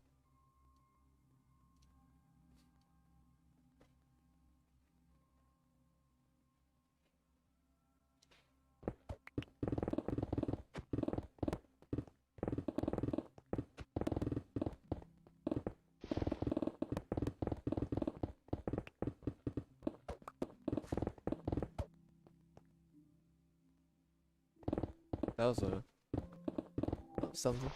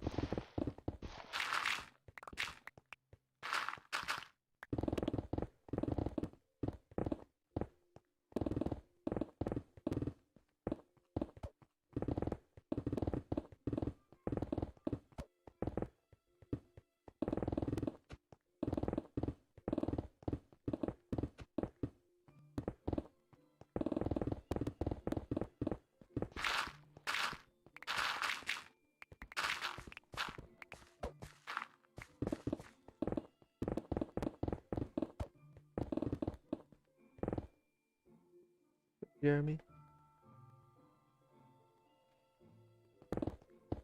Yeah, I kind of went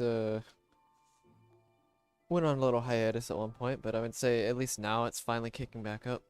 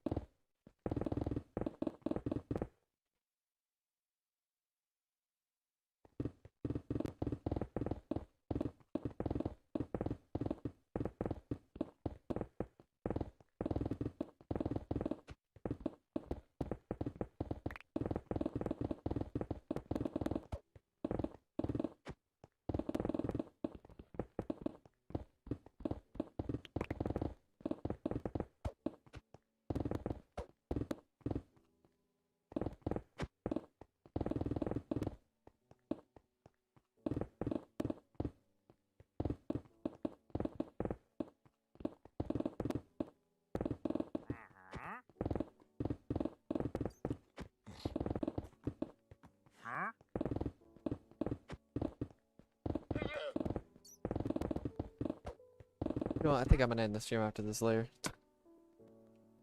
I might as well. There's no point in going any further until tomorrow.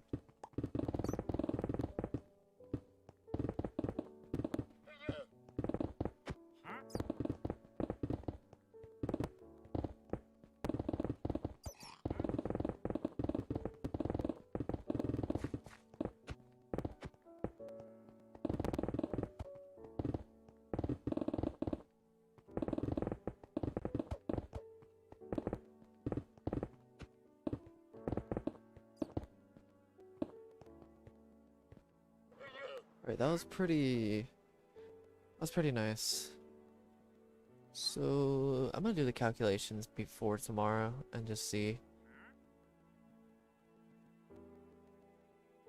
11.